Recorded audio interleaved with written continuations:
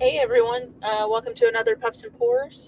Ethan and I are driving back right now, but we will be on shortly. Jake is going to help us out tonight, but we have a special guest for you guys tonight. It's Bryce from Silent Hero Cigar. He is the founder. It is the November pairing that we're doing, so I will go ahead and bring Bryce on unless you had anything else you wanted to add before we bring him on, Jake. No, I'm good. Let's bring him on, and then we can let him tell a story about how he got started and a little bit about himself. Awesome, that sounds good. All right. Hey Bryce, how's it going? Hello, it's going well. How you doing, Bryce? I'm good, man. How are you doing? I'm doing pretty good. So we're live right now. We're live with. We should have a few people in right now. This everyone. This is Bryce from Silent Hero Cigar. So this is going to be the pairing for today. Is the Silent Hero Habano Box Press. And we wanted to bring Bryce on. Thank you, Bryce, for taking the time out of your evening to talk to us a little bit about the cigar. And I wanted to go ahead and ask you if you can introduce yourself, give us a little background, and tell us what Silent Hero Cigar is about. Yeah. So a little bit about me. So I'm actually from Annapolis, Maryland. Well, around that region. If Severna Park means anything to anybody, that's actually where I was at. Um, Enlisted in the Army at 19. Went in as a 35 Sierra signals analyst and was stationed over at Fort Meade, Maryland for the 3 years I was in. So trained signals analyst, but never got to do signals analysis, which is kind of a bummer.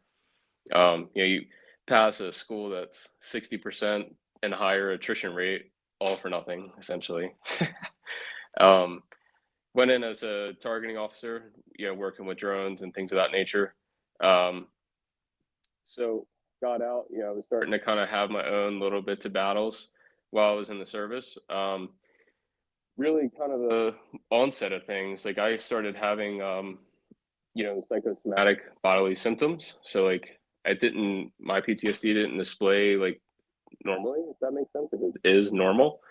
Um, Meaning I would get bad migraines, bad vertigo anytime I would be around that environment. And so it was kind of my body trying to pull me out of what I was doing. But anybody that's in the service or has been knows that it's not really negotiable. You're you're locked in. You're doing your thing.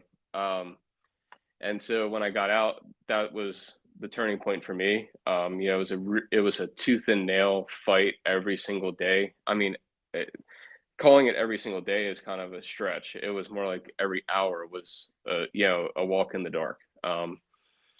And Silent Hero sparked from a passion.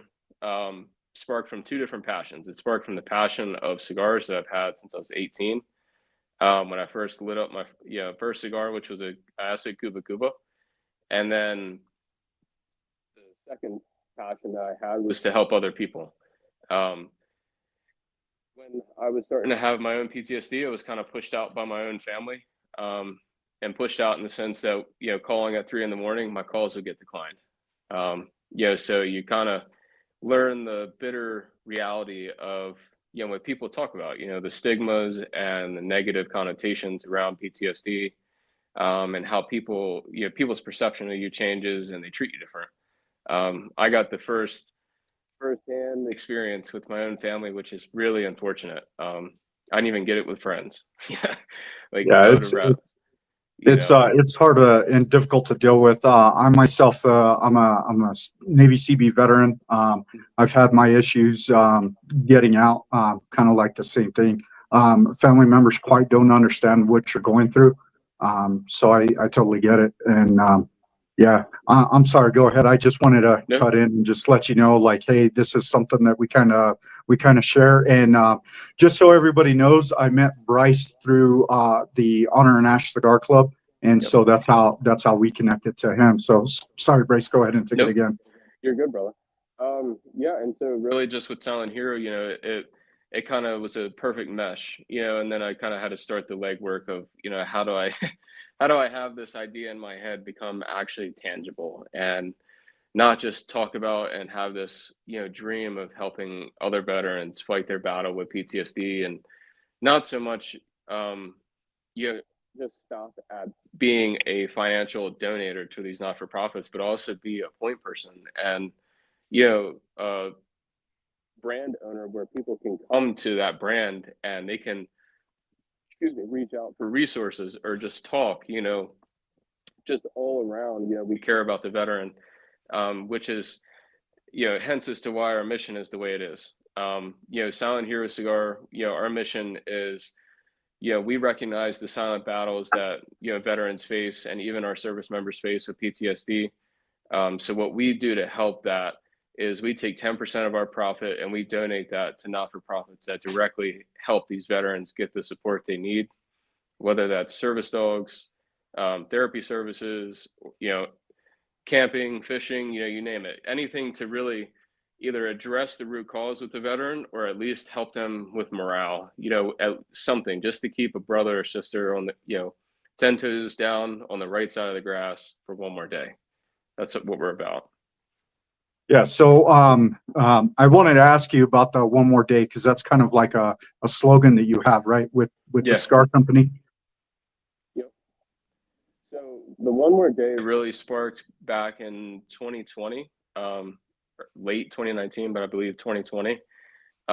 You know, I had lost my fourth team member due to suicide, and you know, to put it kind of, you know, kind of bluntly, you know, I was number 5. You know, I was headed that way.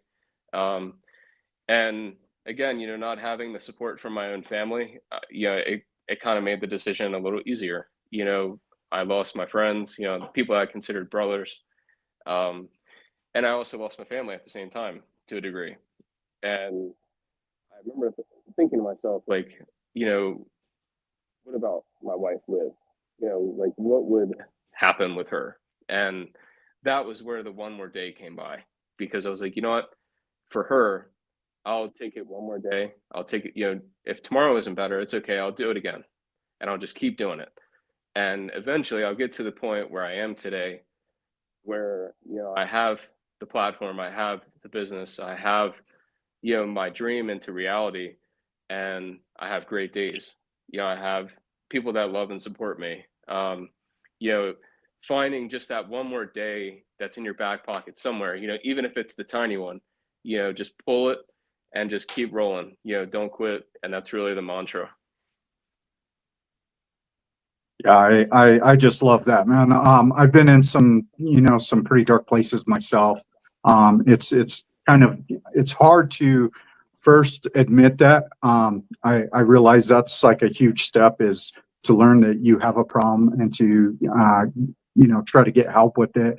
And the one more day, just, it really meshes and it really hits home, for a lot of us. And, you know, it just, you know, you got to find something to keep you going. And really, when I heard that from your company, I was just like, man, that really just struck a chord in my heart, because I was like, man, I just wish that, you know, a lot more guys could listen to this and get that feeling as well, and just push that one more day. You know, we talk about it, you know, in the military, that, you know, the last day was the easiest day. And you just got to keep pushing forward, you know. It's a great deal. I'm glad you're with us. I'm glad I'm here. I'm glad we were able to get connected. And on that, I did, you know, cigars kind of became my passion as well. So I've been, you know, exploring a lot of different brands, a lot of different lines. I got to meet Bryce here in person, about a month ago. We had an event at one of our local lounges here in Albuquerque, New Mexico, and we were able to share back and forth some stories and talk a little bit about the cigars, which I'm absolutely, you know, enamored with. The entire line is just fantastic. I actually have not had the box press because I was waiting for tonight to light it up. But yeah, I did want to highlight the Candela that you have, Bryce. It's just fantastic. That's one of the best Candelas I've had. But I don't know if you want to go into it and talk a little bit about the lines in your company, your cigar lines. Yeah, no, that's fine. And I appreciate the compliments, dude. I really do. Yeah, Yeah, so the Candela. So all of my cigars are named after something sentimental, or something to draw light to something or draw attention to something. So the Candela is named Maverick, which is named after my service dog as well as my son. I always tell people I had my son before the dog. The dog came to me named that. So it makes it interesting, I'll tell you that. And then so the Candela is an Indonesian wrapper and binder with a Nicaraguan filler. Moving up from that, we have the Chachi, Connecticut. The name Chachi is actually a really good buddy of mine. I met him while I was active duty. His brother was I believe, a combat engineer. Came home from deployment, and unfortunately lost his battle with PTSD.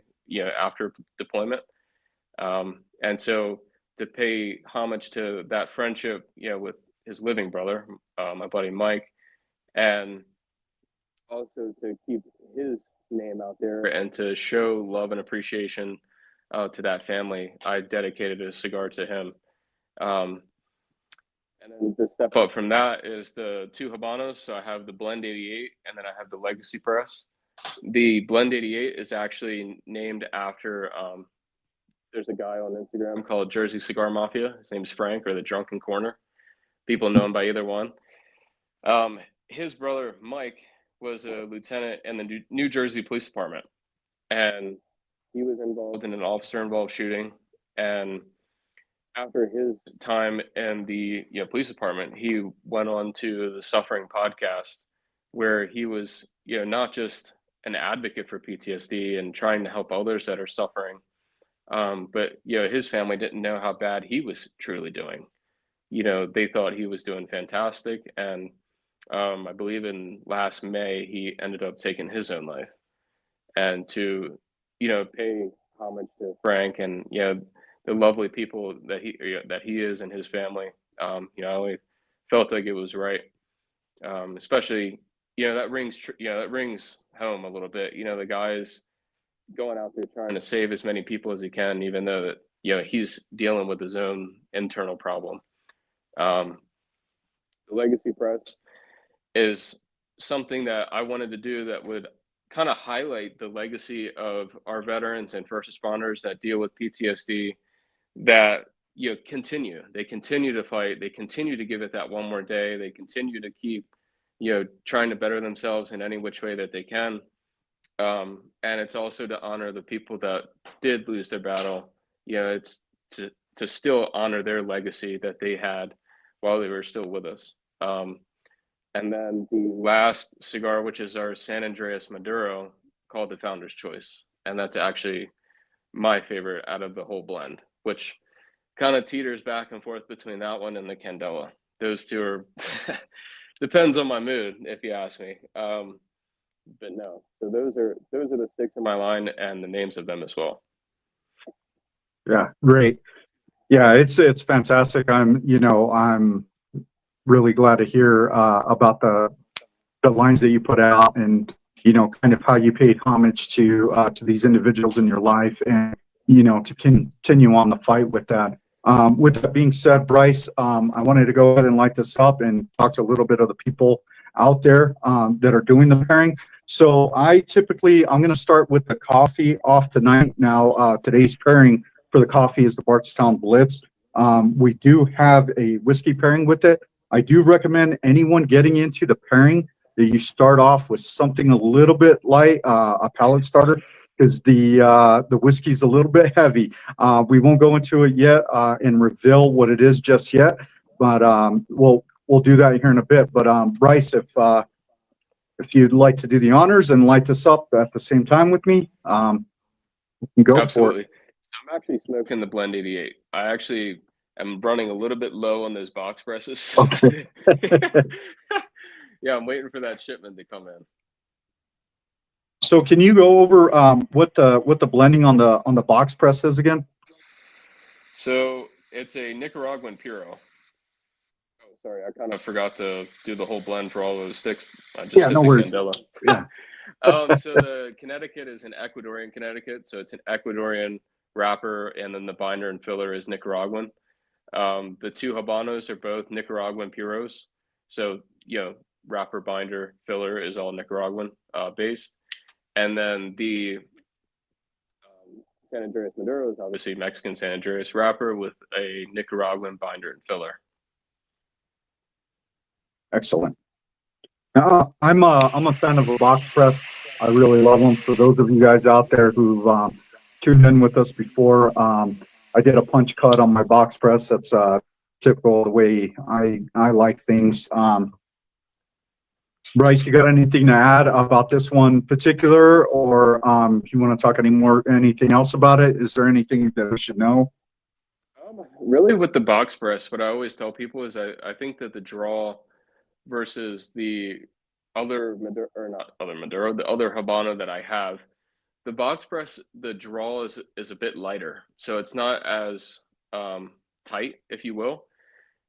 That's really the main difference I really see with the two. I mean, granted, I think me personally, I feel like the box press is a little bit more spicy for some reason than the other Habano I have, that I'm getting a lot more pecan out of it, a lot more baked, cooking spice and things of that nature, Right. and a little bit of leather. But no, I think that's really it. I'm definitely picking up some spice in the beginning. It's not a whole lot of spice. It's really subtle, but man, it's just gorgeous. I do like a spicy stick, and I think it's going to go very well with our whiskey choice for tonight. Okay. due to the heat on it. But guys, we really chose this pairing this month because Veterans Day is coming up. This is pretty much our homage to Veterans Day. We have a lot of veterans in our group. We're associated with a lot of veterans, law enforcement, and first responders. I do want to give I know this is Big Vic's backyard, but I want to give a plug to Honor and Ash, because that's how Bryce and I met. Honor and Ash is a cigar club dedicated to veterans and first responders, law enforcement, paramedics, EMT, so forth. So if you're in this passion, if you think that might be something for you, look them up on Instagram. They're on Instagram, they're on Facebook, and kind of check it out. There's a whole lot of us that kind of share the same experiences, and we're able to conversate like this, and kind of talk about the struggles, our ups and our downs, and also celebrate. So that's a huge thing of mine is to celebrate any chance we get. And that was a real big, huge progress in my life with the whiskey community, is that I was able to come out and start doing that. I know I was talking to a few of us in our private group last night, how grateful I am to have the whiskey community, and I'm even grateful to find the cigar community is just, so open, it's so accepting. Everyone has a place in the community itself, and it's fantastic. Bryce, you got anything to add on that? No, really just what you're saying. No, I think Honor Nash has been a really great spot. A lot of great guys in there. I mean, and those guys, I mean, especially, with me, I'm very open about my, if you can't tell, I'm very open about my mental health journey and, the things that I go through, and, to be in a community like that where that you're heard and you're around your brothers. And I don't think we have any ladies in there, do we? As far as I know, not yet. I think we have some prospects, but yeah. But nevertheless, when you're in there, you just know that you're around your brothers, and there's no judgment. You're good. Like, everyone's very inviting, very open. It's a great community. Yeah, excellent community. Oh, looks like we got the Drifting Drams out with us now. Hey, how you doing, Ethan?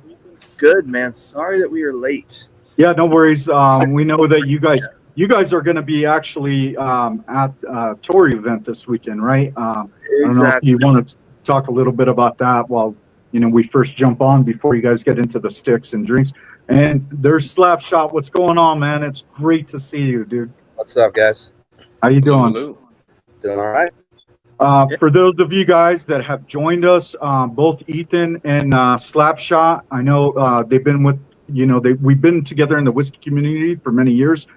They're also in the Honors Nash Cigar Club as well. Yep. Yeah. So, I mean, Toro and Honor Nash kind of go hand in hand at this point, you know.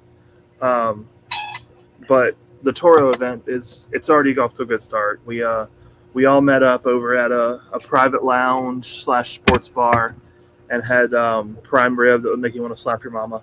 God, it was outstanding. And then before that, we smoked a cigar and hung out. There must have been 20 people. Yeah, right about that. It was great. Everybody in a big circle, just smoking, talking. Really, again, kind of what the community is about, you know. So, yeah, after that, we had some great dinner, and then we hightailed it back here. Thanks to the lovely Virginia traffic, we were obviously a few minutes late. But then tomorrow it will be kind of setting up for the event. I think there's something else planned. I'm not exactly sure. But then Saturday will be the main event, and I know it'll be over at the Toro headquarters. I guess I'll call it. Maybe making it a little bit more official than it is. But it's at their store, and it's should be freaking awesome. Yeah, I'm a little bummed that I couldn't be there, but thanks to technology like this, we're able to join each other across the country. I'm having a hard time reconciling that you guys are in t-shirts and Bryce and I are suffering. I would say Right about that. 70 right now. 69. It's outstanding. It's perfect here. Yeah, that's a great temp to be at, right? This time of the year.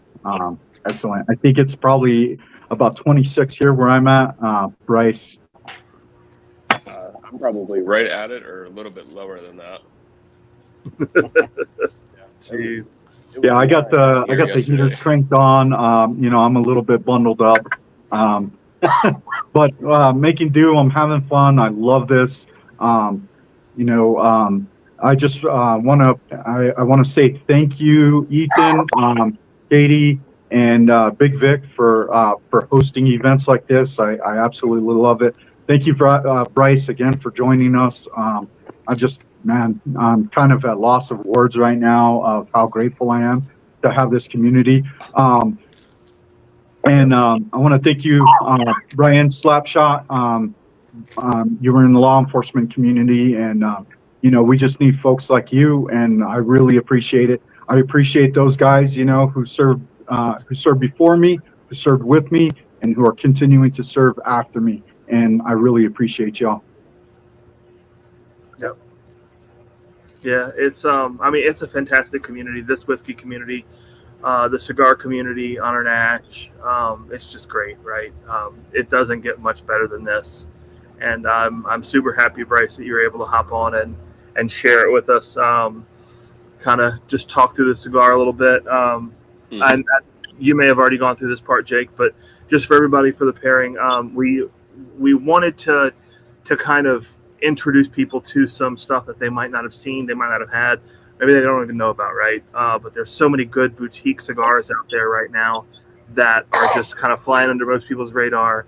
And everyone that I know, everyone, including people who are in the cigar industry, out of the cigar industry, when they've had Bryce's cigars, they've just been floored with the quality of the cigar.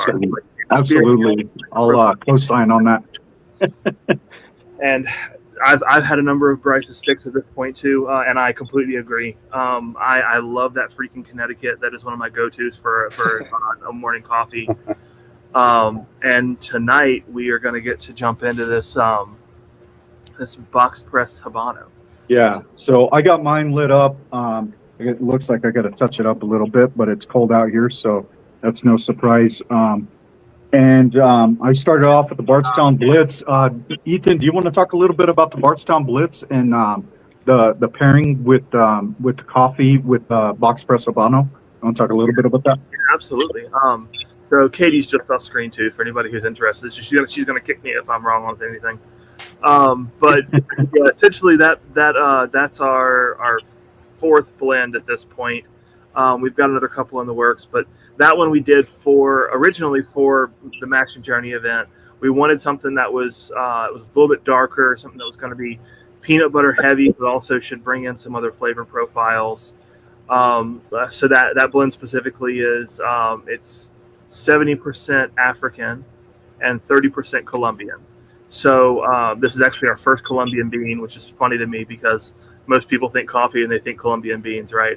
But this is our first Colombian bean we've worked with. We've been super happy with it. And for me, the blend really gets like nice and roasty and kind of peanut buttery and sweet. And I just think that's the reason that we paired it with this stick, right? Because that sweetness and depth just mirrors the cigar so well.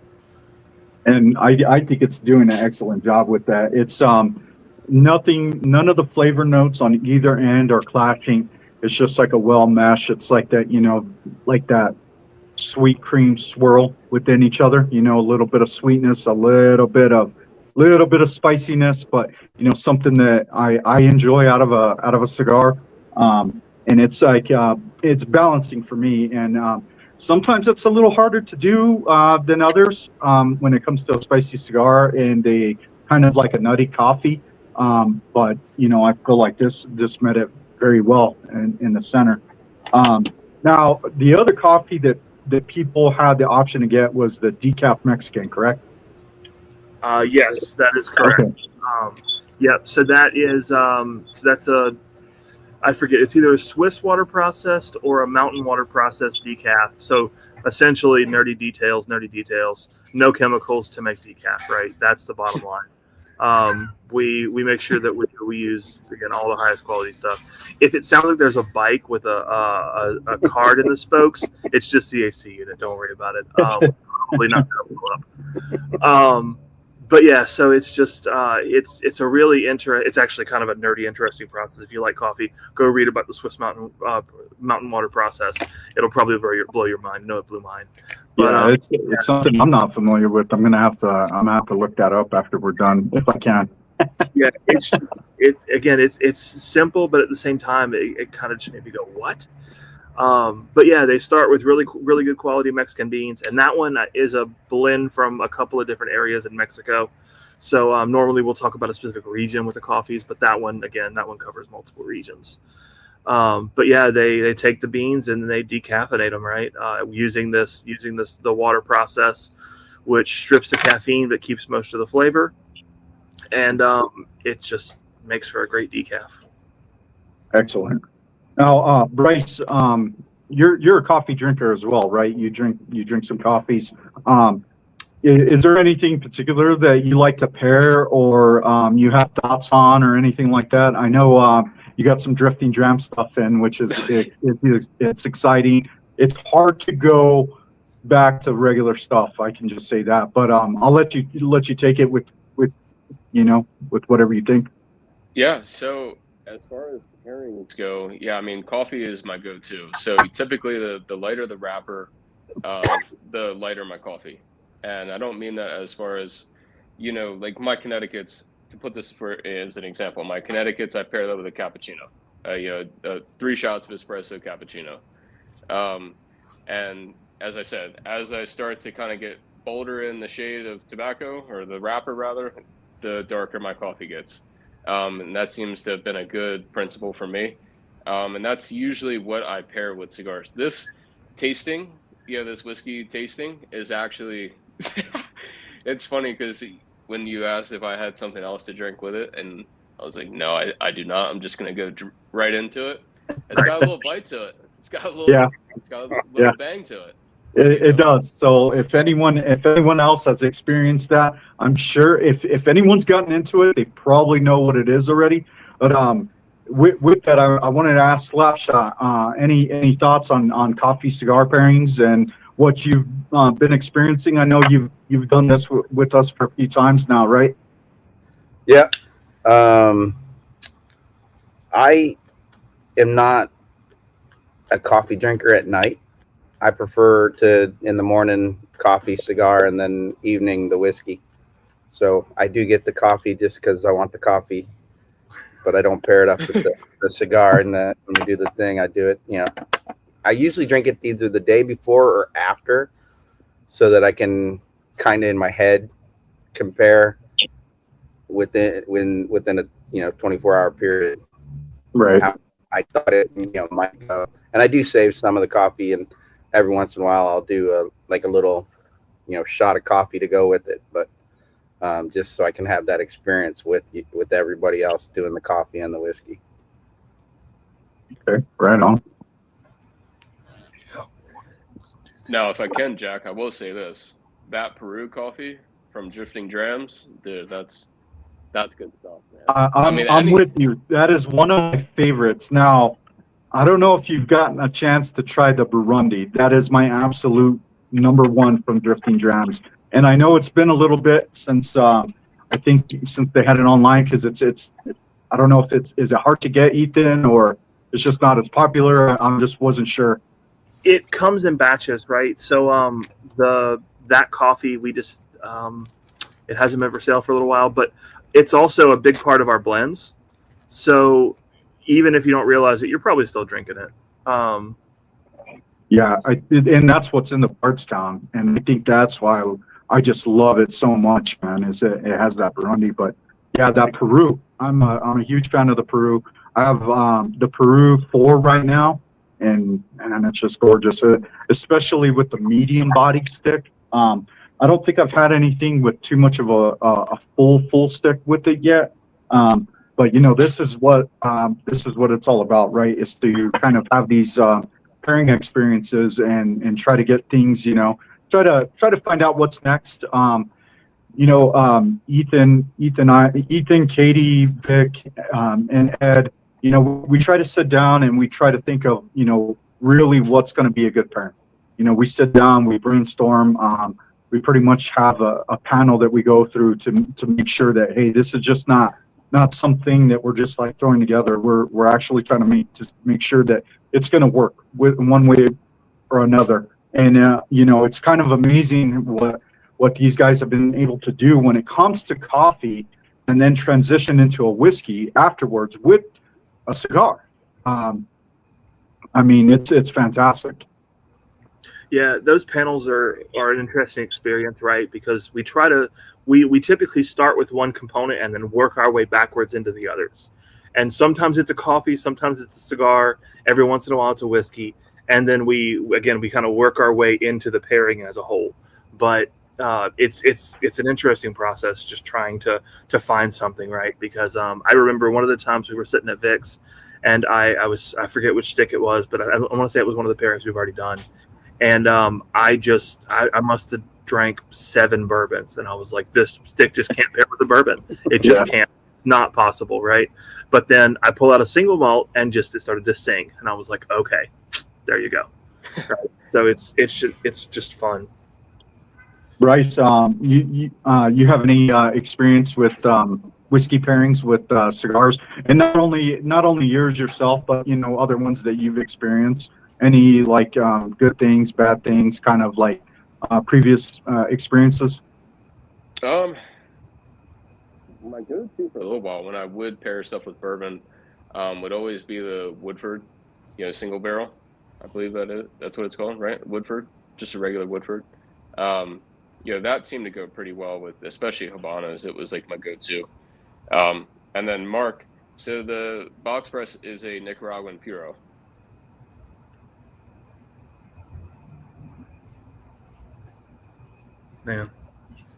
Man, it's getting creamier as I'm going into, finishing up on the first third.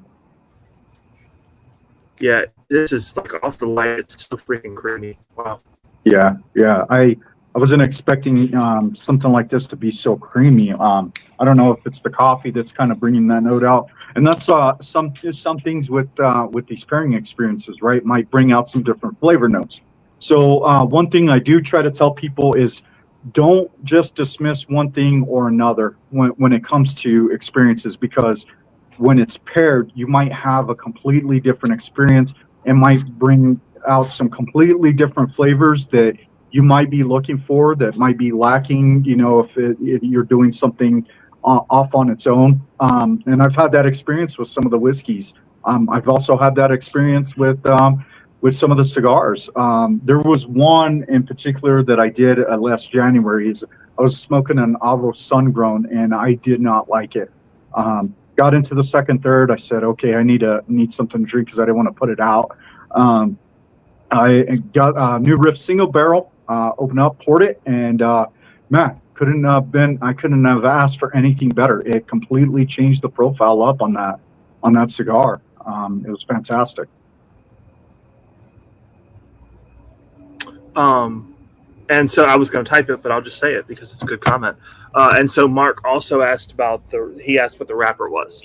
And so I think that's a great point, right? Because a lot of people are figuring out this whole cigar thing. Heck, I'm still figuring it out as we go. And so, so Bryce, do you want to describe Puro for us? No, that's my bad. So the Nicaraguan Puro, so the box press and the other Habano, both Habanos are Nicaraguan Puros, meaning the wrapper is Nicaraguan. It's actually a Habano 2000. That's the seed for the leaf. And then, yeah, so the wrapper is Nicaraguan, binder and filler are both Nicaraguan as well. Gotcha. And that's not super common, is it? No. Usually, I can't really speak for everybody else, but I know doing a Puro, it has its drawbacks. It's kind of depending on what you're wanting to do and what type of seed you're wanting to go for. You kind of have to play it smart because Nicaraguan tobacco already has a little bit more of a bite to it. Like when I was doing the Candela, that was actually a Nicaraguan Puro as well. So everything was Nicaraguan tobacco in that thing. And when I tell you, Candelas traditionally are super light. If you have a very strong Candela, it is not very, like, that's not what it's supposed to be, essentially. It can still be good, don't get me wrong, but that's not what it's supposed to be. So when I had a Nicaraguan Puro Candela, it was just full flavor, just punched right to the face. And you're getting a lot of alfalfa, you're getting a lot of grass and hay. Like, I mean, it was, and plus you're getting a pretty good amount of pepper on the retrohale, which is just not what you want. Like, that's not what I was going for. And Candelas are probably one of the most disliked cigars in the cigar market. At least from what I've gathered from that. That's absolutely true. And so when I started to kind of play around with different tobaccos, I was like, okay, well, the Nicaraguan Puro doesn't work, but I did want a Puro. And like one of the cigars or two or something, I really wanted that. And my God, the Candela, I got a Indonesian wrapper and binder with a Nicaraguan filler. So it mellowed it out, but it still gave it a little bit of a bite there, if that makes sense. Yeah, I got some white pepper off of it, which is fantastic. I mean, the pepper wasn't heavy; it was a very light white pepper, especially on the retrohale. I thought it was fantastic. Something definitely to pair with, and it doesn't always have to be coffee. It doesn't always have to be whiskey, but that's something I would have with some type of citrus drink. Like maybe a mango fruit punch type of drink or something like that. You know what I mean? Yeah. Oh, sorry. Go ahead. No, you're good. I was just clearing my throat. No, but like the Candela, actually what I paired with that was a gin and tonic. So Okay. the herbal notes of the gin actually really pulled out a lot of that. And I know some people, as a non-alcoholic option and a non-coffee option, people really enjoy Arizona green teas or like Tetley, hot black tea. That also pairs beautifully. It pulls out that green tea flavor note that you're going to get really pronounced on that retrohale. It's very interesting. You can have a lot of fun with pairings. Yeah. There's I mean that's it's pretty infinite, man.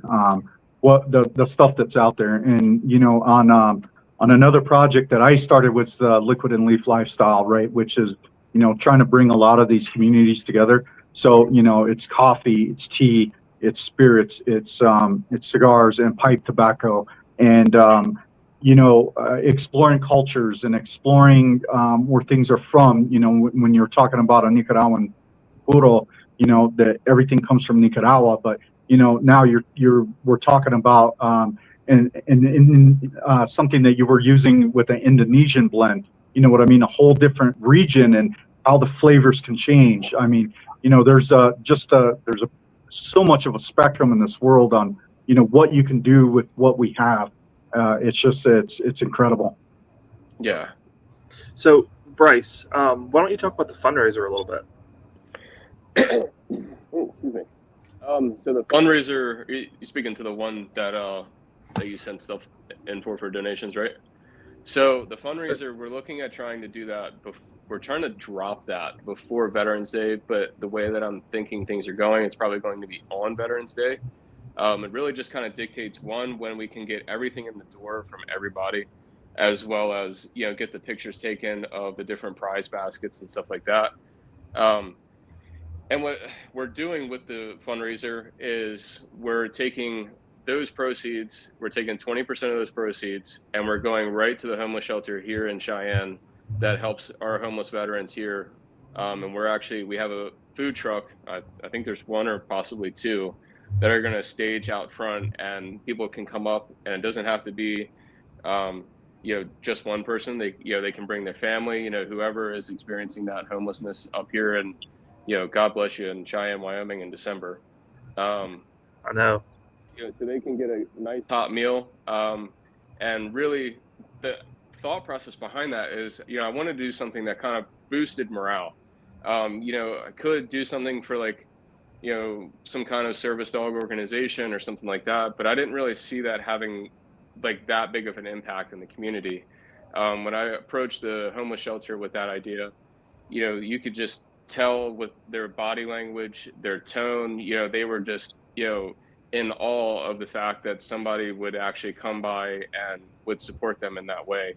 And really, to enter that raffle, what we're doing is there's two different things. So one of them is just our three best sellers, three best selling cigars rather. So it's our Maverick Candela, it's our Blend 88 Habano, which is actually what I'm smoking. It's the same flavor profile, just a tiny bit different than the box press. And then we're also doing the Founder's Choice San Andreas Maduro. And then we're also throwing a sticker in that as well for $30. And then the other option that we have is more of a bundle. So you're getting 3 cigars, 3 of the same cigars. You're getting one of our new t-shirts that we're just about to release here in the next coming weeks. And then you're going to get a sticker and a patch for $55. And the caveat to all of that is the $30 entry gets you 1 entry. The $55 gets you 3 entries. Oh, wow. So, whichever one. And again, we're looking at a minimum of 5 different prize baskets. And I believe it's probably going to be 7 or 8 at this point. So you have 3 chances to win in each of those prize baskets. So you have a pretty good amount of opportunity. And if you win nothing, which is destined to happen, you at least get to walk away with something. You get to at least walk away with our 3 best-selling cigars and a sticker, or some other merchandise that you might have purchased from us. So Bryce, how are we entering this? What platform, or what are the details on it? So I will have it live on Silent Hero Cigar, SilentHeroCigar.com. I'm going to announce it on Instagram, Facebook, really everywhere. So we're on practically every platform at this point. So there will be a post as well as a secondary picture that'll have all of the companies that supported this fundraiser or this raffle. So like Drifting Drams, you guys are obviously on there. And right now we're looking at having, I believe, 25 different organizations that have backed us with this raffle. Wow, that's incredible. Yeah, it's great to see people come like this together. I know in the whiskey community, we've been, we've been pretty involved with fundraisers over the years, and it's just been an incredible participation. I'm flabbergasted by how much these people that are in our realm, care about each other and care about people in the community. Yep. What's up, guy? Yeah. So that is Mr. John Albee, another law enforcement veteran who we were actually hanging out with tonight. Right on. So Bryce, before I move on, your sticks. So specifically for this fundraiser, you're going to have these sticks on your site. But outside of this, where can people find your sticks at? Now, I know you're on a couple of, you're on an online retail. Are there any, physical locations that people can get in different regions? Yeah. How are you working that? What I would strongly suggest is going on silentherocigar.com, clicking find us at the top of that page, and that'll have the whole list of, it'll have Toro Cigar Company on there for our online retailer. But then if you keep scrolling down, it'll have the list of states that we're currently in. We're currently in 11 shops right now in 4 months. So we're trying to keep getting out there to get cigars, closest to people as possible. So yeah, that's what I would recommend doing. Yeah, and for those of you who are asking, I don't think anybody is, but we do have Bryce down here in Albuquerque, New Mexico. So even if you're driving through, you guys can hit me up on Instagram, Liquid and Leaf Lifestyle. I'll let you know where to pick them up at if you're looking for something local. As far as that goes, I'm a big supporter of support your local tobacconist. I know that's, a lot of people are going to that, and, because it keeps the community where you're at, pretty strong. It's a hub to meet people. And thankfully we have the technology that we can meet like this as well. Hey, cheers, Brandon. Welcome to the party. And so John is telling people in chat a few places where locally they can find those sticks. So John is actually my rep for over there on the east side. So That's what Yeah. made me want to bring it up. Yeah. I was going to see if he was going to start dropping lines to people. And we're working on a couple more on that side as well. So hopefully we get into a couple more shops. That's awesome. I'm sure John's tired of hearing me pester him all the time at this point. We're tired of hearing John anyway, so pester. So, Bryce, is there one other piece of wisdom that you would give before we bring on a couple more members and increase the chaos a little bit? I think so. I think I'm good. I'm good with that. Let the cigars speak for themselves, Ethan, Katie, let me know if we want to reveal the when we want to reveal the bottle, the pairing, because I have it with me. So we'll I have that. Ed guesses it. Okay. There we go. And then I'll talk a little bit about the whiskey once we reveal it, because it's a pretty special deal, I think, especially for people in the veterans community. All right. And so I think you actually meant to make that a ticker, Kate. Probably. But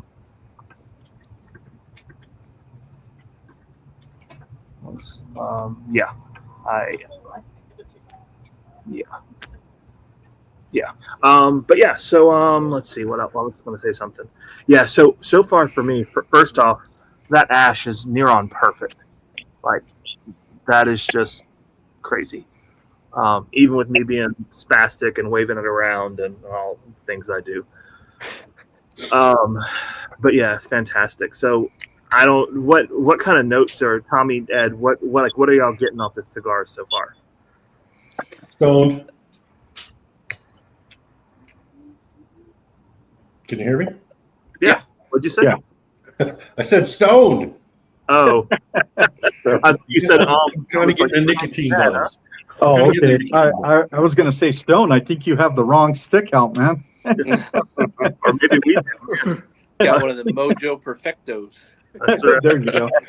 It's a really good smoke. It's not harsh at all. It's got good flavor, got good tobacco flavor. I don't really, when it comes to cigars, my palate isn't as refined as trying to find a difference between a Robusto and a Connecticut, and other than strength in your mouth, other than the strength. So, yeah, I'm enjoying this. I always love box press too. So it just fits in my hand better. Yeah, I'm a fan of the box press. Anything jumping out at you yet so far, Ed? Yeah, I mean, I do get the pepper on the retro. I don't get it on the general, draw. But when I retro, then I'll pick up the pepper, or spice of some sort. Like there's that little tingling. It's not nothing overpowering. It's just kind of more of an undernote or undertone flavor. But honestly, and I don't know if anybody else is, but I am picking up a lot of salted peanuts off of this thing. So this with the coffee, dude, it's like eating a Snickers bar. It's like right up a fat kid's alley. I'm enjoying it. I did get some nuttiness on it with a little bit of spice. And are you doing like the a little Blitz or doing the pepperiness. decaf? I am doing the Bardstown Blitz. The last of what I had. I saved it just for tonight. I forgot and drank it all, so I'm drinking the decaf. And it's good because it's nighttime. So. And I'm thoroughly enjoying it. I'm like I'm getting like I'm about to start it or just getting into the final third. So it's very good. And like I'll lament what Ethan said. It is the construction on this thing is excellent. The burn has been perfect. The draw is perfect. I mean, I've thoroughly enjoed this. Can you guys hear my heater? No, you're good. No. You're good. Yeah, I get that that nuttiness you're talking about, Ed. But I get that spiciness too. It's almost like a pepper, but it's like this really warming spice. So it's kind of like some pepper and some baking spice for me both. Yeah, maybe like a little bit of nutmeg or something like that. You know. Yeah. I mean, it's. I'm getting pepper. Yeah, I'm getting pepper too. Yeah. Like I said, it's just a tingling. It's just it's kind of hard to say. Like taste like very pepper, slight. Yeah, exactly. What about the whiskey? What do you guys get on the whiskey? Because after drinking the coffee and smoking this for a little bit, the first sip of the whiskey was just candy. I mean, just candy. Yeah. I actually that, Tommy. I actually started off with something a little bit softer. I'm waiting to talk about it, and then I'll pour my sample. Yeah, it's very distinct. Like I said, if anyone has already got into it, you probably know what it is, because it's a very distinct profile.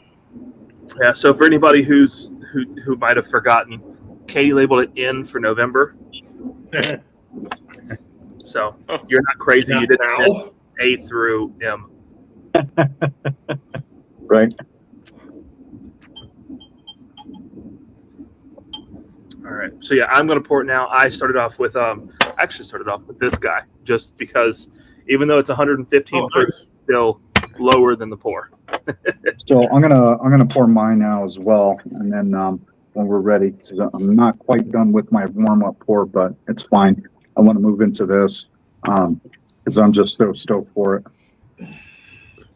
Keep it to yourself, Marty.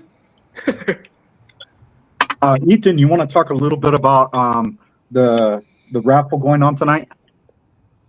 Yeah. So there's a raffle tonight. No, so there's the normal whiskey tube style raffle, right? 50% of that is going to go directly to PTSD focused charities. Katie's not yelling at me, so I must be right. She's going to put in the chat, but that's the gist of it, right? It's to support cigars and charity and all that, you know. But we wanted specifically to focus on a PTSD focused charity because I don't know if Bryce said it or not, but he definitely should say it more. He donates to charity with every cigar sold, so a percentage of it goes to charity, and like that's the kind of thing that we need more of in this world, right? Especially when it's such a freaking awesome product to support at the same time. So we wanted to jump on that bandwagon, and rather than get a unique idea, we decided to do what Bryce does. I don't know if you want to add the Venmo to the ticker tape there. Katie says it would not fit. Yep. All right, Ethan. Computer program it. Get it to fit. Description though. I can't wiggle my notes, otherwise I do that too. But yes, Katie said it is in the description of the live, so you can find it there. We'll keep posting it in chat too. So again, it's going to be it's some great giveaways. So you have this pairing will be one of the giveaways. A Zyphy torch lighter. So I think it's something like this. It could be one of the other. So it's one of the tabletop ones. That one's actually a little bit nicer in my opinion. This one's just good for travel. And there's something else. and a couple of Silent Hero cigars. Awesome. As you can see, I was incredibly prepared for this, and I am incredibly ready to do everything. But I can sure smoke a cigar. Yeah, I mean, getting down in the second third right here, the middle of the second third is just fantastic. Really, the creaminess really came out. A little bit of that nutmeg, spiciness kind of toned down a little bit. But you know, that's probably due to the pairing. I'm about to get into our whiskey pairing for the evening now that I've had a poured a little bit. And man, you're right, Tommy. Just candy, man. Oh yeah, the first pull is just like I'm drinking sugar water. So, With a does anybody have guesses in the chat as to what it is? I want to see if anybody can bottle kill it, or bottle call it rather.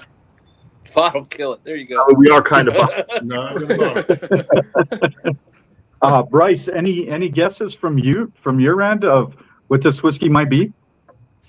Hell, dude, I have no clue, to be quite Ethan, honest. is it a bottle I gave you, or you bought and I gave you? I don't think so. Oh, okay. We'll let Got the a chat nice- go. It's got a nice hug to it. I'll tell you that much. Yeah. So for those of you guys who kind of want to know, this is 131 proof. It is a little bit heavier than probably what most people are used to. Us in the that's whiskey right. community, that's our realm, right? I mean, we're always barrel proof everything. Jake, you But, sent these whiskeys out, didn't you? What's that? Yeah. So I That's what I was thinking. yeah, so I picked this specifically because of this timeline and the cigar that we're going with, and it's something that I wanted to share an experience with everybody myself. Ethan, it looked like somebody in the chat might have gotten it. Did you see that come across? I see a couple of people getting close. Oh, I think one person got it. And yep, he just zoned in on it. So yeah, I think we can say. So yeah, I'll if you guys are ready, I'll do the reveal. Okay, yeah. And I'll go through it. So this was a special release, 2022. I had been hanging on to this bottle for a little bit because I wanted to share it with people that are near and dear to me in this community. And so here's the box. It's Jack Daniel's Hero Selection Single Barrel Proof, selected by Melvin Keebler out of Jack Daniel's. Melvin Keebler is a Submariner officer that retired and went over to Jack Daniel's. And here's the bottle. So with this special release, this is a special. This was a special, specifically a special Heroes release that went to the exchanges, and was able to get a hold of it. Being a veteran myself, and just so you guys know, this bottle is from Coy Hill, minimum aged 8 years, and selected by Melvin Keebler with the help of the rest of the Jack Daniel's team over there. They spent a lot of time picking these barrels, and it's really special to me. Jack Daniel's has always supported veterans organizations, and I think a lot of veterans have supported Jack Daniel's, to be honest. There's a reason why they sell number 7. Yeah, exactly. I was thinking it was the rye, though. I was kind of getting a rye kick. Yep. Interesting. It's a crazy good pour. Yeah. And so now that's been announced, so we got Veterans Day on Monday, right? So that's what we were going for here. We wanted to support Bryce as a veteran-owned business, and then we wanted to have that awesome veteran-specific bottle from Jack, right? So it's just this pour is outstanding. I completely agree with those candy notes, but it's now the nuttiness with this pour, like it's bringing itself out of the cigar too. Like it's just wow. Yeah, it is fantastic coloring on it. The viscousness is just superb. Those legs are running on their glass for days. I absolutely love it. While we have this out, guys, I do want to cheers to y'all. And if you guys want to put this up, here's to those who have served before me, to those who have served with me, and to those who served after me. Cheers and thank you. Cheers. Cheers. Cheers, brother. Aim high.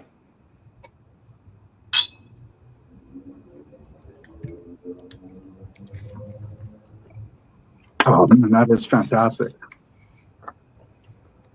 I haven't had one of those in a while. I gave my last one away. It's been a while. It's been a bourbon. Yes, it's a bourbon.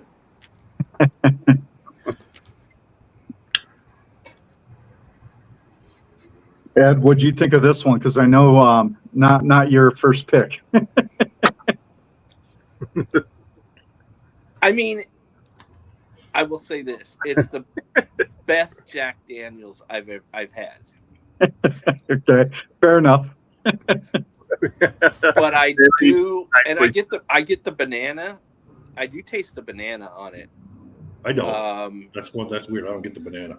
Yeah, well, I'm picking it up. But there is the Jack Daniels note that I just love. You don't like it, do you? Well, yeah, There's that. that was very satirical. I am just weird. It's not Jake. Yeah, these guys know me. It's me and Jack Daniels. I don't know. There's just something I've just never really gravitated towards, or really, it wasn't my palate.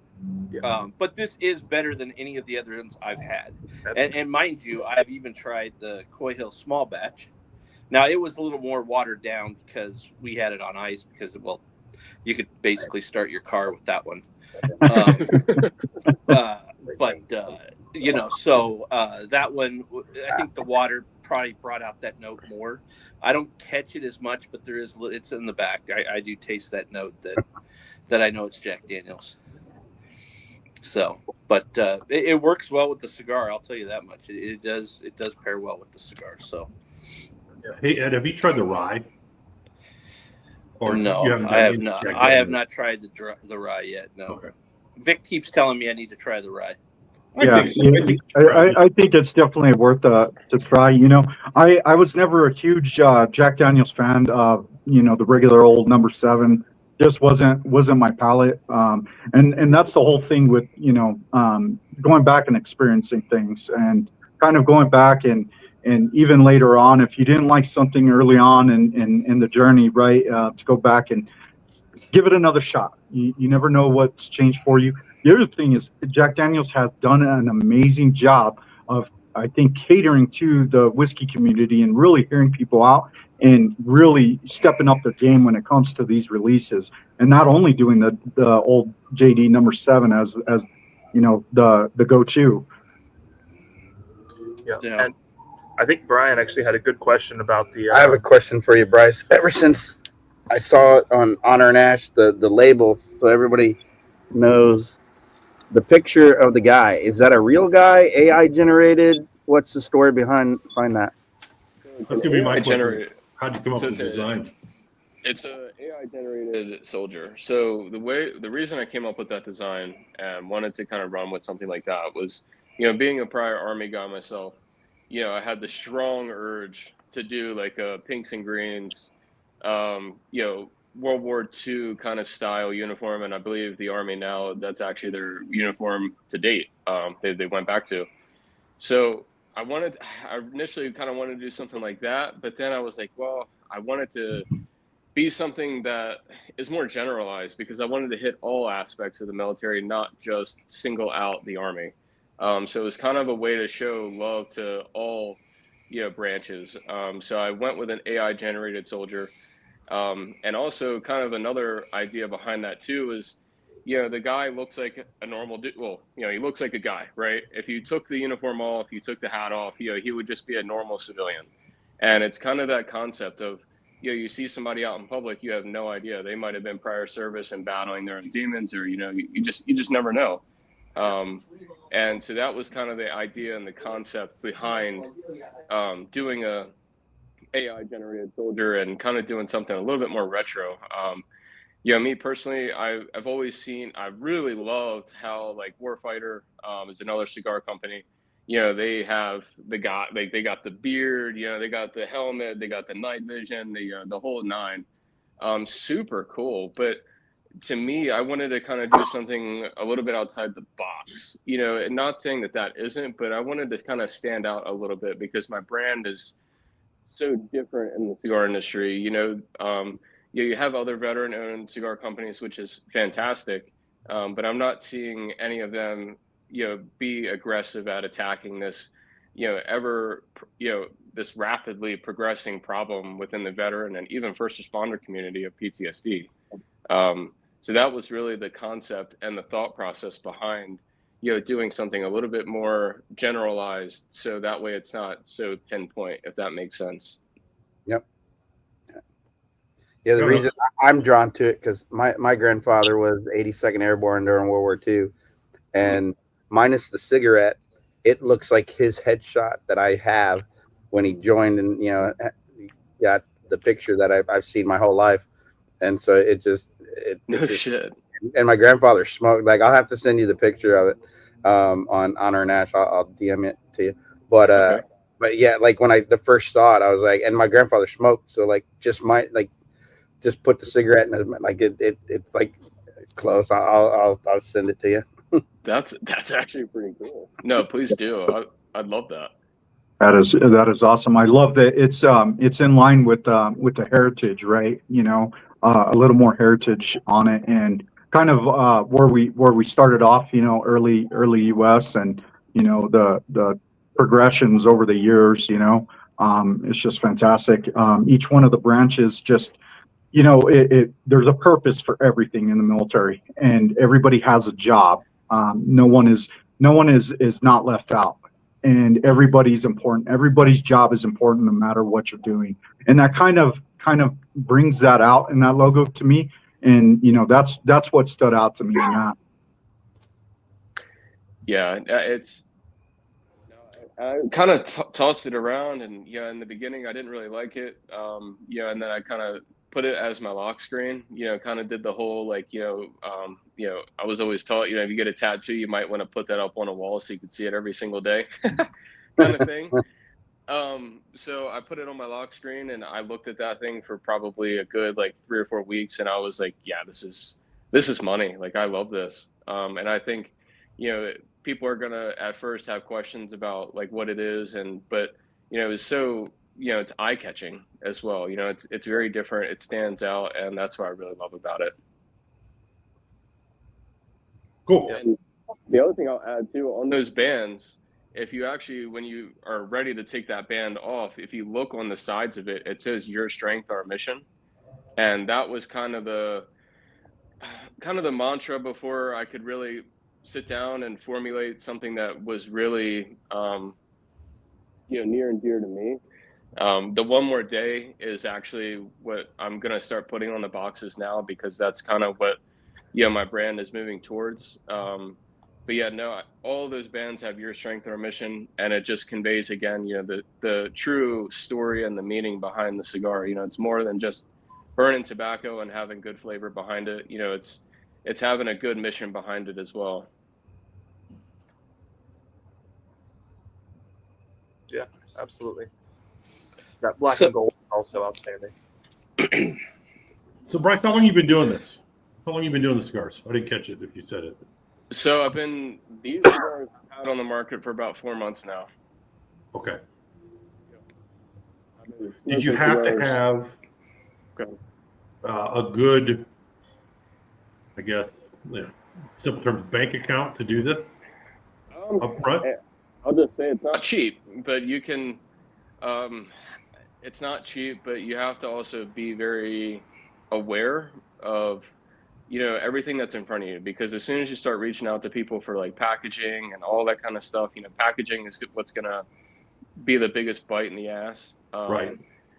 So you kind of have to pay a little bit closer of attention to that. And plus, like, you want to find the right factory that's going to produce a really good stick, but also isn't going to, completely deplete your bank account, as well as make it something that you can't sell. I ran into that, several times during that whole blending and sampling process.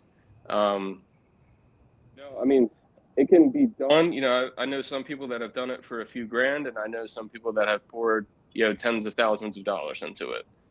It's really just how far you want to get into it and how deep you want to make everything right off the bat. With me, I'm trying to constantly improve, every aspect of my business, whether that be, bands. I want to be able to put a secondary band on so you guys can see the names of the sticks.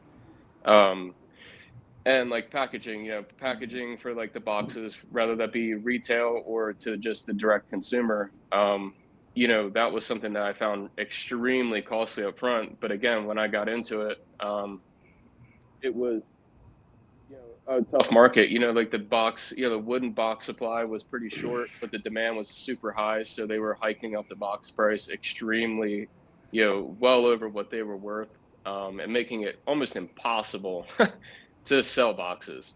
Um, so no, you kind of have to.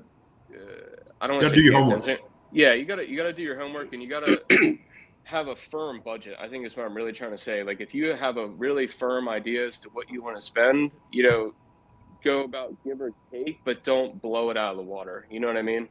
Yeah. Yeah, I watch a lot of the Cigars Daily podcast, and so Tim, people ask about some of the cigars that he's made, and it's been the one his brand or his line that he goes and procures and helps blend and all that. And he says that as much as it is rewarding and fulfilling, he said it is crazy what it takes to start up a brand. And have you run into a lot of those issues where where the craziness, like how long did it take from conception to actually getting it out to market? Like what was that timeline? It was something that I really tossed around in my mind for about 4 years now. And then up until last year was when I really started to knuckle down and started to really do my homework and really get aggressive with it. So about long story short, a year from, really doing my homework, really, knuckling down, and then all the way out to, where we are today, where, you guys are smoking the product. The blends that you have now, is that something that you knew right out of the gate, this is what I wanted, or did you work with the factories and the actual the blenders to come up with the blends and then try them and say, nah, tweak this, tweak that? Is how much of that was was it like right out of the gate, like, oh yeah, this is exactly what I want? Or was there, I'm assuming there was a little trial and error, but how long was that process? That process was probably about 4 months. Constantly getting cigars in, and again, I was just getting aggressive with it. I was kind of getting that itch. I wanted to get in the market. I wanted to start having that impact. So that took about 4 months. I ran into some pretty, shady people, which is always, it's destined to happen. The factory that I work with right now, you love them to death. I told them exactly what I wanted, in my core line, and instead of them trying to, steer me away, they, were like, okay, I hear you, and let's get it going. Let's see what we can do and come up with. And getting samples from them, I had to. The Candela was mainly my problem child. I'll say that. Getting a Candela that was palatable, and to be not just so much palatable, but to take someone that doesn't like Candela and turn them back into it. Turn them back into the world of Candelas. It was something that that was the part where I was kind of a bit of a butthole and a bit of a perfectionist, if you say the least. But it paid out. The Candela is right now. I mean, that's my top selling cigar, and that's one of the most. I mean, again, I'll say this: I think it's one of the most hesitated smoked cigars, if not the most disliked cigars that's in the market. I would not disagree with that. I'm a huge fan of that Candela, man. The first time I tried it, I was floored. And it's a phenomenal stick. And like, I tried it in a Robusto because all of my cigars besides that one are Robustos. But again, like the blend, the way that I have it right now, it just didn't work in a Robusto. I don't necessarily know if it didn't have that gradual buildup and let the tobacco heat up, without just getting super hot super quick. But no, it's weird, like you were saying, Jack, earlier, the blending process of cigars, and you can take one thing out and put another piece in the puzzle, and it starts to kind of work, and you're like, oh, I don't really like that, so you take another piece and try to fit that in the puzzle, and sometimes it doesn't work. Like, you have to be passionate and you have to love it, because it gets super agitating quickly. Well, the other aspect that I see a lot too is the consistency in things. You're working with natural products that take a long time to process, and to get that consistency on a stick it's an incredible feat in itself. Yeah, and like, with me, that was the biggest thing. It's like, excuse me, I needed to be consistent, because again, you're coming out as a new cigar company, and the last thing I want is my cigars aren't consistent. Because again, Ed might buy my Candela and love it the first time, and then the second time he buys it, if it's not consistent, now he doesn't like it, and now he's not going to try it again, because it doesn't know what it wants to be now. So the consistency was something, again, that for all of my cigars, I was a bit of a stickler, and making sure that didn't deviate in any which way, shape, or form. Did you find any issues when creating that Candela with that wrapper? Because I heard like sometimes the Candelas don't burn quite as nicely sometimes, and trying to mix with the binder filler and making sure that it was all cohesive and burning. Did you have to go through, like, how many rounds did you have to go through to kind of get that burn? Yeah, so that's really where I found the Indonesian wrapper. That wrapper, it's really light, and it kind of takes away a lot of that bite out of that alfalfa taste that traditionally Candelas have. And once I kind of perfected that, and perfected, the burn and everything, I mean, I'm a fast smoker, and those Candelas, I mean, dude, I put them through the ringer. I mean, I was probably burning the tobacco because I was smoking it so fast to try to get it to crack. Because when you're smoking a Candela, if you're heating it up too quick, it, like, in the back of the cigar, it'll break. Like, it's super strange. And also the other thing too is, Candelas, the wrapper is like a sponge. So whatever you have it next to is going to absorb that oil or that flavor or whatever may have you.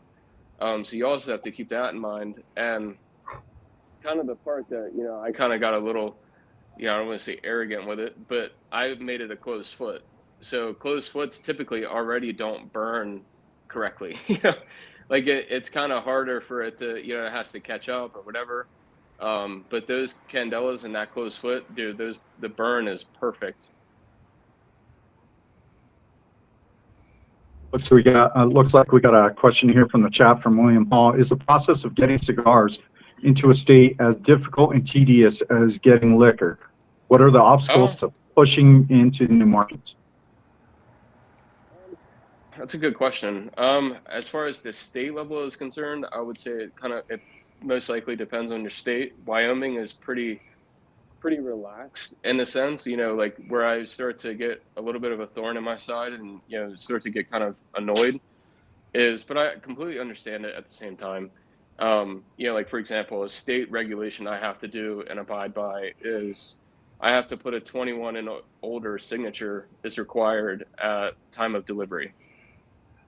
That's inconvenient to the consumer in a sense, but it's also kind of a pain in the ass as a business, because I have to pay an extra, $6, $7, sometimes $10 just for that damn signature. And it kind of, you also have to kind of look at it good and the bad. Like, I know some tobacco license are a few $100. Wyoming's was 10.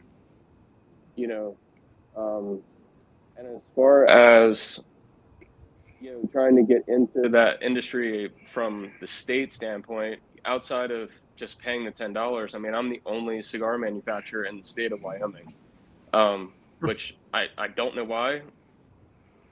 That's crazy. It's not illegal. Like, you know what I mean? Like, it's clearly not illegal. Otherwise, I'd have probably the ATF banging at my door. And Well, I've been, you know what I mean? 1,000 full-time residents in Wyoming, though. It's not that bad odds in that. You're probably not far off. Cheyenne is, because I'm near Cheyenne. Cheyenne is about 60,000 people. But yeah, no, and you have a huge cigar community here, and it's not just cigarette smokers. You know what I mean? Like it's premium cigar smokers. So I'm not too sure why the hesitancy of, you know, not having a company out here that does it. But hey, whatever. Um, but as far as getting into the industry and striking, the chord to try to get people to try your cigars, that's the hardest thing I think.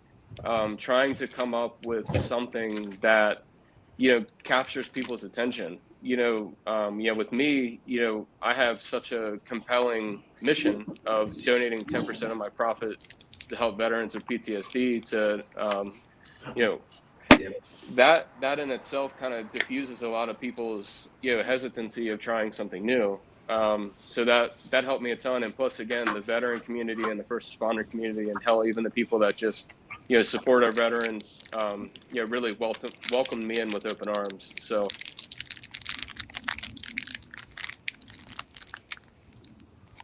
Yeah. So this one's from Marty Bryce. He says, "Are you in stores and with the website to where the demand with your sticks are able to be met at this point?"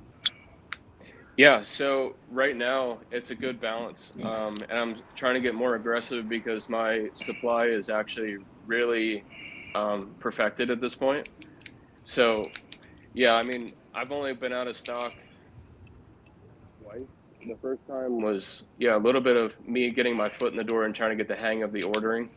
But the other time was actually when the most recent hurricane had hit down in Florida. Obviously that kind of put a little bit of a damper in my operation as well as everyone else's down there. But other than that, no. I mean, I'm just scaling. I'm trying to scale as quick as I can, as well as make sure that I'm covered on both ends. It's always a struggle with a small business, especially one that's regulated. Yeah, it has its challenges, but again, like having my cigars already imported and have in the state, and then all I have to do is just kind of say, whatever amount that I need from each line of the blends, and then have them drop that invoice, pay it, and then it's out the next day. I mean, and it gets here in 3 days.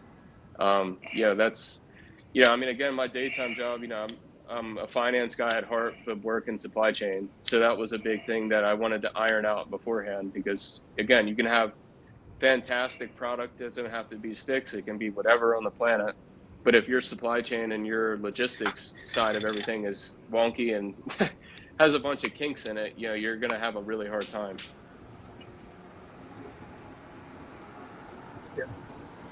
I think that's a really large challenge in the cigar industry itself is supply, right?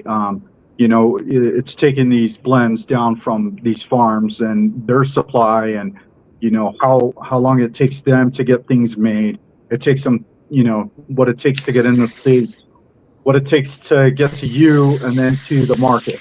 It's a huge challenge, and just within that in itself, is a timeline, and I can see it. I see it a lot with a lot of other different companies as well. That's probably one of the biggest challenges that I see.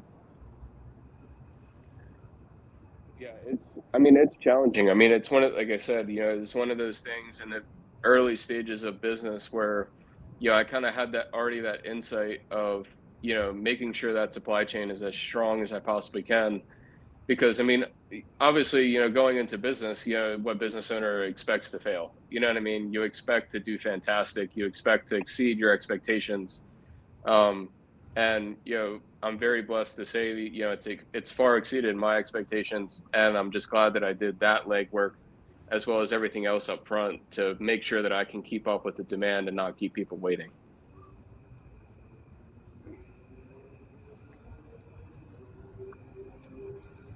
Wow, getting to the last third on the stick, back to the pairing. I mean, getting a little bit of cocoa at the end, like a little bit of cocoa baking spice. Um, with the last little bit of the JD that I have, it tastes like a dessert right now. It's just fantastic. I'll say this: I did not expect that to be Jack Daniels. I'll just say that right now, because my mind's always going Jack number 7. And yeah, when you held up Jack Daniels, I was like, holy shit, no kidding. These guys are onto something. That pairs so well with that stick. It's great. I mean, it brings out the sweetness of the cigar that already is there lingering. And it just really, and like you said, like it brings out that nutty note too. I mean, it's fantastic. Yeah, this has gotten consistently creamier throughout this stick, and it's just shocking me that it keeps getting creamier because it was creamy to start. Yeah, I smoked mine down to the nub, and there was no acrid taste whatsoever. It smoked pretty consistent all the way through it to where it was enjoyable right down to the nub. Well, thank you. I appreciate that. And a great burn. I mean, look, I'm in that last third right there, and it's really even. I mean, I've had to touch it up a little bit, but I'm in 20-degree weather. What do you expect?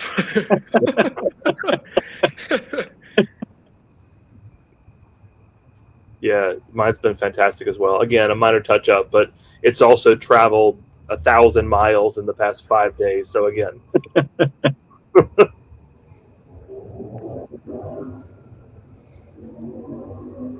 Wow. Yeah, this is fantastic. Again, thank you guys. Thank you, Ethan, Katie, Vic.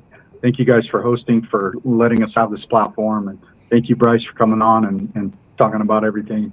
You know, I know it's a lot of information, but you know, we really appreciate it. And you know, looking forward to more of these sticks, man. They're just incredible. Yep. Thank you. Yeah, and like I always say too, you know, if anyone ever has any questions, please, you know, if you have Instagram, pop on over there. You know, send me a message. You know, those DMs go directly to me, so yeah, I'll get that ironed out. You know, have no worry about that. So. Brian, Awesome. you got anything to add about the stick or the pairing or anything? Not that anybody hasn't said. I'm getting the nuttiness, the creaminess all the way through. It's consistent. I had bought the 5-pack sampler, and all of them smoked the same way, consistent, no issues with any of them. And that Candela was the first Candela I had, and I loved it. Fantastic. yeah, Well, I'm a little disappointed with this. Not long enough. Tommy hears that from other people too. It's fine. Oh yeah, that's true. That's true. Sorry, you don't disappoint Tommy. You're doing something wrong. Cheers, Peter, everybody. it's good to see you on, man. Good for you to join us. Oh, this is beautiful.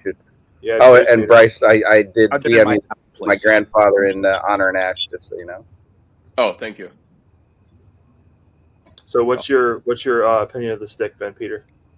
Oh, really, really good. I picked up just a little bit of that light pepper right at the beginning, and it had this creaminess that it paired really well with the coffee. And then I got into the whiskey. It's not bourbon, you know? But I would have never guessed Jack Daniels. I was like, it's sweet. I was thinking maybe a really good new riff pick or something because of the proof, and it's really William, good. Cigar. I mean, I'm going right down to the end. It is still. What's up, William? It's really, yeah. What And up, I Ted? leave just after 9, so it's going good. Doc? Yeah, cheers. All right. What's up, Doc? William You, has this creaminess and yeah, I'm a newbie. I like it. It's good. That stick was amazing. The drink was excellent. And if you eat one of these with it, it is freaking phenomenal. What do you got there? What is that? It's a bun maple candy bar. Okay. Bun. I've never heard of I'm not familiar with that. Yeah, that must be a Midwest thing. Is that a Midwest thing? the Indianapolis thing. No, I think they're everywhere, but they only come out in the fall, I think. I think they're like seasonal. it's really good. I had a Interesting. bite of that. A little of My that only JD complaint was Heroes that and the sample was too small. Yeah. Yeah. I Right know, out man. before the cigar did, I was like, man, it was good. I love a cigar that even at the end the burn is perfect. No, even to the end it's perfect. When I first started that whiskey, it was kind of hot, but it didn't taste the whole full proof. You could still get that tingle and stuff. But then I took a big draw and tubbed a lot of smoke and blew it out, and then took a sip of that, and it was just no proof. It was just that sweet rye. It's actually a bourbon, Yeah. huh? It's not a rye. Yeah, It's bourbon, yeah, That's bourbon. good. You see, like good rye spice. Yeah, Tastes for like- those who want to like- see it again, this is what we paired with. If anyone's joining us late, this is the Jack Daniel's Hero Selection from 2022 at 131 proof. And I looked, I really searched, tasted it. I got I didn't get any banana. I would have never guessed a Jack. No. Because I didn't I get wouldn't have- sugars or that. Oof. Beautiful though, Jake. Yeah, I wouldn't have guessed the proof until the hug. Like I said, I did because when you smoke cigars, it cuts the proof out, at least on the palate, down, and then but when it hits the chest, boy, it just warms right up real quick. So my spice. control pour, my start off pour was, and I didn't want to show it because I didn't want to give the other bottle away. Was a JD10 at 97 proof, and it really had a lot of the similar characteristics, just at the lower proof. But a lot of flavor, but it doesn't taste watered down to me. But Jake, you put that in. It's neat because my Cheers, one Lance. before was 1792 bottle of bond. 1792, there you go. It does have I banana. thought it was a rye. I warmed up some Magi. That's why I got no banana note. I'm like, it's got a little bit, and I had none.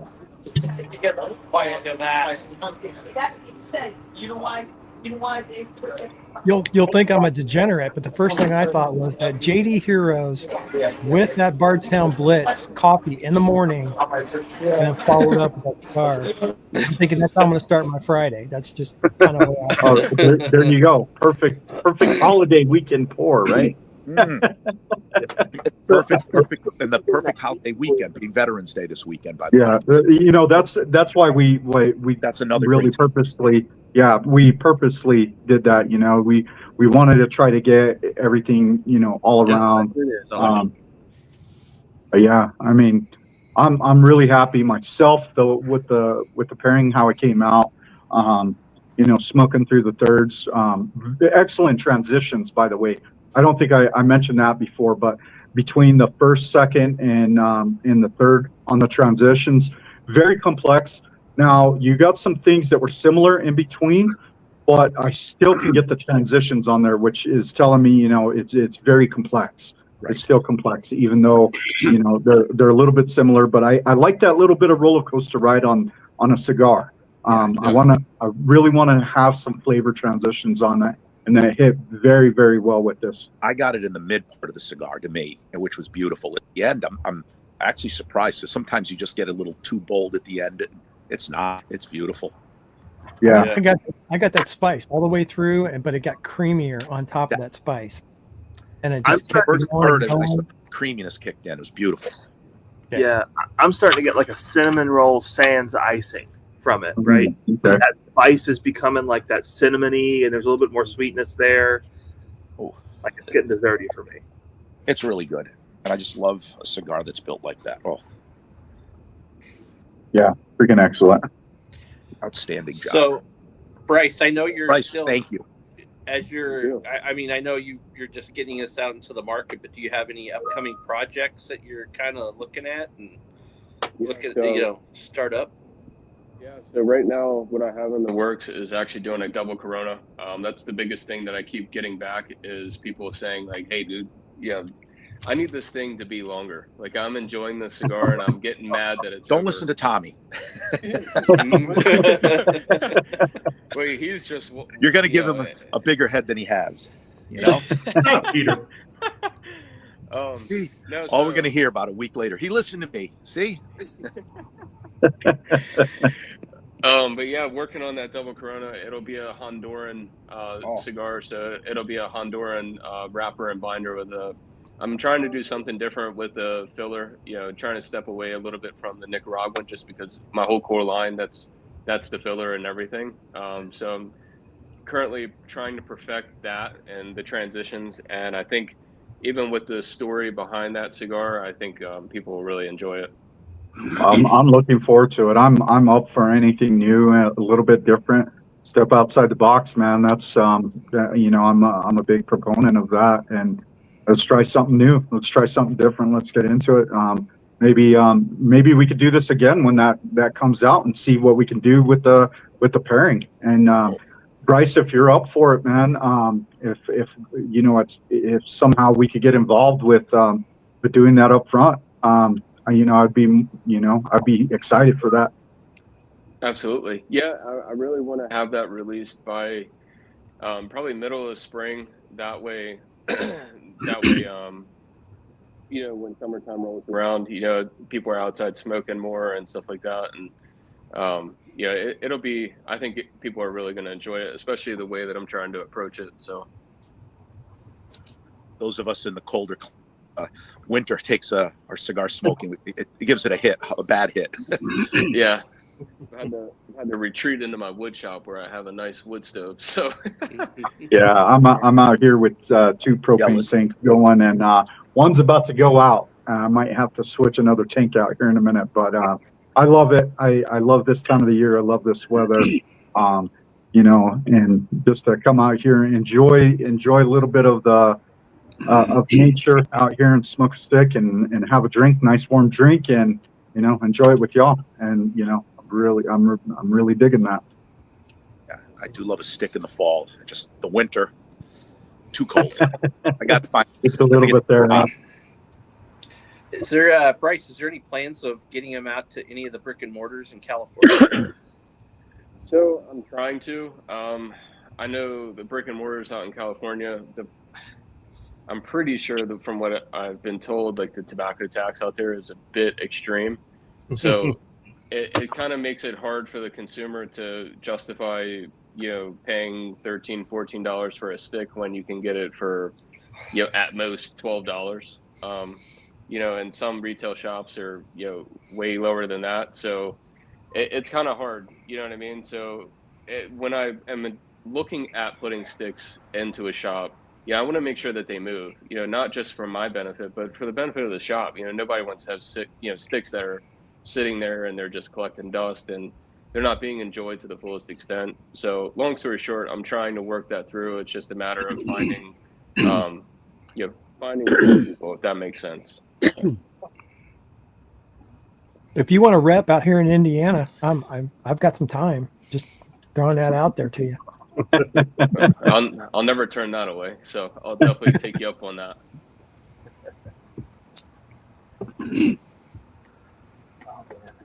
Yeah, I'm trying to slow down a He little just bit. wants the samples. No. I'll buy mine. I'm fine with that. I don't know where they went. I just want to be able to go down to the local store and get them. Yeah, it's nice when you do that.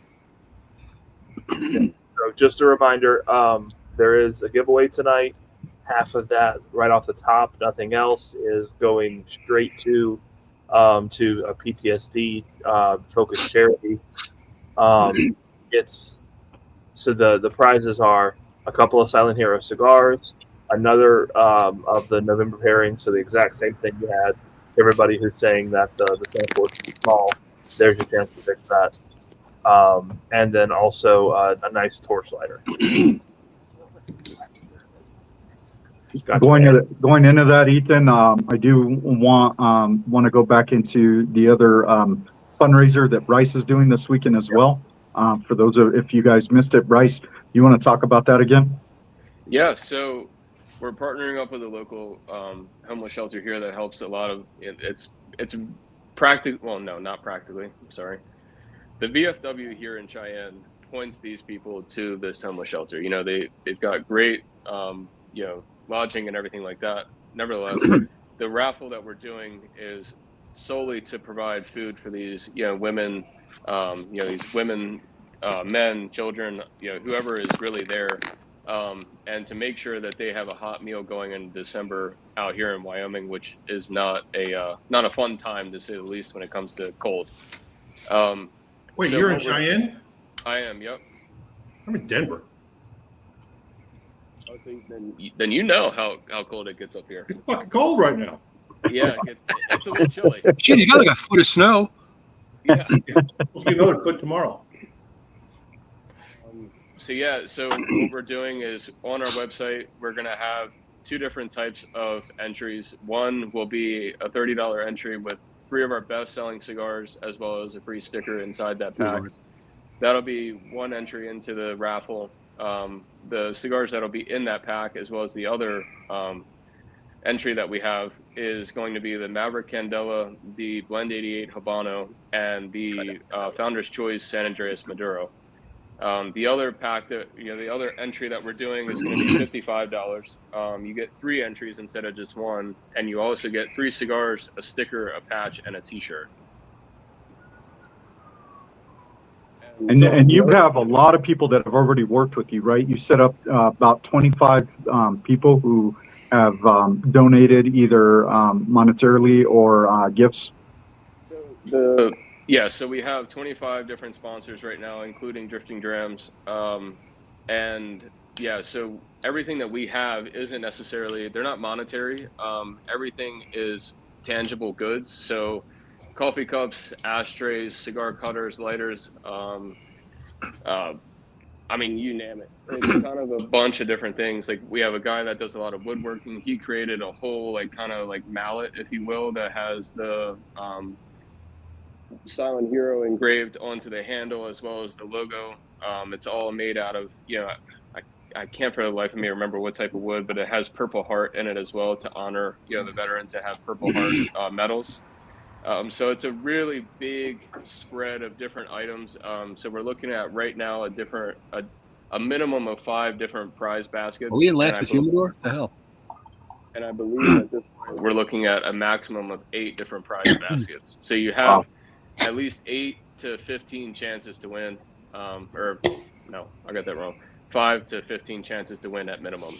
So, and again, you said you're on all the social media. Are you on X? Yes, I am. Okay. So, Bryce, there's somebody there that's actually doing engraving that has something to do with Purple Heart, correct? Yep. Is that just for this giveaway, this fundraiser? Correct. Yep. Oh, wish I could buy one. I know my brother has Purple Heart, so he never talks about it, but I'd love to give it to him just for a gift. Oh. Are you on Instagram by chance? How is Vic not a mod in this stream? Peter B, are you on IG? Are you an Instagram? Admin. Yeah. And so if you look me up on Instagram and just DM me, I can actually put you in contact with that guy, and if you let him know, he'll definitely work something out with you. He'll make it again. Information actually, because and to kind of second on that, the Instagram post, you already have some of those posted, right? Some of the giveaway stuff. I know you've posted a little bit of the merch that you've already received in. So if you guys are wondering kind of what's in there, Bryce has some stuff already posted, from what I understand, right? Yep. So it's kind of like a little bit of a teaser. So I mean, we have beard oils. I mean, it is a ton of different stuff from different small businesses throughout the industry, and again, I couldn't be more thankful for the support that we've gotten from everyone so far. And that some of the beard oil that's coming through, that's Beard Apothecary from one of our friends, right? John Aldi with. Sorry, I may keep cutting you off. No, go ahead. Yeah, you're fine. I was just going to say, yeah, so we have Bearded Apothecary, and then we have another good buddy of mine, Randy Wheeler. He owns Bullet Beard, and so we have some of his products as well.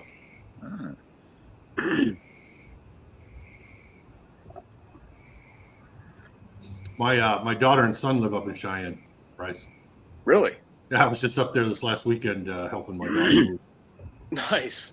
Yeah, her soon-to-be ex-husband. He works in the guard, but he works on F.E. Warren. Oh, okay. So that's why she's up there. My son works at Sam's, so if you go to Sam's, you might see him.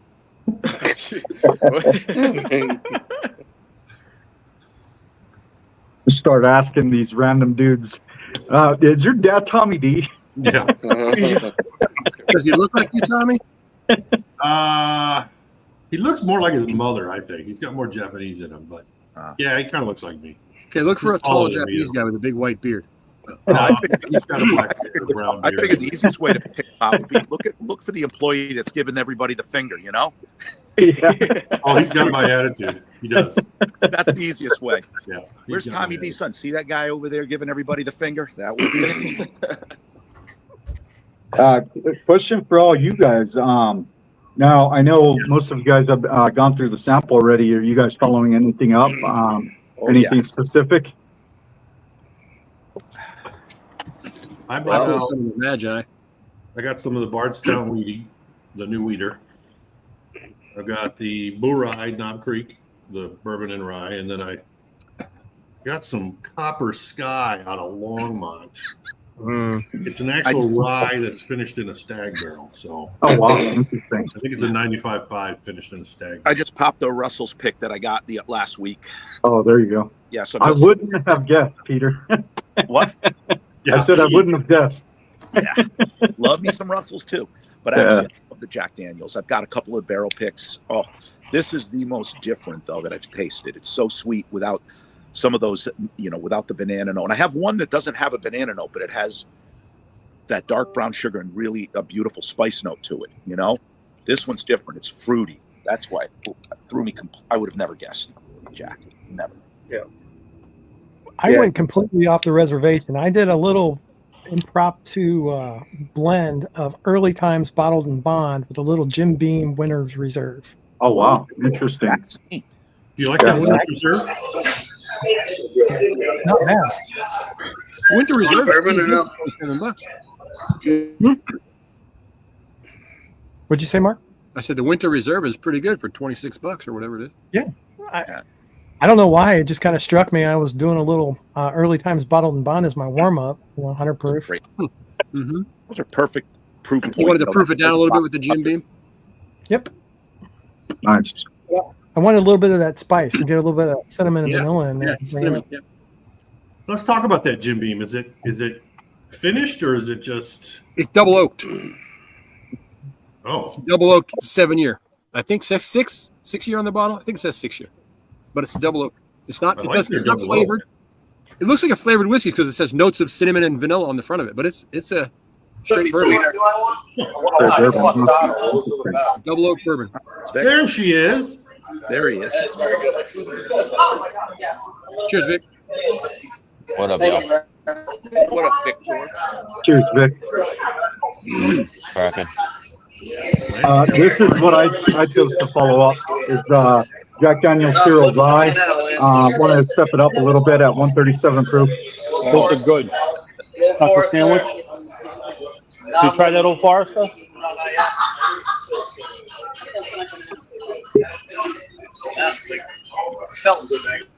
What was that, Lance? It's like a ring. Oh, I was on mute. I didn't want you guys. I'm in a cigar bar. Sounds like you weren't muted. I thought that was your humidor. You were in there for a minute. I was moving around. I'm in a cigar bar. I thought that was your whiskey Telling them bar. that the knuckle sandwich is a good cigar. Lance's backyard on a Thursday night's hopping. I mean, Right, exactly. He doesn't need a blanket on him. That's good. Wow, that was a good We were smoke. watching the Bruins. They just won an overtime. Oh, nice. 20 seconds in. The cigar pairing, I didn't want to miss it. That was a good cigar. Burned it down. It was very nice. Well, thank you. Oh, cheers, Brian. Nice to meet you. Bryce. Or Bryce. My bad. Get it right. I'm on the iPad, so the names are real small. Oh yeah. He drives the truck for a living and can't see, so. I'm gonna whip your ass. Keep it up. Yeah, Bryce, this is Big Vic. This is his channel. He's the host of all of this. He started Puffs and Pours for us along with Drifting Drams and Ed. So we've been doing this. This is what, number 40, Vic? Yeah. Yeah. Nice. Yep. Yep. Before it became Turks and Pours. Yeah.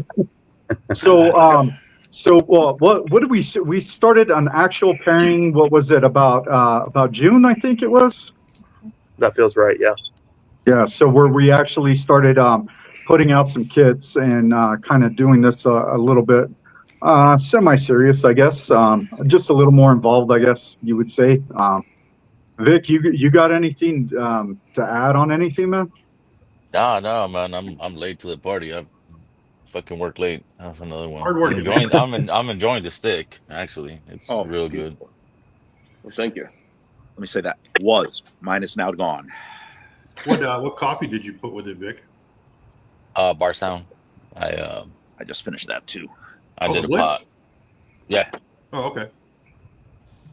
I thought you were out. A little Mexican decaf. What's nice too is you got a little sampling people all over the country. You got guys from the Northeast. You got, Vic out in the West Coast. We got a lot of coast. You got the whole. Yeah, Vic, Ed are out on the West Coast. Bryce and myself, Tommy D, we're Rocky Mountain area. Rocky Mountain High. Me and William are in the Midwest here, Colorado. Yeah. Central Time Zone, and you got Peter and Lance over there on the East Coast, We're in New England. coast to coast. I'm Eastern. I'm Eastern time. Mark, you're Central. Oh, you're still Eastern time, but you're still in the Midwest-ish. Yeah. Girls, relax. I try to cover everything from the East Coast to the West Coast. That's why. Look at Lance there. You got the big Vic shirt on right there. That's Yeah. that's some support right there. There you go. Repping the shirt. Oh, there's Lawrence. Cheers, Lawrence. Lawrence. That's good to see you join in, man. Man, fancy notes from Lawrence. Well done. Whoa. Yeah. He's got a refined palate. He He must does. just read the website. It's because he's from Chicago. Yeah.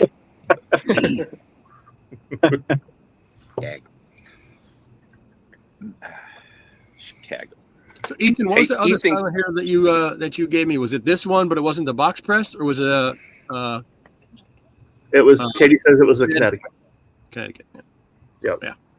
Yeah, that's a perfect morning smoke. God, I love that stick in the morning with coffee. Ethan, I didn't tag Katie, but I entered the. I saw you, Ed. Oh, thank you. So I missed it. What is the blend on this? For which one? Bryce, what's on the Your cigar? stick. Box press Habano, the one that we're doing tonight. Yeah. So it's the Nicaraguan Puro. So it's a Nicaraguan wrapper, binder, and filler. Nice. So And the wrapper is at Habano 2000, you said? Yep. Okay. So what makes it Nicaraguan Hero versus just like Nicaraguan filler, or is it just? So the Puro is just essentially the whole cigar is blended out of Nicaraguan tobacco. Are you saying Puro with a P? Yeah. Okay, that makes sense. Yeah. See, I was hearing Hero with an H every time you said that. I was like, okay, Silent Hero cigar. That makes sense. I'm like, okay, what's this Hero? Oh, Puro. I guess. Puro. Yeah. Pull up the beanie, bro. Puro. Puro. Yeah, you might want to go to the doctor for that. Get that checked out. What? Yeah, dog. What? Puro. It's It's my bad ear. I got it's just talking. I can't hear it. It's this one. Now you're like Vic. Man. I know. We got the temperature swings. Last night I was sitting out in shorts. Today I got my heater under me, Right? Yeah, you were on shorts last night. I was in shorts yesterday. You made it a point to show us. We Yeah. don't got to It's say cold up that. there, but not in Virginia. But today I'm like, nope. Got the heater under me now. I need to get one of those or those little pins or picks or whatever they used to hold the nubs with. Oh, you know what I found? It just broke, but I'll tell you, it's just as good. These little corn cob things. Whew. I was just gonna say I'm telling you guys, if I just got into the rye, the barrel proof rye, Jack Daniel's barrel proof rye. If you guys do this again with this stick, this barrel proof rye is going to be even more stellar. I think this is a fantastic. For format. whatever reason, I thought Yeah. that was a Jake, what I did pick up on the Jack hold Daniels, on. after I knew it was Jack Daniels, I just a little bit that I get in the rye notes. It's almost, I call it like a just a hint of a Jolly Rancher note. Somebody trying to come in, Mr. Ed. Thank you. Oh, there we go. Text me, dude. Well, you Yeah, got the Bro, different you're folks that can come back. He's fucking trying to come in, and it's fucking full. I'm like, Then I saw his fucking screen, and I'm like, okay, he ain't moving, and that's it. Well, I'm not trying to sway anything, but I really would like to try that Connecticut, Bryce. Absolutely. So I think you guys all need to talk about that. For sure. And Ethan keeps going on and on about it, so I'm just going to order myself a sampler pack. I'm interested in the Connecticut, and I really want to try the Candela.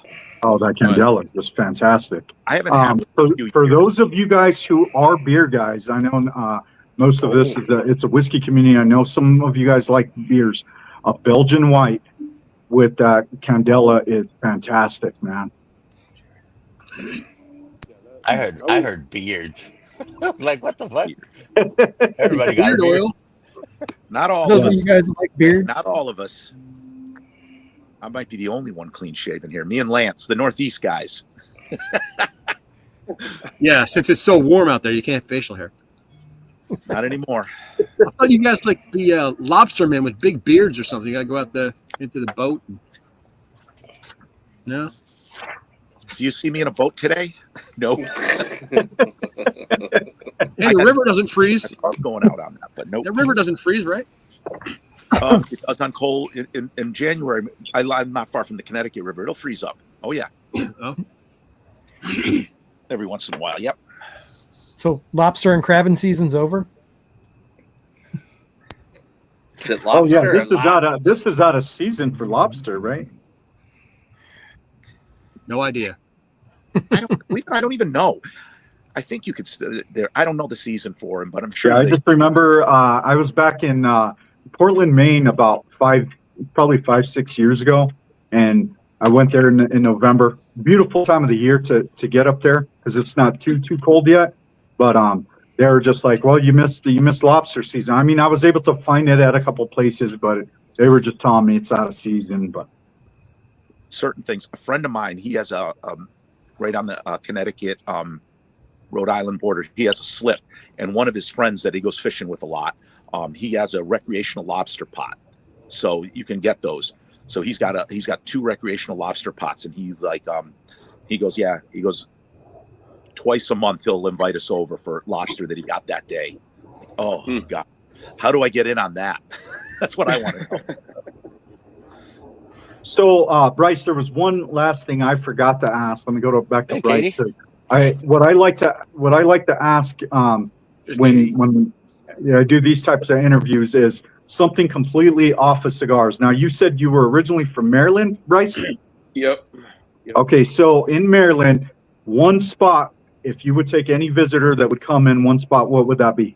Maryland. Sagamore. Guinness. I would say Guinness, and I mean it's nice. Don't get me wrong, but like Guinness, it's overpriced, and then 2, you have to fight the crowd that is inevitably in there. Ocean City.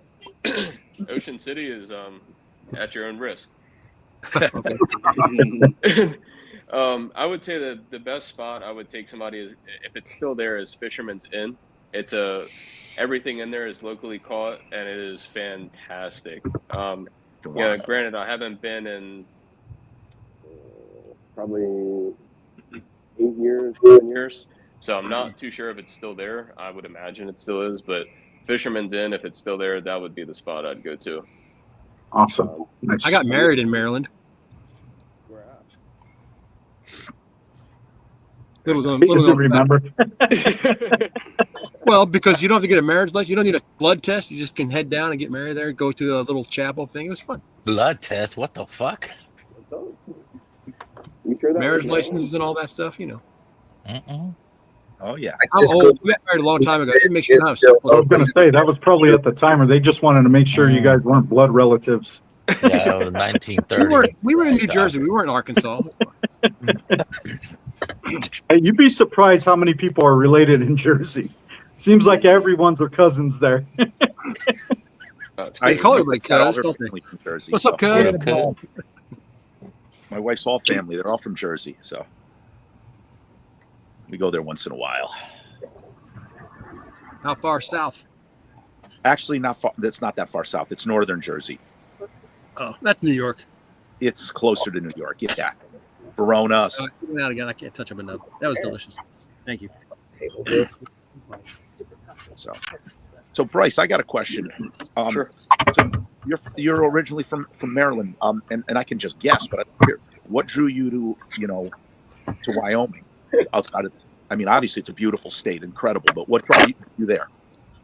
So when I got out of the service, I really had a hard time, obviously with my PTSD. And a really big thing with me was the paranoia and the hypervigilance, and being in a really dense, crowded spot like that. And I just really couldn't do it. I really wanted to get somewhere where I could get some peace and kind of get some, get my head on straight. You know what I mean? Instead of trying to mesh back into the civilian life that was moving a million miles an hour. And so my wife and I actually looked at South Dakota, Iowa, and Wyoming. And we started, obviously the furthest state that we could go, and then kind of work our way back towards the east.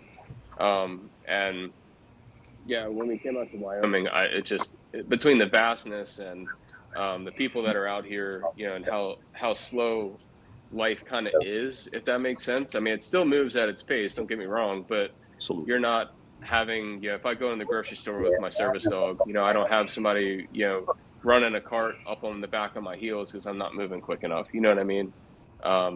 Exactly. It's just, yeah, it's a different type of environment. And, I moved out here and got a little 5-acre farm.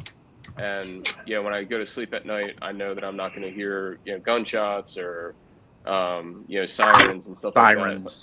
Yeah. And if I do hear a round or, several rounds clack off, it's usually one of the, close by, acres that are owned by ranchers, and they're just defending their cattle from coyotes and mountain lions. So, I'm not really too concerned. It makes sense. I go to Vermont a lot, and that's similar. It's the minute you pass Springfield in Massachusetts, you get to northern Mass. It's completely different vibe, completely different. It's there's something to be said for saying, "Oh, we got to go to a Walmart. It's an hour and a half away." There's that part of it, but there's the other part it is an amazing, relaxing. It's a quality of life. Yeah. It's been fantastic. I mean, I used to have I used to have 5 goats, like 13 chickens, and like 5 or 6 ducks. And before I had rehomed all of them, I didn't butcher them, if that's what you're about to ask. I actually rehomed them. Probably delicious. No judgment. The goat, probably not. The goats probably, because they were just dairy goats. So the meat probably would have been a little different. But no, and like having, I'm a big animal person as it is, and just having animals and being able to be outside and not have to worry about, anything else besides just what I'm doing. It was a big turning point for me. I'll just say that. Good. I'm glad you found your spot. Nice. Good for you. That is a lot to do with it. I don't even know the words. When you're in closer to a metropolitan area, when you're there, it's everything's so fast paced, and there's something to be said for just relaxing and peace of mind. Good for you. I'm glad you found your place. Yeah, there's too crowded on the East Coast for sure. Yeah, it is very crowded. Yeah, Bryce, I thought you were going to say it wasn't cold enough in Maryland. You had to move out somewhere. They did the right thing too. Yeah. In that regard, yeah, no, I nailed that on the head at least. You know what I mean? I used to think like 33 degrees was cold. Now it's like 33 degrees. I'm outside in a damn t-shirt in the middle of winter. I'm happy it's 33 instead of 13. Yeah. Oh, they got the whole crew there. Lap shot, man. Everybody's there. Katie, it's good to see you on. That's on the other side. You guys look busy. A quick question for y'all. Is there you guys putting a timeline on these entries? And that's up to the big man. Whatever he wants. Gonna let it go. I mean, I'm just asking because we just didn't go over it. She's talking to Vic, not Santa. What happened? You cut it off. When do you want to shut the giveaway down, Vic? Oh, hey, you guys are running it. I have no idea. It's up to y'all. Whenever. Run it 2 My name's hours, 3 hours. Paul, and that's between y'all. Is that what you're saying? Yup. It's Turks and Poors, bro. It ain't no. I'm gonna have this Knob Creek pick.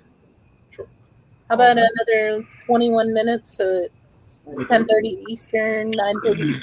It's almost 10. Sounds good. Yeah. Yeah, we don't want to go past, slap shots, bedtime. What are you talking about? I think Slapshot hangs out the longest. What are you, my of all father of now, Tommy? I could be. He tries to be. You ain't my daddy. Daddy and father are two separate I mean, you want to be my sugar daddy, I'll let that You happen. want to be your daddy. That'd be funny. Whiskey Nose just throws out a time. 5 minutes from now. That's it. That's because he wants He has to go to bed. Sorry, didn't mean to put you all on the spot. not at all, man. You're good.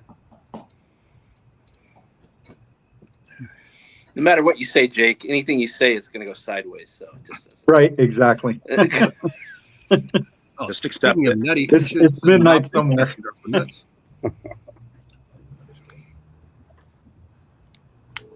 Say that again, Eminiger? You should mix a pair of Knob Creek with that cigar for nuts. Speaking of nutty. Good. Yeah. Now, Yeah, no, one of the things with this pairing is, to kind of open it up to just say, hey, what do you think what else would this go with? It's all about experience and trying new things and, what your palate says to you and what you think would be good. What's next? Yes. Yeah. I like the idea about the rye though, Jake. The Jack Rye. Oh yeah. Rye with it. Yeah. I have a couple really good ones. Yeah. Yeah. Are good. What's the proof on that one, Jake? 130. Let's see, 136.5. Oh, nice. I think the Jack Rye or even an Old Forester single barrel rye would be good though. That's I love to go the Old Forester single barrel proof rice with a Habano. I really do think those pair well.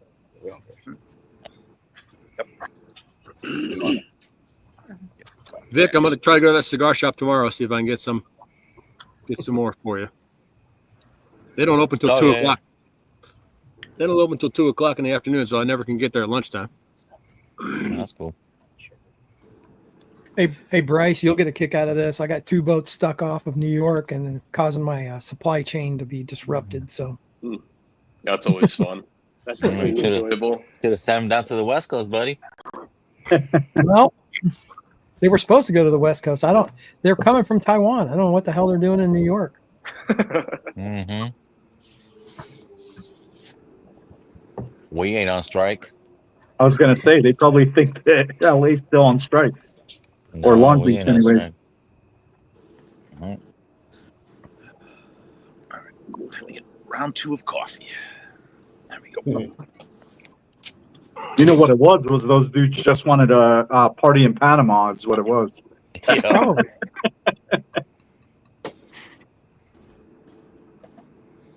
My dog's looking at me like, let's go to bed. Night, Tommy. He's been out running in the snow all day, so he's tired. Yeah. Oh, he's probably loving it right now. Oh yeah, jeez. The dog says the nighttime nurse will be here to put Daddy to bed soon. We need to go. That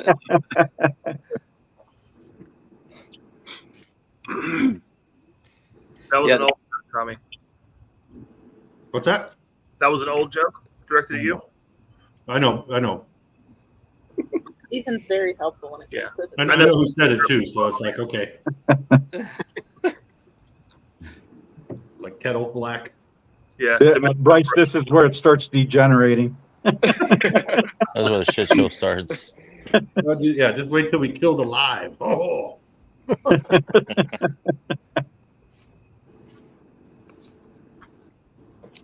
Starting me out with a 131 proofer. Yeah.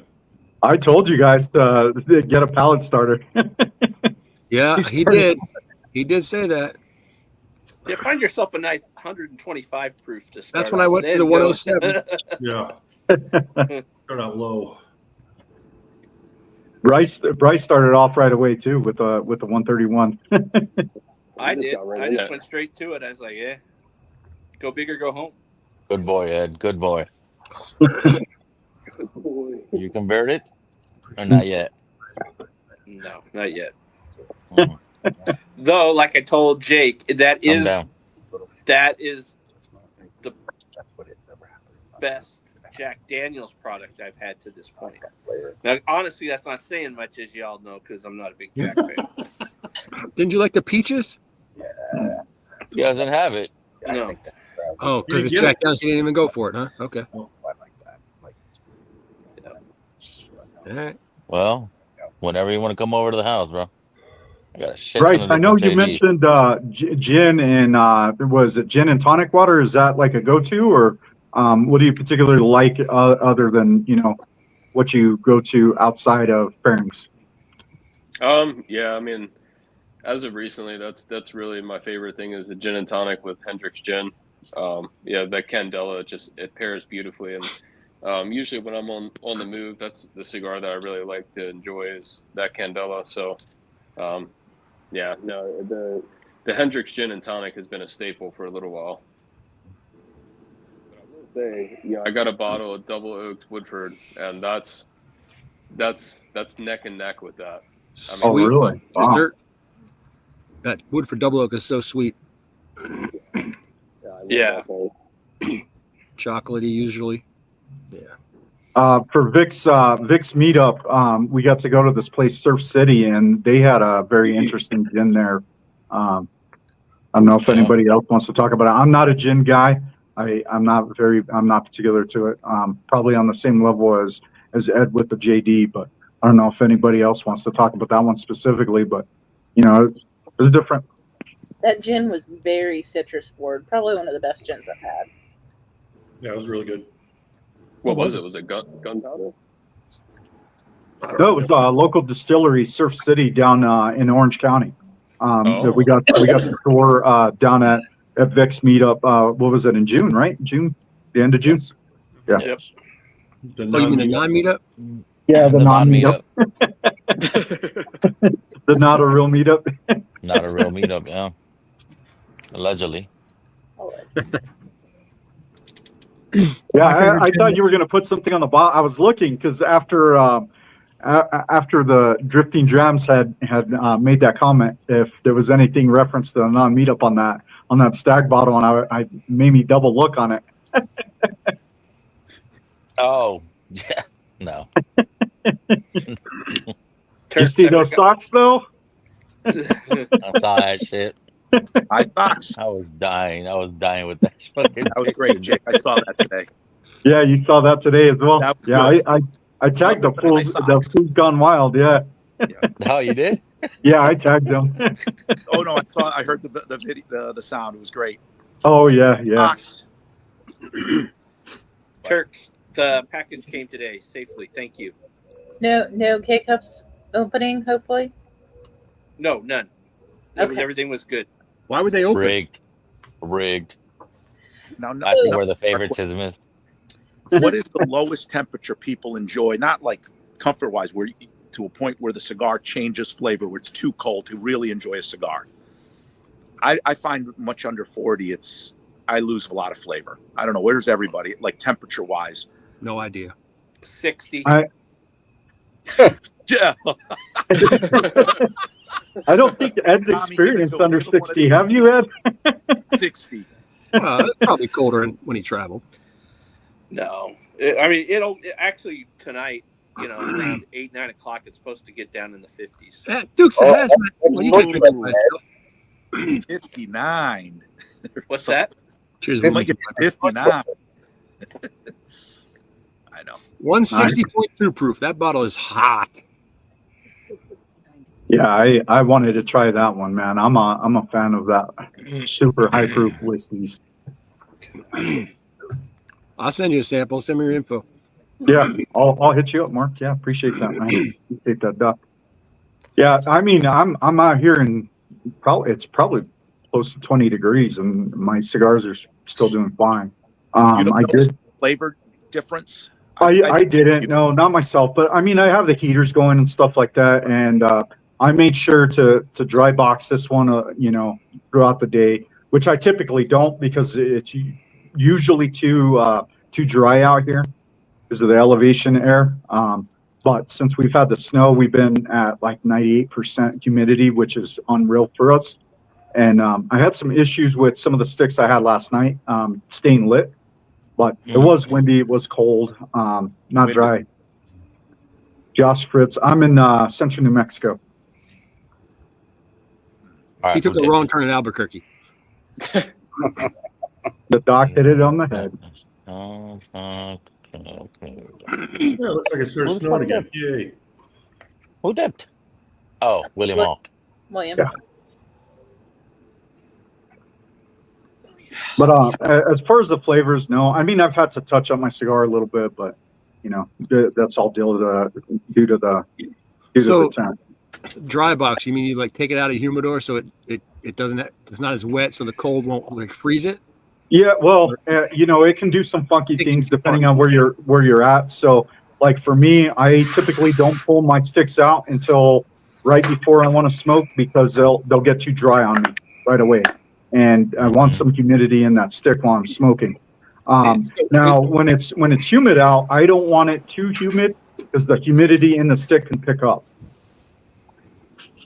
So you don't just, I mean, are you not expected to just take it out of your humidor and smoke it when you want to have a cigar? You like plan for it? You got to take it out ahead of time? And yeah, so I mean, it just depends on the area and your experience with it. If you're having some sticks blow up on you, where they expand too quickly, it's probably a humidity thing. You probably need to dry box a little bit, and that time's going to vary between people depending where you're at. Yeah, that's too involved for me. Yeah. So I mean, I just showed the cigar box that I have, but yeah. So what I end up doing is because I store mine. Yeah, it burns pretty good. 68%. Wow. The construction on this stick is really good. For you to be able to hold it by so close to the amber, and you don't get burned, that means that they are a real good quality roll. Cheers, Dom. But I usually once a week I fill up the cigar box just to get the humidity down. What's up, Yoda? What's going on, Donald? So you're talking about that big cigar box you were carrying around? No. So a lot of I have stuff in the humidor. Like a Jerry Blank. Yeah. Okay. Yeah. So and that doesn't have packs in it or anything. You take it out of your humidor and put it in there. Just Yep. So it's just like a regular cigar box. It would be sold cigars in a box. Don't have that stuff in there. It's just correct. Box. Correct. So I just because right now it's super dry for us. Because we have the Santa Ana's going. But normally our humidity is about 50, 60 in general. But when we're out here in the evenings, it'll get up to like 80, 85%. Really? So I like to try to get mine down to around, for me, where they smoke well, is around 60 to 62, sometimes even 65, depending on the cigar. In that range, it seems to smoke pretty well. Because you got to imagine, like when you're drawing a cigar, you're drawing in the cold air with moisture and everything else. So that's where the tobacco will start to get wet. Especially if you smoke them too fast, it'll get wet, and that's when it starts to bulge at the end. And then it gets hard to draw. It doesn't stay lit well enough. So you want to get it, like Jake just said, right? Really depends on where you're at. Like drier areas, you don't have to do that, right? You could have a 65, 67% humidity on your cigar, and you're smoking where it's like maybe 20% humidity. As you're drawing, all that dry air is going to come in. It'll actually dry the tobacco out, right? As you're drawing. Yeah. I don't mind dry. Typically, like we're like around 12% humidity when we're not getting precipitation. There, Tommy. I don't mind having a dry neck when it's cold. Is that Don Bogan cigar, Tommy? Yeah. That's another veteran cigar as well. So that's a good question, Bryce. For your cigars, is there a particular humidity that you recommend to get the best flavors out of them? Or, I mean, I know it's regional and kind of like what we just said, right? Every area is different, but if you had an ideal humidity level, what would it be? My personal thing is I keep all of mine at 72%. So I like to, being out here in Wyoming, the climate's a little drier. So kind of like what Jack was saying, when I take it out and I go and smoke, I want to make sure that I've got some humidity still in that cigar. And the same thing can be said for, when you're sending cigars, in my situation, to the East Coast, I want to make sure that they're still good, as well as being put in a Boveda pack as well. So really, I would say 72% is what I've found to be the sweet spot. And that's my personal opinion. I know some people that, like it a little bit more juicy than that. And, I know other people that like it at 68. It's kind of that, personal preference. You know what I mean? Nobody likes 68. Well, I was just about to say, Doc, I try to keep my humidors between 69 to 71. And right at Yeah. So I got the that first Apache number pack comes Harbor first. Freight that Ethan was talking about before, and then you guys were talking about those cedar things. So I got some of those little cedar shaving things and kind of just lined that plastic box with those things after airing out for a while, and then read through the whole stuff about the packs and everything. And so you got to go with 69 from what I was reading on there. So just put the 69 pack in there and just warning on the giveaway, y'all.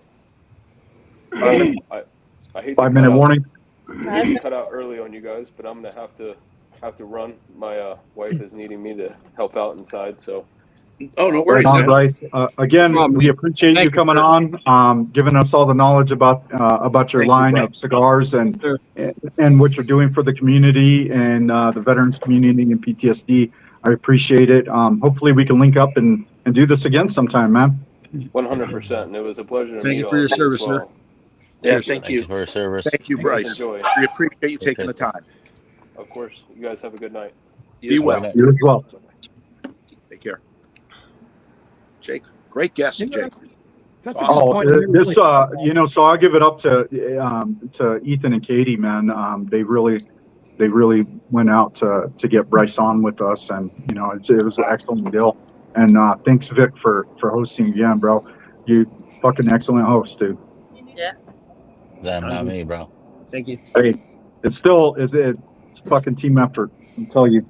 Ethan, Katie, great job getting them on too. Wow. Yeah, he was. That's the beautiful thing, right? Like I just provide the platform. You guys do all the rest of the shit. Yeah. Yep. These guys have the brands they're passionate about, right? They want to talk about it, and they're making fantastic products. So basically, all we have to do is go, hey, you want to do this? And most of the time, they're like, absolutely. And then we just got to find the right time that works. Yeah. And this was an excellent time to do this around Veterans Day, and it's just an excellent time. Yeah, y'all can expect on the link to the Toro cigars, so I'll definitely be able to get some from there, if not directly from his site, which is great. Yeah, don't forget about that raffle that he's doing. Oh, I think so. That's this weekend. Try to start it on Veterans Day, I think, is when he said it. Monday. I meant to ask him because I didn't see any link to the raffle on the website. So it's like it's all social media right now. So what it'll be, it sounded like, is he's going to have two different options on the website. A 3-stick bundle with a sticker, I think it was, for $30, 3 different ones, and For then one entry.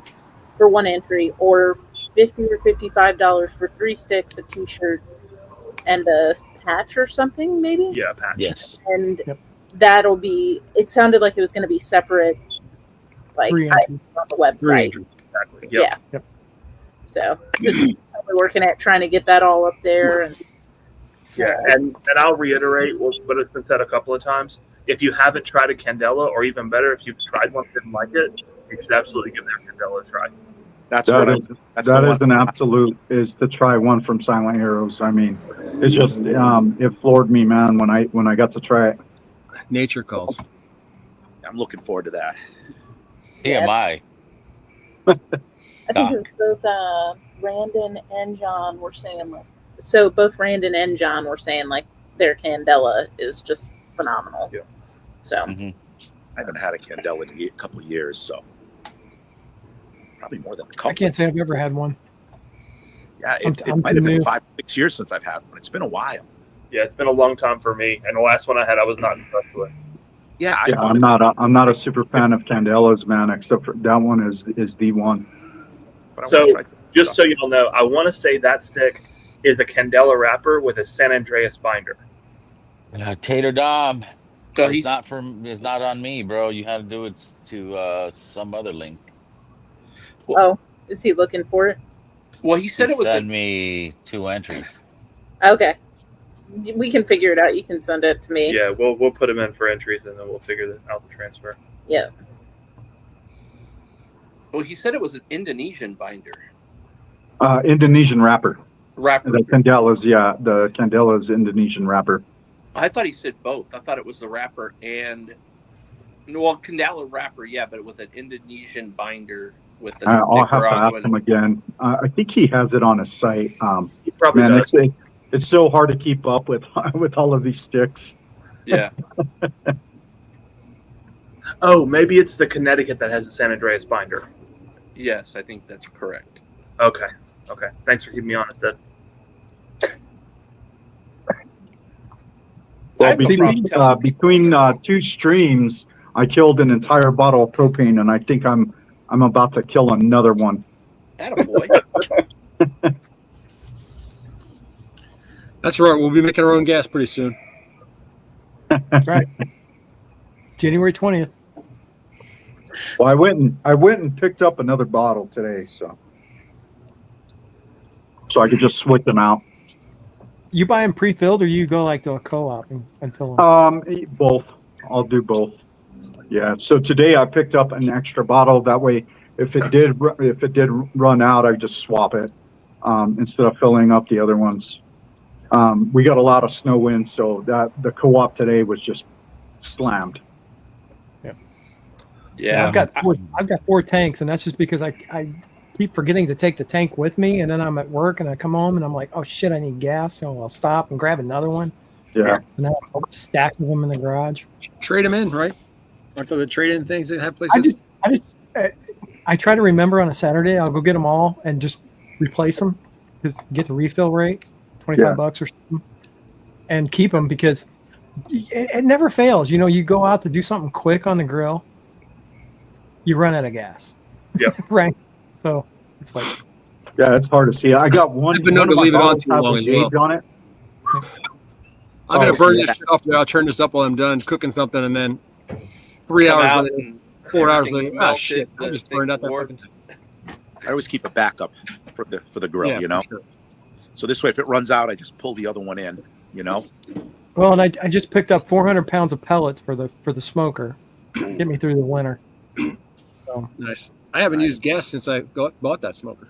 You got a wood pellet house warmer, or just the grill, the smoker? Just a smoker. Oh, okay. But you know what's crazy? If you use charcoal, you don't have to worry about propane for your grill. Yeah. True. I use gas. The only time I use gas is just when I want to do something quick. Oh, I'm just I don't want to your deal balls, with it. William. I got a gas grill. That's what's right behind me too. I've got both. So but if I want to do something, you know, like brisket or something like that, yeah, it's going on the smoker. But if I want to do, like the other night, I did a steak. It was like 10:30 at night. I'm like, I just want to get the damn thing done. Just boom, boom. Y'all ready to skip away? Y'all ready for this? 30 minutes on the pellet grill. Mm-hmm. Sing it, Tommy. I've already bought my turkey for Thanksgiving. So Yeah, get away from that. Thinking about doing a couple of bone-in breasts. I got a fresh harvested duck for that. Sorry, Vic. This guy. All right. What do we want to do first? The pairing, the lighter. Let's do the pairing first. Let me spell the thing. It doesn't matter. Dude. I know. It's gonna pop. All right. 10 spins. 10 spins? No, I'm just messing with you. 3, Randoms. 5, whatever. Nope. All right. Like this January. Good luck, everybody. Perks and pulls, okay? No, that's just rigged. Oh, there you go, Ed. You got more JD. One more. Congratulations, Ed. Yeah, congrats. Your Ed. favorite JD coming your way. Congratulations. Yes. That is. You guys said that was a 2022 bottle? It's 2022, yeah. Yeah. That was the last that they did the Heroes Edition Jack Daniel's Bear Proof. It's not still out there, is it? I mean, you can't find it anymore, can you? You might be able to. It's going to be a little. It's going to be a lot Not harder the now. Heroes. That's on base, isn't it? It's on base, yes. All right. So next will be the lighter, and this is like the table style quad torch lighters. Egg roll. No shit. Oh, Lance. Lance. Yeah. Oh man. Here's egg roll. I didn't see you in here. Lurker. There you are, Egg. He chimed in a couple times. Egg roll. Okay. All right. That's it now. And we'll go with the 2 cigars or the whiskey. All right, whiskey next. Flight from us to be determined. Don't know what we'll put in it, but we'll figure it out. Makers, sellers. It probably won't be the same bottle with 4 different proofs. Keep going. That's just rigged. That's just rigged. Rigged. Rigged AF. Oh, there you go. Okay, it has to be the same bottle with 4 different proofs.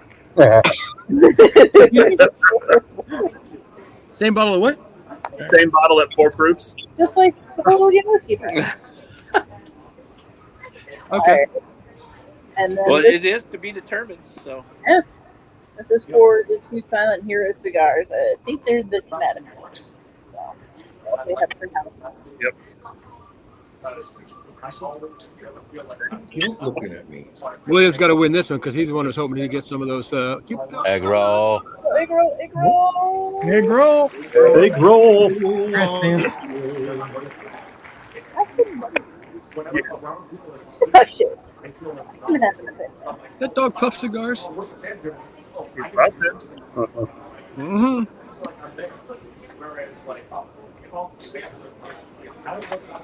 Congratulations, y'all. Yeah, congratulations to y'all. And thanks for getting in on this, y'all. It's really awesome to be able to, one, obviously have Bryce on, but also to contribute to a charity that's due here to him. Yep, 100%. So, Lance, I don't know if you missed it or not, but you won. He's also. He went dark. Yep. He went dark. But he didn't go mute. Maybe he did. I don't know. He probably switched screens or something. Switched apps on his phone. He's in a cigar bar, so. You can save him for later, bro. You don't have to smoke him now. Well, good job, Egg Roll. Congratulations, buddy. So generous. What a Well, guy. whiskey corner. Back. Carlos? Lance, I don't know if you caught it, but you want a lighter, bro. Carlos.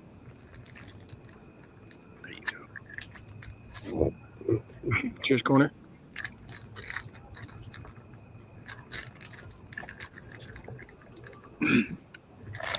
Vic, what you getting into now? Are you still on that sample? Yeah, I'm drinking that JD. It's a little bit of banana. Little. I didn't get Yeah, it. I got it slight. I couldn't find it. Very, Someone very commented slight. there was Yeah. Very slight. Cherry in It's there. good. Someone commented about cherry in there in the chat, but see, I maybe picked a up. little bit of That was the biggest note I picked up was banana on it. You know, On the after you hearing? said it, I caught a little of the banana, but not a lot. Not like normal. Well, No, it's mild. Yeah. right. But I didn't know it on this. That's what I had picked up, tried, I so. searched, and maybe that 1792 gave me so much banana first that I couldn't, but yeah. I'm not seeing it. Even on the nose, I get the bananas. That I should have checked. I wish you could try again. Not that much. Got nanners. Hmm? You got nanners. Yep. Nanners You on got the nose. nanners.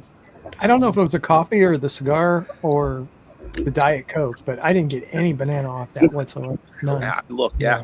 It's because you're broken, William. Well, you know, I'm just messing I'm with broken you. too, William. I didn't get any either. William, did you ever try the Elijah Craig barrel proofs side by side? Not yet. See what you like? Not yet. Okay. I will, and I'll film it. Yeah. So, William, here's that What's up, tag for you. Chicharito? 2022. Nice. There's Donald. Cheech.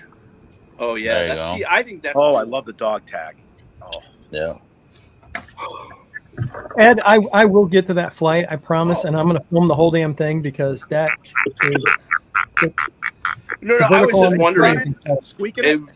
I was just curious because everybody says the C batches are usually better, you know, than the other ones. But I mean, honestly, that's preference. But See, I'm not going into it that way because last year I really liked the B523 much better than the C923. Wow. You're Now, this broken, year- bro. You're broken. I'll take your Yeah, C I bottle like off your hand. A that too. The A batch Oh, of black, but- it's good. I like the A batch, but the B batch for me last year just don't know why. And I did them blind. I did them blind 3 times, and I kept Wow. going back to that B batch. That was the 10-year one that came out, right? Mm. It's B523. Was the younger Yeah. one? Yeah. Yeah. Yeah. So like for me, I particularly like those lower age ECBPs, man. Like, you know, when the private barrels, like the 8s, the 9s, the 10s, freaking fantastic, man. Got a few. My thing is, I don't get hung up on age, right? I mean, if it's ready, it's ready. Drink it, enjoy Yeah, it. I'm a Love it. proponent of that as well. As long as it's legal. One who's Still, picking my the barrel. favorite ECBP of recent times is the C921. I blinded it multiple times. It's just come on top, even against the C923. It's just still really good. No, I haven't had the 24s yet. Excuse me, I did. Not the C924. I haven't had that one. I've had the A and the B. I haven't had the C yet this year. Yeah, I haven't had the C yet. They're just solid. They don't blow me away, but I really like them. You know, they're good. But well, even if you do like say a half an ounce of each of those samples, you're gonna probably still want to eat something before you go into it. Otherwise, you'll do a Jason and just fall right off the chair. That was like 6 or 8 batches or something he did. That was crazy. Yeah. Jason, yeah, that'll do it to you. No, I'm gonna before I do that flight, I'm gonna gorge myself, and I'm probably not gonna drink for a couple days beforehand. So just make sure my liver's ready and tuned. Yeah. You know, most of the time, my liver lights on. 920, so- huh? I think most of those are over 130 because there were 6 different batches there. So yeah, it's like I think each one. I think there's a couple under, but most of them were all over 130. They're all floating around that spot. Yeah, that was 2020 and older, wasn't it? Because once 21 or 22, they got lower proofs. They went much lower proof. Yeah. Yeah. Right on the 120. That's when I started into this journey, and there wasn't a whole lot of higher stuff at the time. Yeah, that flight had C918 all the way to C923. Wow. Just the C batches. Yeah. I've had every batch from 19 on. I haven't had any of the 18s. The 19s, freaking good. And the 20s, I think were unreal. So. I still have to find the A120, but I have the B520 and the C920. That's my favorite to this day. The A120 is my favorite. That's the only 20 that I have is A120. I found in Michigan at the first Pours in the Park. It was just in a gas station liquor store. That's my Is there favorite. anyone on a different stick right now? Anyone move on? I did. What do you- Rocky Patel, 2006, San Andreas here. Oh, wow. Yeah, Damn you, Ethan. Damn you. I'm finishing up the Room 101 farce. Oh, nice. Very good cigar, Ed. Yeah, I'm enjoying it. Yeah, I like the Room 101 stuff, man. We were lucky that day. That's the ones I picked up at High Times. Actually, I think between me and Vic, we bought everything. It was on a clearance table. It was the only cigars that didn't have mold on them, and but we cleaned them out. They were on clearance, so we cleaned them out. So, got to do it. And you hesitated on cleaning them out. I'm like, bro. Well, I like to try to leave some for others. I'm not going to sit there and take everything, but hey, if it's there, it's there. Yeah, if it's there, it's there. I get it. So I got all the Robustos. I grabbed them, and I had them with me. Then he was like, "Oh shit, they took him." I'm like, right here. Like that spot that I went up to in Santa Fe last weekend. They had a bunch of Dr. Wahid boxes. Most of them were empty, man. I took out whatever was left from the remaining stuff that they had. What's up, Cheech? Cheers, Cheech. What's up, Chicharito? It's funny, a couple people. That was my first ECVP. Was the C919. And that Yingling Black and Tan, dude, that straight up coffee, man. I loved it. That's a pretty good beer. Yeah, that is an excellent beer. I'm not too much of a beer guy, but I do like the stouts and Black and Tans and stuff. That one was definitely top of the list for me. I really like that Yingling Black and Tan, but Guinness, the same thing, but it's that coffee that comes through. That's just where I'm at. Yeah. Yeah. No, I don't drink much beer anymore. Flavor, you know. I don't either. I rarely drink beer. Stouts and the nitros more. No. Yeah, the beer's just you just can't. That's hard for me to even get drunk off beer anymore because I'm bloated before it freaking anything hits me. I'm with you. I just had a beer the other night because I was eating some chili and cornbread, so beer seemed to go good with that. Pairs well. Yeah, there's certain foods, I'd still do it with, yeah. Oh yeah. Yeah. Oh yeah. But even with a cigar, like a coffee stout with a cigar is excellent as well. Yeah. They do go good. Yeah, I can't wait to get in some of the Goose Islands. So when the new Goose Islands drop, I got some plans to get into some of the older stuff that I have. I have one of the Eagle Rare Finish. I have Elijah Craig barrel finished one, and I have the proprietor from 23 I want to get into later this month. Now I got a question. Like most regular beer, I don't know about stouts or certain things, they don't keep particularly well. Do stouts keep better? If you don't, no, they're probably the worst out of the bunch to keep. Yeah, like, you want to drink those within the Goose Island ones. You can just keep them in the cool, dry place, and they keep aging. Oh, yeah. So they'll have a date on it, right? So some of 5 their years. Well, yeah. So some of their off ones, like they'll say 2 years on them. Like the Backyard Stout last year, I think was a 2 year age on it. And they'll have a couple different ones, but like an expiration of 2 years. Yeah, well, it says best by 2 years. Right. Tommy, now you were I supposed talked to send me a sample of that. What's that? Oh, I'm telling Tommy. Oh, that Knob Creek X. What Bourbon rye. Yeah. Rye. Nice. It's good. I have it. I guess I'll just take it with a Wild Turkey 70. Now I talked to a couple people who are like really into the stouts, and they said those Goose Island, the barrel aged Goose Islands, will keep up to 10 years. Really? Yeah. A while ago, years ago, they did not have dates on them. Ladies and gentlemen, we got to the stage, Mr. Oh, hey, bro. What's going on, man? I won. I had to show up. Yeah, there you go. I'm a winner. I appreciate that, Dan. You're a winner, buddy. Yeah, it's good to see you on, man. Yeah. My only rule about beer, I don't drink beer with a born on date. Sorry. Well, there's quantity and there's quality. Born on date's more for quantity. Mm-hmm.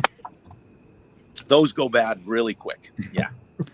Speaking of beer, we just learned that the Leinenkugels Brewery, the original one in Chippewa Falls, Wisconsin, is getting shut down by Coors. Oh wow! What? No, Fucking Coors.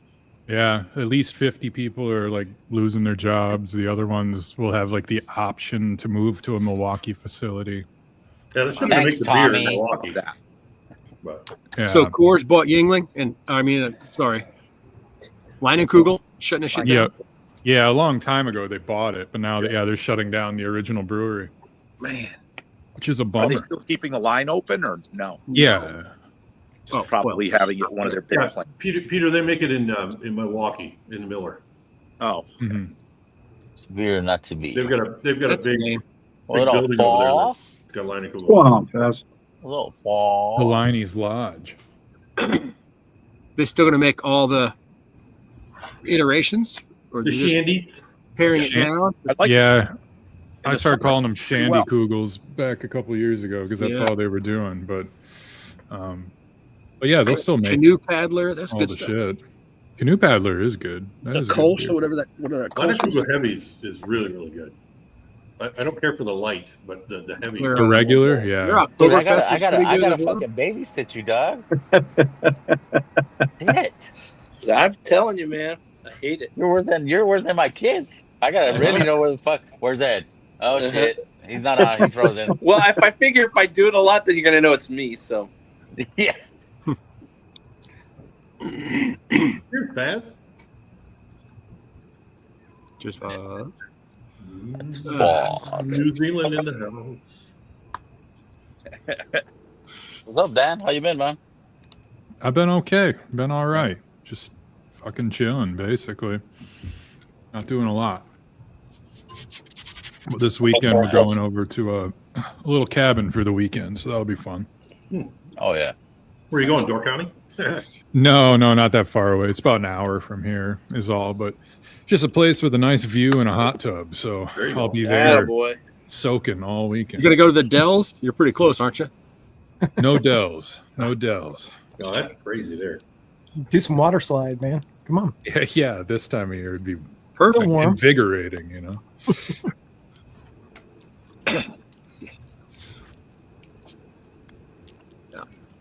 I'm packing up my outdoor. I'm gonna take the shit inside. I may come back. Maybe not. Right on, Doc. Well, if you don't, it was good to catch you on. Thanks for joining us. Thanks for getting in on this.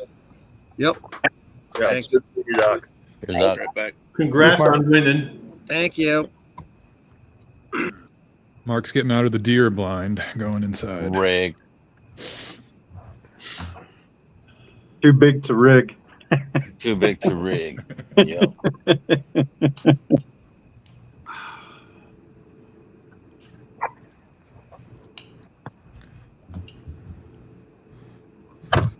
So I missed the beginning. You had a guest on tonight, it looked like.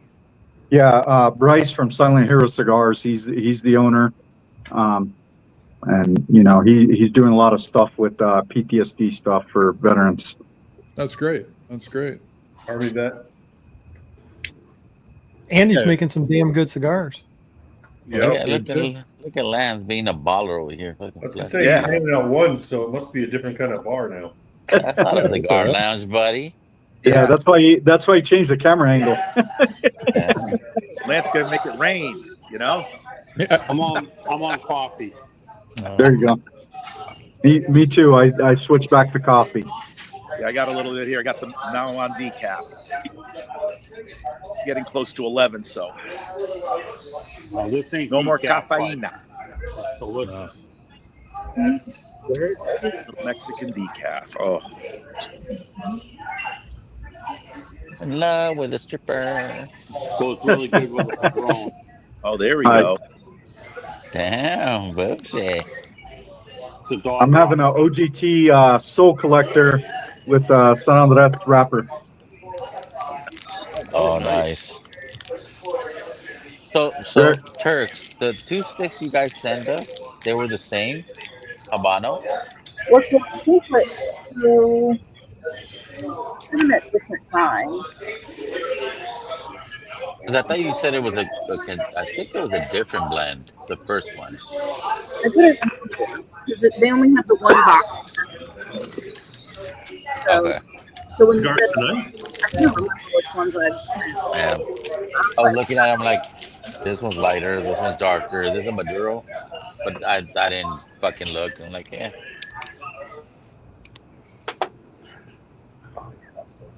Kitty tonight, Porter. So far we've Barcelona, Amber, Disco 11, and just poured a Big Macalaca. There you Oh, go. there you go. Man, that Mechaleka is freaking phenomenal, dude. Mm-hmm.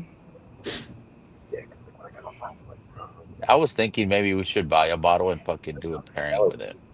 We're Yeah. about to know. Mechaleka? Yeah. Yeah. Because I know it's still available and shit.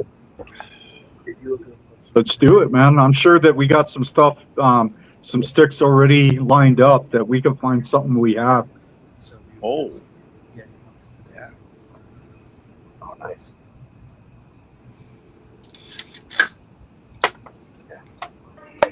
Who's this guy? Who's this guy? Hey, What's going on, man? It's good to How see you you. guys doing? Yeah, that's y'all. I thought you would have jumped in the step talk. Oh yeah, I was cleaning some kegs that I had sitting in the tub. I had to get out of the way so my wife. You get the wrong hat, Lawrence. No, I do not, Tommy. I have the correct hat. This is the correct. Tommy's hat. taunting you. Hey, we got a good new manager, Will Venable, managing the Sox now. So yeah, You're supposed to have a Dodger hat, bro. no. So, I speaking sure would of like that, that Dodger weather though. That'd be good. Yeah, really. there was a meme. You would find this funny, Jake. There was a meme on Instagram that I saw, and it was a guy calling something like the sock check police or something, saying this homie's got. It was at a Dodger game, and he's like, "This guy's got ankle socks, man. He's got ankle socks on." And Yes. he's like calling I think him, I've and seen they're that. handcuffing him. Walking Yeah. out, and he's got his wife right behind him because that's all it was. That was all it was clean. I didn't do the laundry yet. That's freaking hilarious. That was probably the Fools Gone Wild. So I tagged those dudes with the sock check post. And I Oh, you're saw talking that, about- and I'm like, "Oh, this is Jake right here." Is that those vatos on Instagram? Yeah, the sock check. Yeah, Bro, Mr. those Reed. vatos, this fools, your cousins. You know they're your cousins. Started. Did you see No, they're that? He like they're started slowly California trying to lift up his shirt and start like doing the dance. Yeah. Well, I sent a picture to Vic of what I wanted for Christmas to have a Vato doll with the knife and Bro, you're fucking stupid as shit with that. I almost crashed when I saw that shit.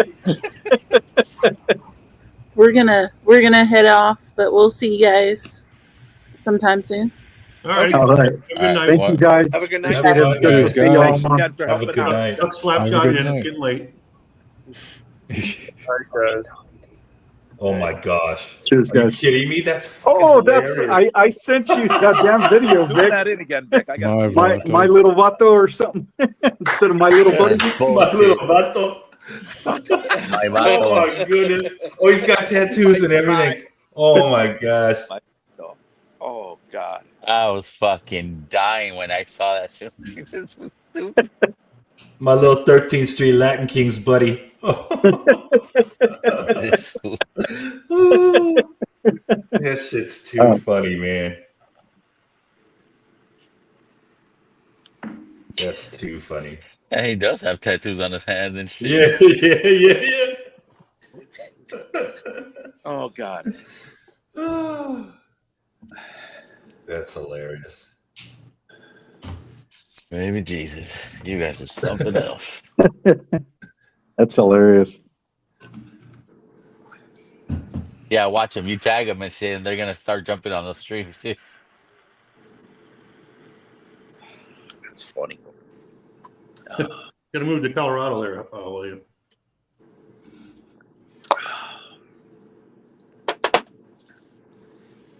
Yeah, but that's Venezuelans. That's not Mexicans. We ain't taking over no apartment complexes. That's the Venezuelans that are doing that. Oh gosh. Okay. Yeah. Shit. What's everybody sipping on? Knob. Nothing. Okay, Euro. Yeah. Little Russells and Russells. decaf. What flavor you got there, Danny? It's red with some water and ice mixed in. Yeah, I got a And water it down. It's too high a proof. Yeah, you gotta Try the bring the old proof Oval down. 17. No, I have not. I only have an 11, not a 17. Yeah, this is my first day since Saturday that I have not been having vertigo. Oh, wow. Oh, good for you. Yeah. Oh, That is shitty. No idea where it came from or what brought it on, but finally. Maybe the it's like hat's I'm too getting tight. Thanks, Jerry Black. Cheers, man. It's good to see you. I was going to say the same. I was going to say, oh, it was the White Sox hat that did that. No. Might want to move a hole over.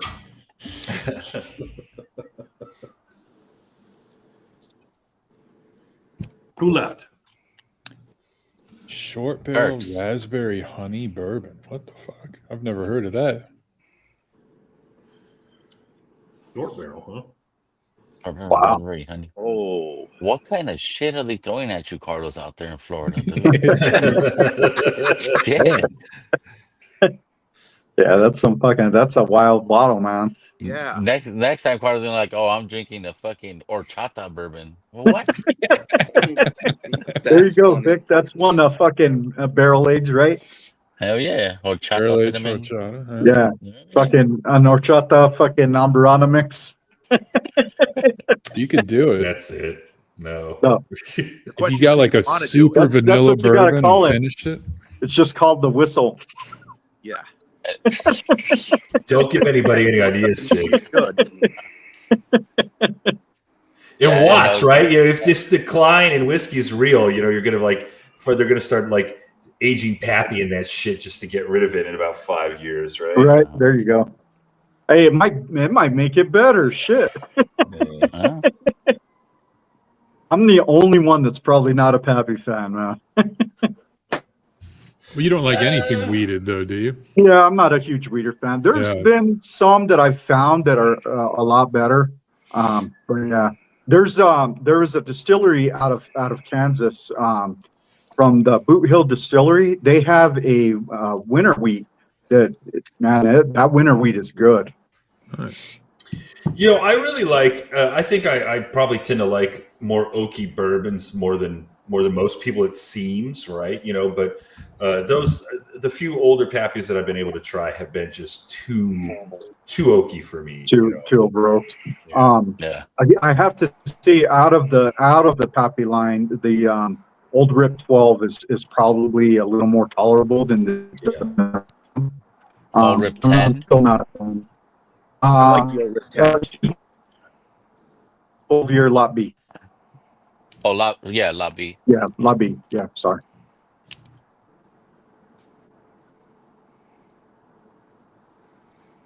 Well, no, it's not me.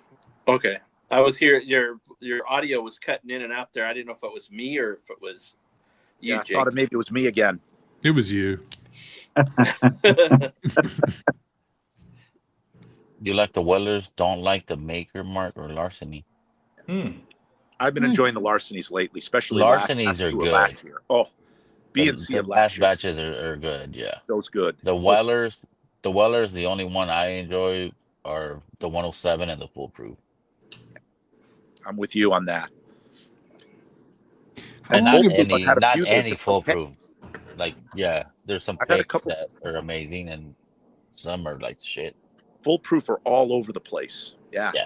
I've had one, I'm like, oh God, I'd easily pay $200 for that bottle and not blink. And then I had another one going, To be fair, pay 50, you know? Oh, Chaz. Cheers, man. It's good to see you. Hey. What up, Fez? Somebody's International. It's gone international. Carlsbad. Somebody's coming from almost summer. The local. Oh, Steinlager. Yeah. You said it's local? Very light hop Pilsner, not too hoppy. So, because I'm going to about to have a. Yeah. Nice summer weather. Or spring It's weather. just, yeah, like it literally is like summer. Like spring's been crap. Yeah, you're late today. spring now. You're almost summer there. Yeah. Really warm today. That cigar package. Guys, you're already in winter. Cracks me up. Got to have that open heart surgery photo on there. Oh yeah. Oh yeah, there you go. It's not a safe alternative. Got to have the native language on there as well. For Somebody was paying attention, they'd highlight you, but oh well. Shut up, Tommy. Give that rights to somebody else. Yeah, it ain't you. I know. Puto. I'm working here. I'm working here, cabrón. Chica. Shut up, chica loca. So that Bourbon Battalion, he's live. So go hit the like over there. That's a link to his. He's on YouTube Live? Yes, Yeah, Tommy. he streams a couple He's platforms, doing dual. YouTube and, He's doing, Instagram. Insta and YouTube, yeah. Bourbon Italian? Yeah, Bobby Bourbon Battalion. Bourbon Battalion. Battalion. Oh, Battalion. I thought he said Italian. He is a Bourbon Italian would be a good channel, though. That would be a good time. I'd get into that. So yeah, go hit the like over there. Give that guy some love too. He's another big cigar guy. Oh, they have their own cigars too. Yeah, Battalion Cigars. Battalion Cigars. Yeah. Yeah, I'd invite you guys to check them out, man.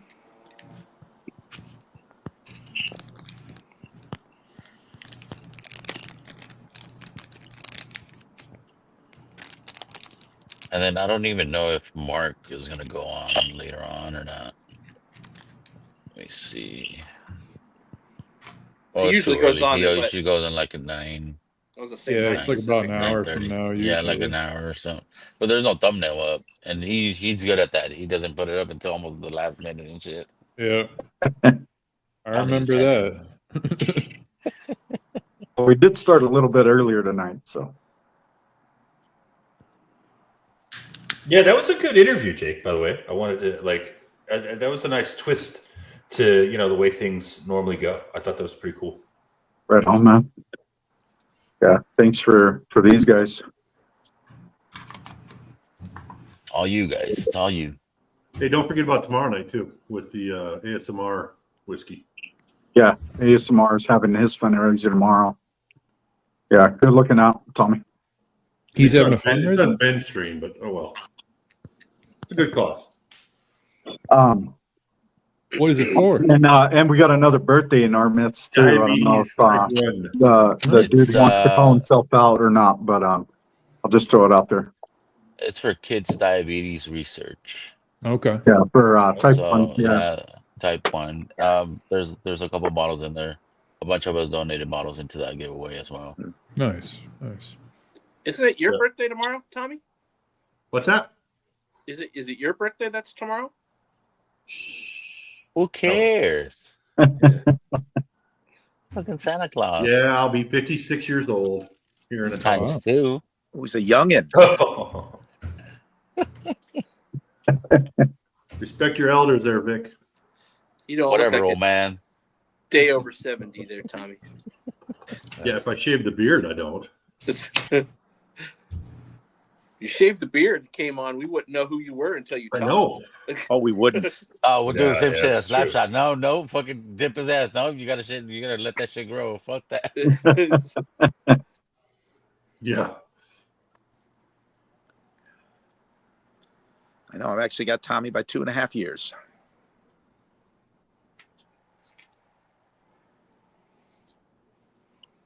Yeah, there's some good bottles in there, man. I want to get in there myself. Yeah. I think I look like Jerry Black in this picture. The younger one. Oh, dude. Yeah. A little bit. Jesus. Good Lord. That's when he was 57.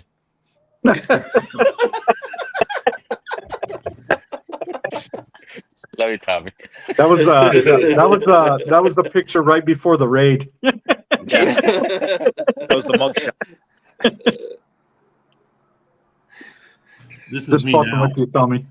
Yeah. Oh, there you go. Yeah.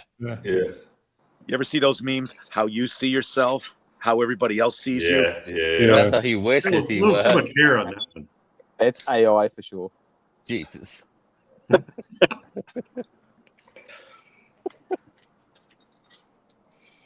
There's a great. I thought about getting it cut, but I don't think I'm going to get it cut until I go to Japan. There you go. Thanks, Joey B. Thanks, John Cloud. Thank you, Whiskey Nose. Tommy dumbass, nice. That's not very nice. Way to go, Marty. You doing anything special for your birthday this weekend, Tommy?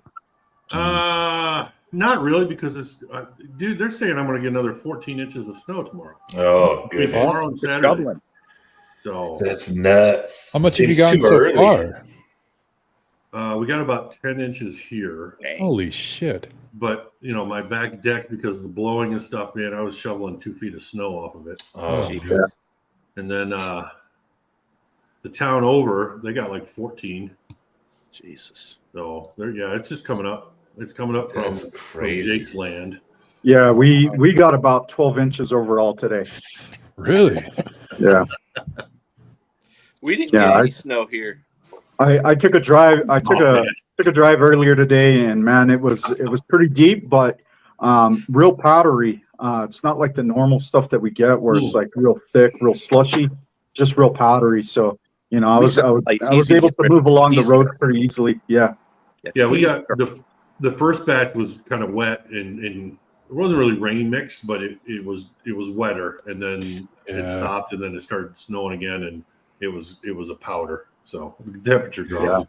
Yeah. I think our snow is going to leave our area. Yeah. It was the Miami. What did Ed have the other night? Miami snow. Miami snow. Coño. Dale. I don't know. Yeah. I'd say that's the one thing. One of the several things that I'm glad about moving away from the Rockies is that early ass winter. Too early for me. Too early and too long. Yeah, you guys used to get hammered where you used to live, huh? Yeah, no, we would have got the same shit. Yeah, I mean, it just it would be winter before Thanksgiving, and it would stay that way until April, maybe even early May. I'll take the Chicago. Growing up, once the snow hit, it didn't go away. This shit will probably be gone by Monday. Melted. Yeah, Donald, it's warm here too. It's not record warm, but it's noticeably warm when you go outside. My temp out here. Let's see. Should I put a Facebook post of my back deck in the snow, and then Klein, he posted on there. Yeah, I'm going golfing Friday. No, and he's in Michigan. SoundCloud. Deeper. But that's only when he clears his deck so you can see the 10 inches. Yeah, Jerry, I got a garage, but the lady gets to put the car in it. My car gets to sit outside. But 25 degrees here right now. Our low is 21. Tomorrow our low is supposed to be 17. Yeah. Temperature's gonna be off. We're at 68 right now. I know at 60. Oh, you guys are probably cold. Ed and Vic are probably cold at that. I got my heater on, bro. Well, the wind died down, so it gets cold right after the Santa Anas. Yeah. Thoughts and prayers. Yeah, dude. Cold. It's fine. We renovated. What's cold? We renovated. Well, you got the heater out there? Oh, you got the 72 here. New top. Yeah, I got the new fucking top. No, my shit got destroyed yesterday with the wind. Did it? Yeah, he's topless. He's topless tonight. No. Oh, you got a new one? Oh, nice. Yeah. Oh, there you go. Nice. Yeah, the company actually is here in Cali. So is that like in Artesia or Buena Park over there, right? Oh, Monty. Oh, okay. Is it canvas or? Which one is that one? Oh, the Copper Sky. Yeah. How you liking it? Right. Oh, there you go. Finished in a stag barrel. Oh, nice. Oh, nice. Yeah. Beautiful. Sample. Well,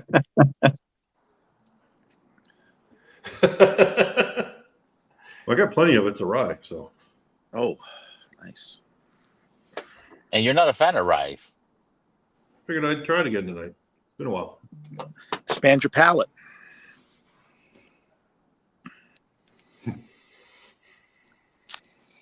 Oh yeah, that's Euromax. I think it's That's called right. Euromax, the brand. Oh, okay. See, like this one, I bought it at Costco, and I went to their webpage, They sell it for fucking way more than what I paid for it at Costco. Like at least $100 more. Yeah, I saw So, that shit, dude. so I I was like, reached out yeah, to them. I damn. called them up and I asked them. I mean, like the top, it came out almost to $100. It was like $97 with tax and shit. And if they go like, if you come pick it up and you pay cash, there's no taxes. I'm like, yeah, well, I don't have cash. Fuck it, I just bought online. The wife works close to there, so she ended up going picking it up and just bring it. Nice. So that's what I was doing earlier, fucking putting the shit on. But yeah, it feels. So you weren't even topless for 24 hours. Fuck no, yeah, yeah, because they got. I'll show you how the fucking shit. How the fuck did you just go out? I'm not impressed with these cigars, by the way. The wife got home from work yesterday, and this is what she sent me. Yeah, Don cigars. Oh my goodness. Oh shit. Yeah. So yeah, it's fucking. I was. Whatever. Fuck it. That sucks, Tommy. It's still okay, but just not impressed. Which cigar was it? Don Bogan. Yeah. Never even heard of him. Hey, Bogan? Yeah, he's another guy on oh shit, what is it? Honor Nash. Yeah, Honor Nash. Yeah, he's a veteran cigar company. Isn't a Bogan like an Australian insult? That's like a Bogan would be like a hillbilly kind of. Well, yeah. We should go to Bobby and ask Tats. He's over there. Oh shit! Hey. Yeah. Is Bogan an insult to you guys? Yeah. Fuck you, Vic. A little bit rednecky. Yeah, a little bit rednecky. Yeah. Yeah, that's the dude's last name, from what I understand. That would sell really well in Australia, even the price of cigars. Like that's Don is in very marketable. And somewhere, and I think his brother is the one that handles the cigars for him, sending them out. That's who I dealt with when the one I got that was all cracked. Exploded. Yeah. Hoser. There you go. Little Canadian slang. Yeah. Hoser. I didn't think Canadians could be that mean. You haven't met Donald? Not in person. Yeah, you haven't met my postdoc advisor. Canadians can be mean. Trust me. Yeah, I used to work with the Canadian company, with the last subcontractor I was with, and it was interesting. I'll tell you though, when they fucking say they're gonna get some shit done, they get some shit done, man. On Bogan. Okay. Oh, that's the name of the guy. Yeah, it's his name. Yeah. Got it. Don, is that Tater Dom's cousin? I mean, they're not bad cigars. They taste good. I just haven't. Cheers, Marty. Be safe on your trip tomorrow. Marty. Cheers, Marty. Cheers, Marty. You know, Safe there's travels, buddy. an average cigar if you don't pay much for them. You know, like I have a few that I get for golfing and stuff that I can just give out. But if you're paying, I paid $60 for 5 of them or something like that. So, hey, and then one was trash. I think because of how they mailed it. It was just in a bubble wrap. And then is it a sampler pack? Yeah, I guess a sampler pack. Oh, so and different. Then he sent me a couple, couple replacements. One was only bad, but he sent me 2. So they're all different then. That's different. Yeah, one was kind of like a hooligan. That's why I wanted to get it. It was the some multi-wrapper. could be a lot better than others. Okay. Barber pole. Barber pole. Barber pole. Those are nice. And I've been smoking on this Soul Collector. It's pig style, probably for about an hour, and I still have that much left, man. Yep. Nice. It's good burn. This belly. You get the pack Oh, name. man. That's nice. I'm enjoying it. Oh no, yeah. I got it. I got it fixed, buddy. Thank you. Appreciate that. Yeah. They can fucking throw obstacles to us. We still fucking come back up. Fuck it. Tell them. Sock check, fool. Yeah, no, I thought Ed was gonna like, hey, bro, I got a canopy you could use for now temperate. Nope, he didn't offer shit. Well, the Okay. one I had, dude, mine's not much better than yours, but mine's like 11 years old. Just fucking Yeah, with those you, bro. those things get beat up pretty easily, man. They're, you know, like it's just the nature of it. But like, So yeah, I these was guys, looking for one that I had. actually, they have different. Like, there's the premium allegedly because of the framing, but the regular standard one has the same canopy top. It's just the frame is a little bit cheaper quality and shit. Thinner. Yeah. Yeah. I was looking But- online actually, and I found one that seemed kind of cool. It was more round. Yeah. But it has the mosquito netting that you could, you know. That's zip what I up. was. I think they sell that too there. They have a bunch of accessories for the shit. Oh yeah, they got all kinds of shit now. They got like hanging accessories and fucking Yeah. do all kinds of shit. Fucking, there's one that you can set up like a fucking cocktail bar. Mm-hmm. I don't know if that one's particular, but yeah, I've seen them. Seen like the kits. Yeah, I was thinking of getting that little bar at Costco, the plastic one. Oh, yeah. I've seen that. My fat ass won't fit in there. Though, is it like the shed? Yeah, the it's little like a bar shed. Yeah. Yeah. The she shed. Yeah. Actually, it's just this whiskey's pretty good with this cigar. What do you got? Oh, the rye. Oh, the corporate, the Copper Cooper Sky. Sky or whatever. Yeah. It's MGP, just finished in the stag barrel. Can't go wrong with that, fast. You can't go wrong with that. Yeah, that's my speed. The 95.5 with the MGP rye in general. Whatever I'm the a fan blend of is. MGP rye.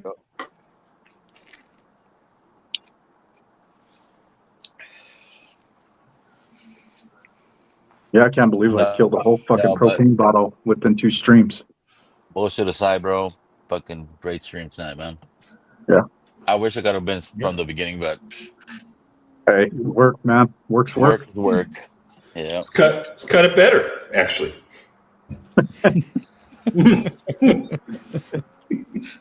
It was nice seeing you, Lawrence. I was I know, I was gonna say the fact that I'm still here is stunning, man. It's Fucking just, bring us down to earth. Bro, I'm gonna take your Mexican card, fool. So bad. No. Vic's on the iPad. He's No, probably no. forgotten how it. I know. He probably doesn't know how it works. No, I don't. Oh, there we go. Back of the bus. Hell, Vic wasn't even on, and he sent me to the back of the bus. Yeah, I saw that. I noticed it. I thought that was pretty funny. So your desktop was not outside when they went through. No. My desktop, I take it in every day. Whenever I bring it out, I'll fucking pack it and put it back because I have a bag for it. So I'll just put everything in the bag and fucking take it back in. The only shit that was out here is the charger. Oh, the plug.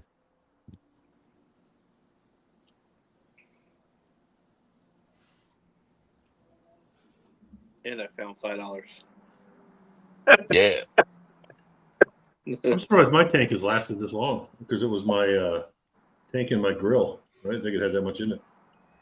So if I ever get a pick done, I'm either gonna have to do the sock check pick or found $5. $5. Yeah. No, I think the sock check, fool. Yeah, the sock check. Yeah. And do a fucking tater sticker with your fucking sock right there, fool. Yeah, exactly. Get a couple fools and then you squatting down with your fucking sock checks. Yeah, with holding Glencairns. Holding Glencairns. Not the 40s. Fuck that. Yeah, shit. not the 40s. Glencairn. Yeah, the Glencairns. Classy. Yeah, that's it. Yeah. And then Ed got to be up front. He'd be the dude in the back like this with his head up. There you go. Imagine that shit, man. Barbecue holes. Híjole. Yep. AKA Miklo. Oh my goodness. That's Miklo who you're a dick. See, I From what can't even on the get mad because I outside. don't even know what the hell that means. So, Blood in, ignorance blood is out. bliss. You Yeah, gotta you look at never that you've movie. seen Blood Out and Blood Out, haven't you? No. That's like I thought that was Oh, mandatory in school. Long Yeah. time ago, I seen it.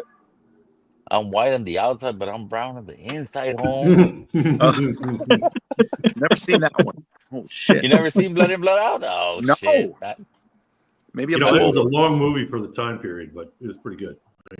Yeah. Hey, Jenkins Crucito. When was this movie? I got to see it now. This was probably early 90s, dude. 80s. It was the 80s? Yeah. 1993. Okay, it was the 90s. All right. Shoot, I should have been able to see that. That's all right. You're almost 56. We'll give it to you. He forgets It all stuff. starts to blend together. I thought he was 58. I'm older, Ed. You're turning Tommy about 3 56 or years. 58, Tommy? 6. Oh shit! Like 2 years. Like 2 years, such a big difference. Damn. That was Man. I'll be 60 in a year and a half. So.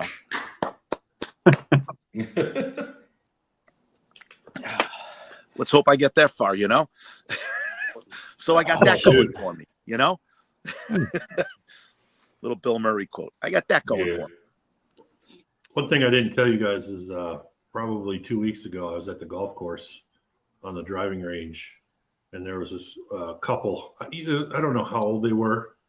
They could have been my age. They could have been, Peter's age, a couple years older, whatever. It was a guy and his wife, and he was teaching her, and they got done, and they decided, all right, let's go over to the putting green to basically, work on that. Because he's like, that's where all the money is, honey, and all that.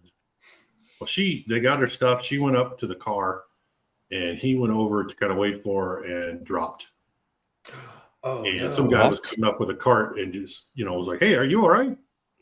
And I don't know if he lived, but they had to call the paramedics, and, they were doing CPR on him. He was just going. I guess, according to the people that worked there, they did get a pulse, but they had him in the ambulance. So that's all I know. Huge. But I was just like, motherfucker. So I keep thinking about that. So like when I was shoveling snow today, I'm thinking, that's all I need to do is just drop. Yeah, you gotta be careful, man. I mean, because he wasn't huffing and puffing. He didn't look tired. He was just like, all right, let's go, and I turned around and he's on the ground. I was like, oh shit. Yeah. See, who knows? That's why I walk everything. I do 18 and I'll walk, except for when I'm in a tournament, I'll walk. Hopefully that'll help, But we had, I have a friend of mine, a guy I work with, really good guy, but he's having some issues with his heart. And last year we went out, basically 2 months after he gets the shot, the jab, all of a sudden he starts developing heart issues. But yeah. So long story short, we're out golfing, and it's like a 96-degree day. He had gone once before. He started golfing again, but he goes, I'm taking the cart. We get there on the 4th or 5th hole. He gets out. He goes over to he has his shot, goes off. All of a sudden he starts wobbling, going down. I'm like, holy fuck, Jerry's having a heart attack. Oh shit. We go run over. He's all lightheaded. And then goes, I don't know. Is your heart? He goes, I just feel dizzy. I go, you all right? And we thought he was having a heart attack. Look over, and I go, wait a second. Jerry, how much you been drinking? I got my water there. It's like, this much is gone from it. Go, what'd you drink this morning?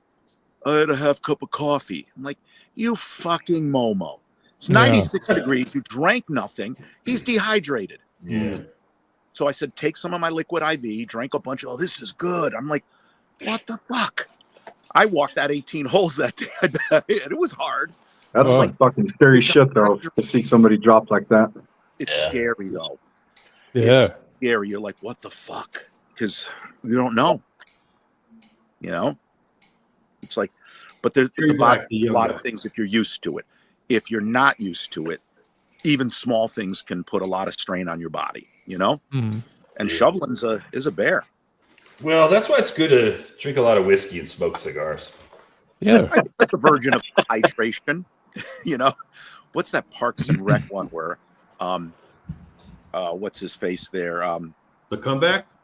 No, the Parks and Rec, where you got Ron Swanson. He's got Ron a cold. Swanson. The nurse goes, "You need to hydrate." He goes, "I'm hydrating." And he's drinking Lagavulin 16. Yeah, he pulled up the log of I'm 15. hydrating. She goes, "Okay, for the sake of health." He added an ice cube. I added water. There, I added. She goes, "No water." Okay, he puts an ice cube in. That was great.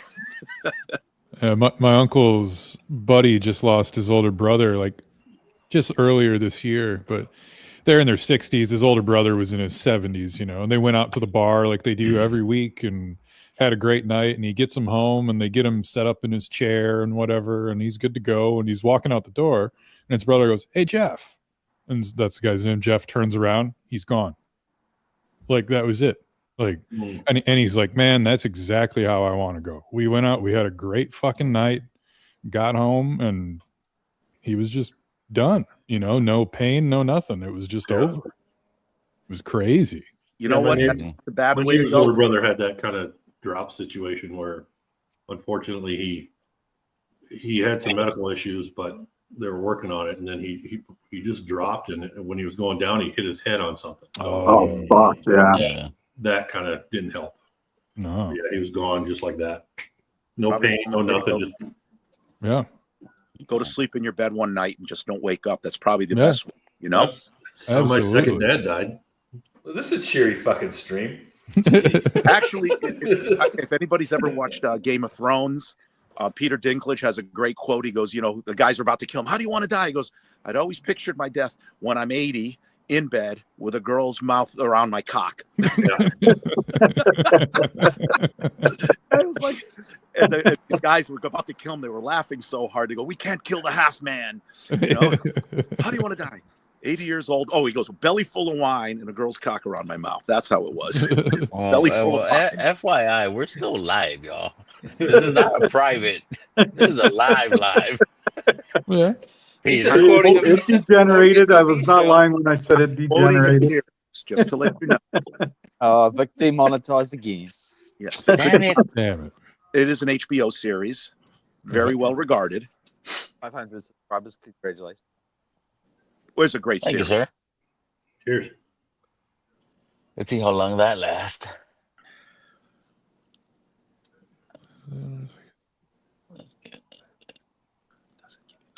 Yeah. There you go. Because Because you need what? You need I what? feel like it's missing something. Is that the whole quote? Yeah. God doesn't give you another day on earth Absolutely. because you need it. He gives you another day on earth because you need. You need what? That's a good question. Do you? That is the question, huh? That is Yes. the question. Yeah. That's pretty. Because that's one thing. Can't avoid it. So while we're here, enjoy what time you got. Drinking good whiskey, smoking good cigar. Mm-hmm. I know this is a rye because it's attacking my tongue. Ugh. What up, Commandante Lou? Commandante. Commandante Lou. Cheers, man. $7. You clearly don't know how YouTube money works, man. I have no idea, bro. 7 Nick, are you cents. still over would be 500? fucking- Yeah. I'll be a baller, bro, with fucking 10 cents. Yeah. No Oh, shit. 502. Yeah.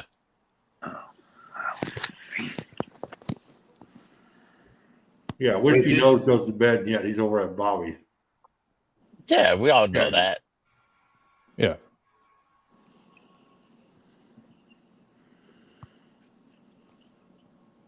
Oh, there it is. Because somebody needs you. Yeah. Okay. Like it. Yeah.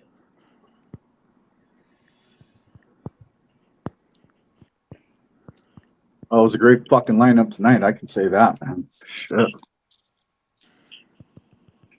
Yep. Yeah, I haven't had any whiskey or beer in a week, man. Oh, nice. Well, no, just because I had stupid. Yeah, the vertigos. Huh? Oh, yeah. Yeah, you don't want to be drinking on that. Oh. Nah, yeah. No need to make it worse. No. Yeah. Or it might balance it out. Yeah, maybe to leave Yeah, it maybe. out. Right. Yeah. Cheers, coming. Get the room, It's drink enough so the room spins in the opposite direction. Right. It and kind then of balances itself out. Oh, man. What was it? Last Maintain a weekend. BAC of 0.12 or something. Yeah. Last weekend when I was jumping in between Vic's stream and one of the veteran streams, I had a good bit to drink, and I woke up Sunday morning and fucking room was still spinning. I said, "Nope, not time to get up yet." Went back to sleep. But I'll tell you, Lawrence, that vertigo's nasty. Not to diminish it, but there's actually a funny vertigo story. A couple of years ago when I was coaching, we had we were sitting here going into a game, and all of a sudden, trainer comes up to us and he goes, we're getting problems with Billy. I think he's got a concussion. And we're like, we're just doing stretch for warm up. We haven't even done any hitting. How do you get a concussion during stretch? And he had never had it before. And then it turned out we had no clue. One of the assistants was even starting to, what the hell's he doing? And we had no idea. We just said, okay, I went up to him because I knew the parents well and said, just take care of him. We'll figure it out. Turns out he was gone for like 3 weeks with vertigo, with the rest of the year. And it took him 3-4 weeks. And you're like, wow. Yeah. No idea. I've no clue how this happened. Like I had a vertigo attack, like, I don't know, years ago during my postdoc. My wife and I did my postdoc in Brooklyn, and I think we were somewhere in the city, somewhere in Manhattan. And it came on like with this vertigo thing, but like I was gone within like an hour. But this like woke me up like early in the morning, would have been like Sunday morning. I started to spin while I was sleeping, and it was enough to wake me up. Oh. And it just finally today is the first day that I felt like, I'd say I'm like 95%, which is dramatically better than what it was. So Vic, no you healed clue. him. What's that? Vic healed you. Yeah. Were you constipated? I was not constipated, but thank you for asking it. That wouldn't help it either. But no, in fact, the opposite, because when I get nauseous, like, I would need to go. So, my old man, Lawrence, going back to my old that man story. about 10 years ago, he used power tools with like no hearing protection, like fucking school saw, big loud sound very suddenly. He had 2 weeks of vertigo from that. Oh, just the loud, damaging sounds like really quickly, and that stuffed him for 2 weeks. He had. I think it's one of two things. I think like I had some significant dental work done, right? And like she was really like getting in on my gums and stuff. And I wonder, I had some soreness and it wasn't feeling great. And I wonder, it was on my left side, which is where the vertigo was happening. I wonder if that was a connection. The other thing too is sometimes. Yeah, right. I did, right? So it could have been that. And then the other thing is like sometimes I have a fun car. And I will push it a lot, and I was doing that too. So I don't know. It could have been like the G-force of like, because we were out in Wisconsin not that long ago, country roads, and I was just like putting it in Sport Plus, just going for it, right? But I don't know. But I'm feeling good now. It was enough for me to like. I didn't teach on Monday. I canceled all my classes on Monday, and I've never done that, right? What kind of Prius do you have? Prius, yeah. I got a Prius. Yeah. I got some hydraulics on it. I got a little hydraulic action going on my Prius too, I've put the RAV4 in sport mode before, man. Yeah. That's right. It's a hybrid, so it gets cooking. Yeah. It's got some torque. Yeah. Prius. Yeah, there was one time, it was like back in 2015, I got this, it was diagnosed with cranial palsy. Ooh, wow. And it was weird in the fact that it had only affected my eyesight. I mean, I was having a lot of headaches at the time, but it was, I couldn't, if I looked straight ahead, everything would just be blurry. It was like, it was all weird. But then if I looked to my side like this, like if I just spun my eyes, it went away. And it lasted for like a month or two. So the whole time I was talking to people, I would look this way and have to go look kind of sideways. And at first, my bosses were like, "What the hell's wrong with you? Why are you looking over there?" And I had to explain it. He's like, "Oh shit!" And it was crazy because I didn't know what it was. I had to look it up, and it came up like that. Went to the doctor and said, "Yep, that's exactly what it is." And it was just weird. Like if I looked straight ahead, it was like I was seeing double, and it was the weirdest thing. That's weird. I've never heard of that. Yeah, that's nuts, man. the shit that our bodies go through, you know, but at the same time, they fucking take a lot of damage too. Fucking nuts, man. Yeah, yeah. That's crazy, Ed. I mean, the thing is, you're already kind of creepy, right? So that's Holy Oh, shit, you're dude. side-eyeing everybody That's all good. day. come on. I'm just teasing. Fucking Yeah, I'm Lorenzo's gonna on a roll tonight. Shit. I'm gonna check out for about 30. Oh, happy birthday, Tommy D. I'm probably gonna leave pretty soon, so I just want to say happy Appreciate birthday. it. Appreciate it. I'm gonna Happy move birthday, inside, Tommy. let the dog go Happy outside and all birthday. that. All right. It'll take me a half hour to dry him off and get all the snow off of him. Oh yeah. So, all right, see you later. Right. See you You're later, drying them Tommy. out like Dan Cookie, right? What? You're not drying them the way Dan dries Cookie. No. Oh, okay. How does he do that? What? I'll Whatever. tell you later, Tommy. It's turning out to be a good night. You gonna be on for a bit, Vic? It's up to y'all. I was gonna go in and give me a little bit of dinner and come back out, but Handle. right on, man. Yeah, I'll check in with y'all. See if you're All right. still on there. All right, see you. No, I'm out for a bit as well. Hey, Jake. Mm-hmm. 11:30. Yeah, I got to work. I got to go back Allegedly. online. 10:45 Tonight? Oh, shit. Yep. So minimize the whiskey drinking. Define minimize. Just a couple pours. I'm finishing up a sample pour of the Old Forester 1924 Tater Don gave me. It was good. It's good. It's not I bad. like it. Nice.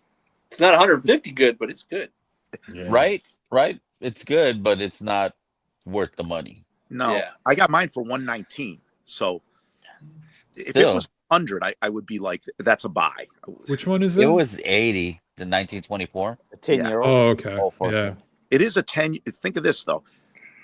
Birthday bourbon is usually what, 10 to 12 years, and they go Yeah. for 200. Yeah. Yeah. And this is 10. It's not much lower proof. It's 100 proof. Is it as good? The two birthday bourbons I've had, this is better than one of them, I thought.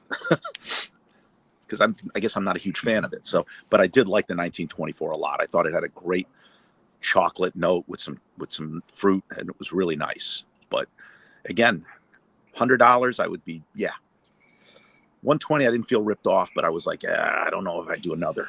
But I mean, the couple of 100 proof barrel proofs that they do, like I like those more than I like this. The single barrel picks, right? The single barrel, Yes. single barrel. That's the ones I want to get. Oh, I haven't seen any around here.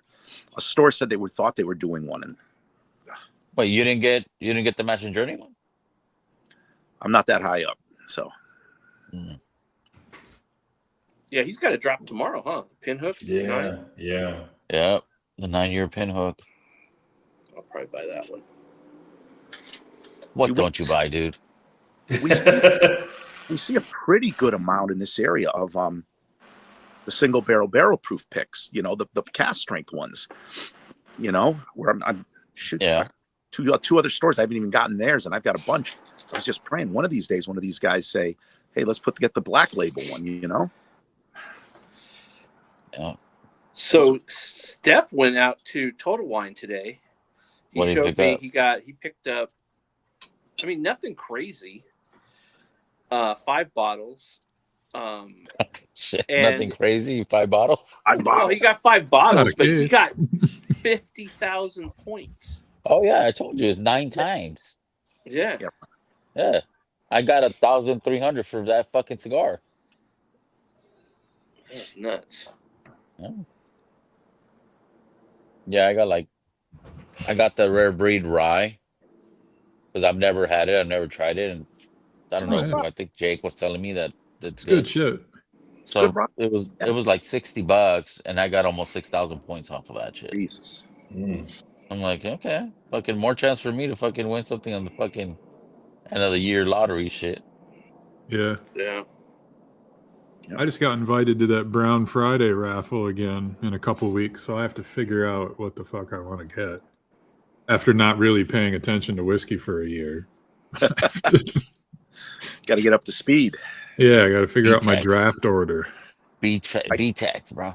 There are no B-Tex. I've got one Saturday, and there's probably 25 bottles that are good. And after that, I'm like, that they're interesting. There's like 50, 60 people in it. So I've got a 50-50 chance of getting something decent, at MSRP.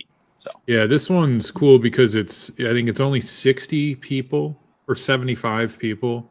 And there are like 165 bottles. So you're guaranteed to get something. Yes. Most people will get 2 things if they want. And, That's cool. Yeah, it's cool. But I don't know if they don't get BTAC or if he just saves them for like people who spend a lot of money in his store. But everything else is there, birthday bourbons and Parkers and shit like that. Like that's all in it. That's what I heard the Parker's 14 is fucking a banger. So yeah, the Parker's 2024. Yeah, and that's a malt, isn't it? It's a 14-year-old. Yeah, supposed to be good. Yeah. What up, Guns? Oh, guys. T-Rob. How y'all doing tonight? Chilling, bro. Yourself? Good, man. Caught a little bit earlier at the gym. I went a little late tonight, so I didn't get home till after 10. That's okay. There you go. What you sipping on? Oh, yeah. Little James E. Pepper. There you go. Decanter. Yeah. You know what, Vic? The next cigar day, I'm pulling that out with cigars. I think that's a great cigar whiskey. Yeah, it is. Yeah, I do too, man. So, T-Rob, is your neighborhood infested with monkeys? Yeah, they got out of a lab or something, right? I did see that earlier tonight. Yeah. 43 monkeys. Yeah, they claim they're not infected with anything, but Oh shit! Yeah. Yeah, Oh my They got a goodness. secret laboratory down here. Yeah. I mean, what the hell? Back in the woods. Yeah. They had to lock that down, man. I mean, what on earth is going on in that lab? Hey, listen, everybody, don't worry, but listen, some monkeys from the lab have escaped. And look, we need you to shelter in place, but listen, no big deal, right? Everything's gonna be fine. Just don't leave your house. I saw the movie Outbreak. That's how it all started. Right. Yeah, exactly. Come on. Have we learned nothing? Right? Give me a break. Come on. Well, 2 days after the election, is that how convenient. We know one Monkeys thing: on the the loose. last really bad pandemic probably started in the lab. Yeah, that's my point, Peter. Yeah, that they denied, but let's be real. It At probably 25, your batch is 4. I got a batch 18. So I want to say, probably. Yeah, probably. Probably. But probably, yeah. Probably, possibly. I thought Jon Stewart said it best. It was one of the best things. He's like, if you were, if you were in a town, in Pennsylvania, near that had a factories called Hershey, maybe they make chocolate. Well, the first thing I heard, it said they didn't say lab, they said from a facility, and I'm like, what did T-Rob do? Did he leave a door unlocked or something? What's going on? Isn't a lab a facility though? Another word for it? Well, no, then I heard lab later on, and I'm like, well, okay, T-Rob's off the hook. Yeah. Well, it's funny because that area, it's in the middle of nowhere. I mean, most people don't even know where that town is, and it's the perfect way place back in the woods. So it's the perfect place to grow genetic monkeys. Yeah. Well, here's one for you. Exactly.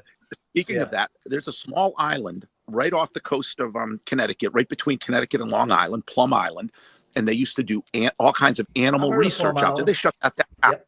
So here's the thing. They did that, and right before they shut it down, all of a sudden they said there was an issue with, all of a sudden there was a big scare on something, and nobody said what. And then 2 years later, a certain disease named after the closest town in Connecticut to that island Lyme, Connecticut, East Lyme, Lyme disease. It's one of those things that's really coincidental that they're doing all these experiments that nobody knows about, and the closest town to this island gets the first reported, the East Lyme. That's why they call it Lyme disease. Yeah, I started out at an animal lab as a researcher, but we never did anything crazy like that. Yeah. It makes you, you think, like we said, have we learned anything? No. Yeah, no, we haven't. Biggest threat to the humanities ourselves sometimes, the stuff we want to protect you for the next pandemic with the one you're going to start, Yeah. Yeah, we got one coming down the pike. We got to get you ready. Yeah. Jeez. How about we don't, we just let our natural immunity take it, and stop blaming some poor Chinese guy allegedly eating weird food that they, in a market that didn't happen. Oh yeah. Pangolin or something. I don't know. I believed it. Have you ever been to any of those markets in China? It is some crazy. Yeah, but it's been that way for 10,000 years. Big open air market. 10,000 years. Zombie apocalypse is going to start from there. They got any animal. If you could put it in a cage. Yeah, I'm that's laughing. Probably. I got my ears.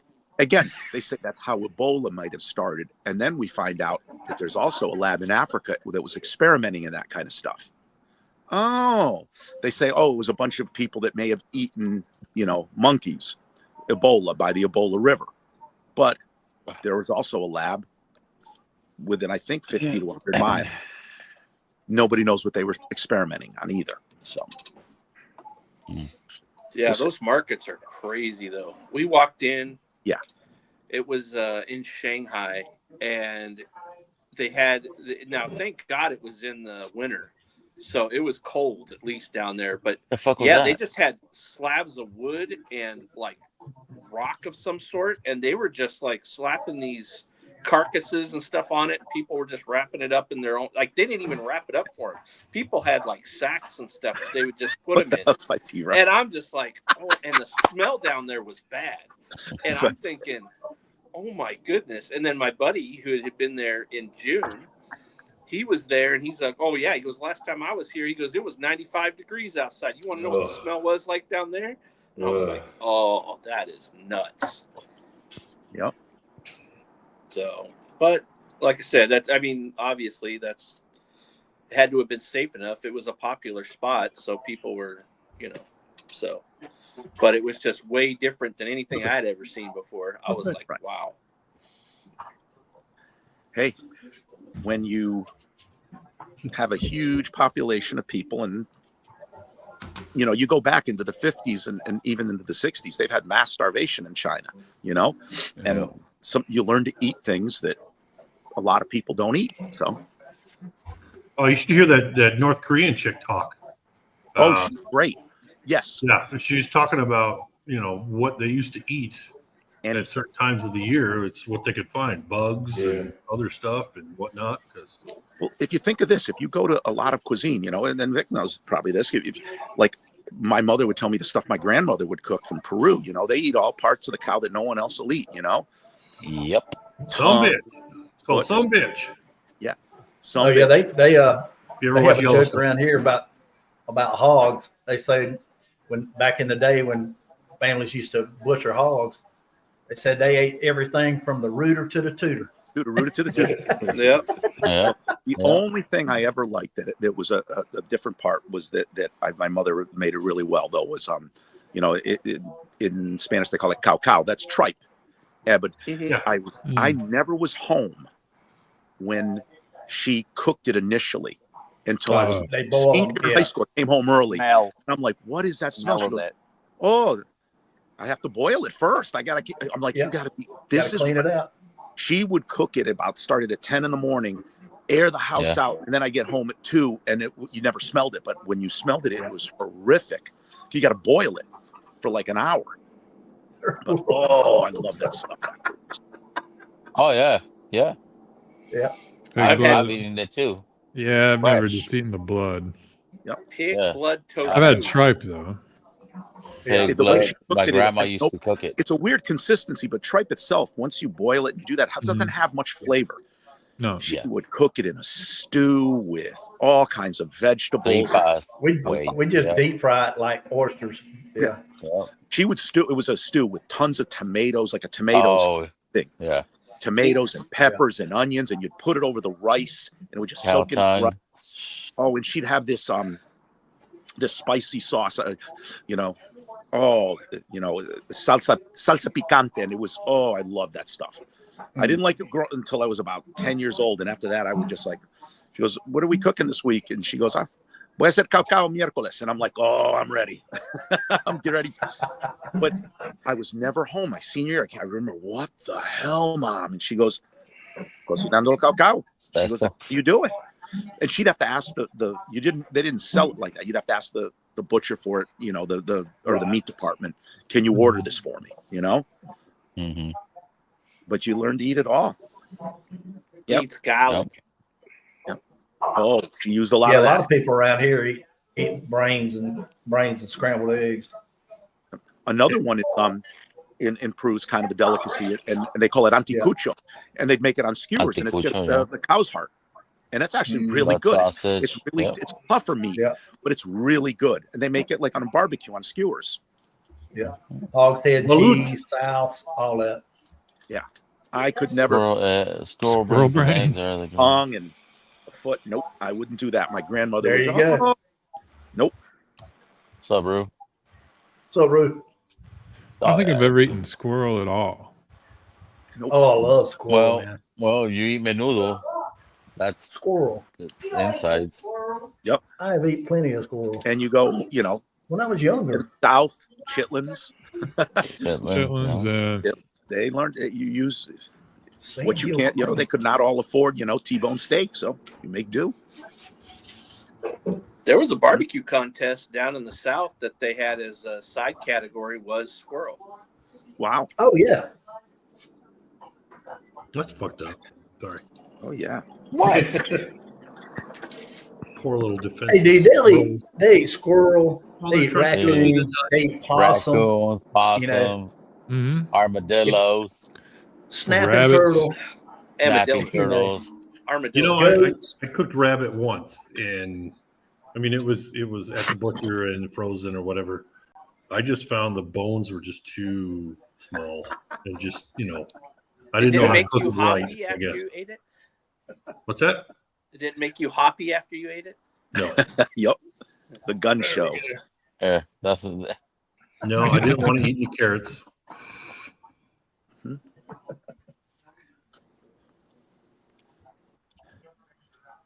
It's funny. Jason on the stream was talking about he had a rabbit that his grandfather cooked, and I had a similar story with my grandmother when I was visiting her when I was like 8, 9 years old. We had a rabbit and we called it Pancho. We'd play with it all the time, and one day Pancho was gone, and my grandmother thought we ran away. I found out 10 years later that that the stew you had the next day was Pancho. They never told me. They put Pancho in the pot. He goes, oh. I have that horse, and it was all right. He goes, oh, he ran away. And then my mother said, oh, you didn't know you ate Pancho. I ate Pancho. He's a little white rabbit. Oh, no. They never told me that. Go around there for Sunday night roast, like serve up the pork, and then like shoulder tap me and just go, oh, don't tell the kids, but like fucking Doris. Like, the pig just happened to be executed, and there's like 8-year-old and 5-year-old. I'm like sitting there going, yep. Why'd you tell me this? Yeah. Don't say anything, but we're eating the fucking family. I'm not that crazy, but pig. I grew up on a lot of liver too. My mother would. Oh yeah, my liver and onions. That was my dad's favorite dish growing up. My mother tried it, but it was texture on it. The flavor is okay, it's but tough. The texture. It's just tough. And the texture is real weird. Right. But my mom loved liver, but my dad hated it. Like so he made her use a specific pan to cook it, but that was all that got cooked in that pan. That's the liver. It's phenomenal for you too, though. Yeah. Iron and protein through the roof, and almost no fat. It's phenomenal. I don't know, Peter. If you eat my liver, you're going to get drunk. I don't think we could eat any of our livers. I can't eat liver. Not with the damn. I think it's the I can least eat chicken livers, donatable but I don't like organ regular I've got. liver. Yeah. Oh, buffalo. I don't care how good liver is for you. I mean, shit, vegetables are good for you. I ain't eating that shit either. That is literally a filter for all the shit you put in your system for your entire life. Yeah. I think we would all fail a transplant list, you know? Those guys, nope, they fail. Oh, yeah. Not unless you want a fatty one. Yeah. Or we could say, well, we've worked it out. You know, what doesn't That's kill right. us That's makes us right. stronger. That's it. Make it self-regenerate. Mm-hmm. Oh,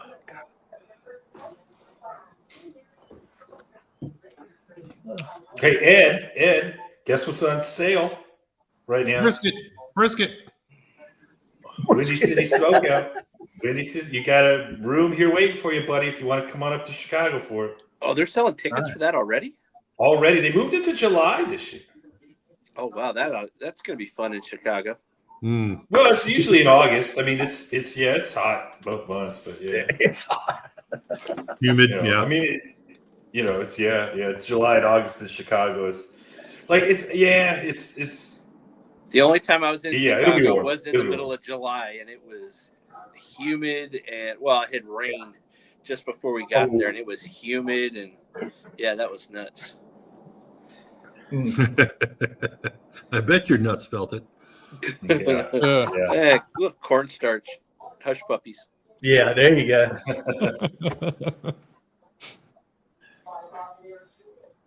Yeah, air and water show is pretty cool too. Yeah, I mean, I don't go down to because it's just a zoo, but like you see like the Blue Angels and Thunderbirds. They alternate every year, and they're practicing all over town for like a week. Yeah. It's pretty cool.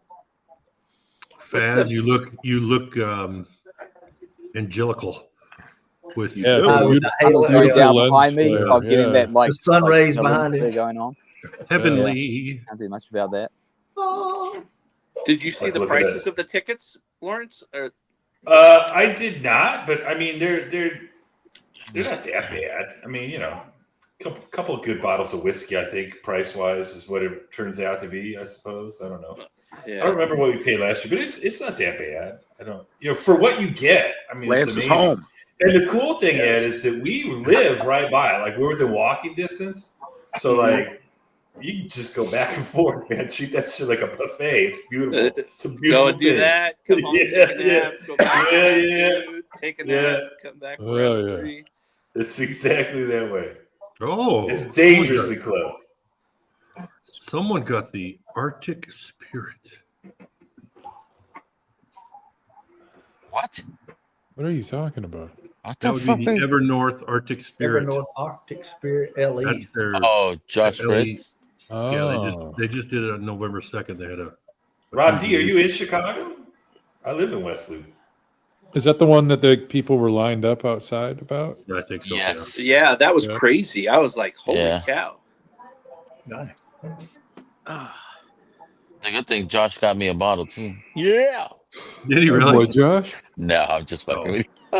I didn't. I was like, sample. I know you were gonna fucking say.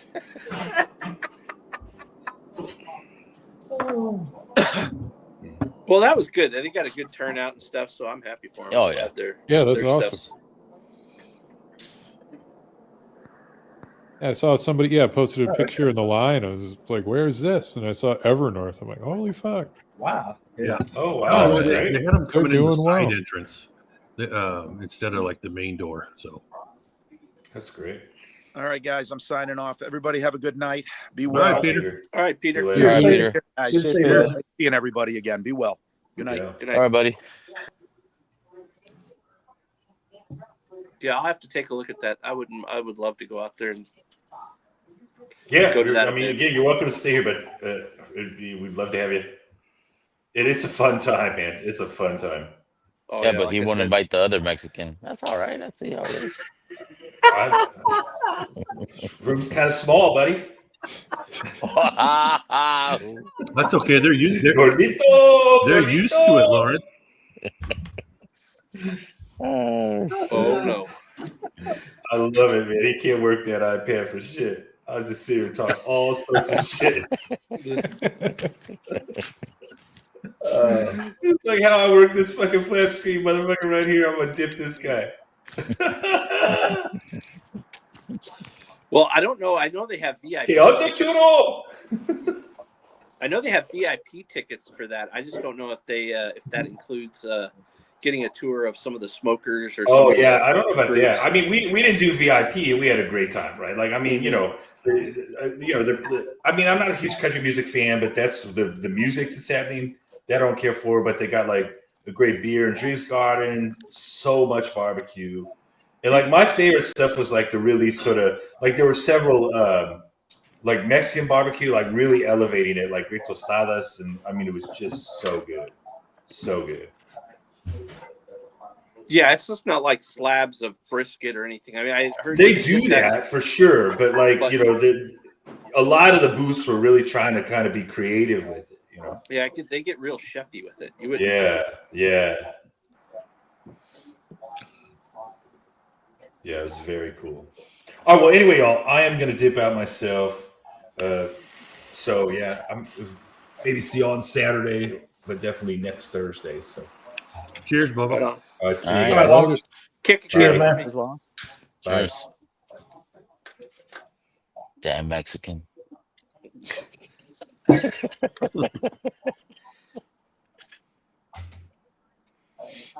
Oh. Hello, John. John Cran. Cheers, brother. Bud. Hey, John. Hey, what's up, John? Is Bobby stuff all done or what? Nope. Oh, yeah. Chris is on there. Cheers, John. Chris, and I have a bottle I need to crack here at some point. So. Oh, there you go.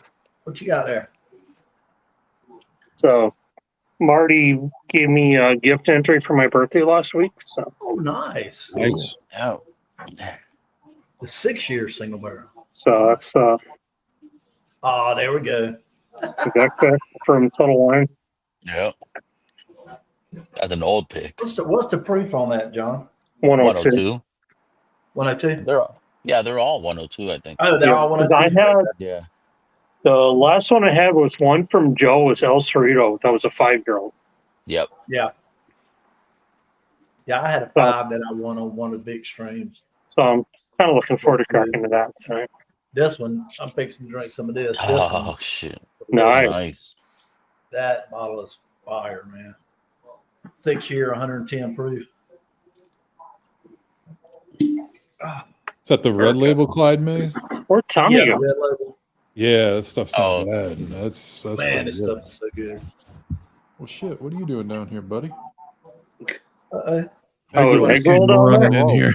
Egg roll. Roll. So Dan, are you going to do the Crumpus this year? Oh, he walked away. One day that we're yeah.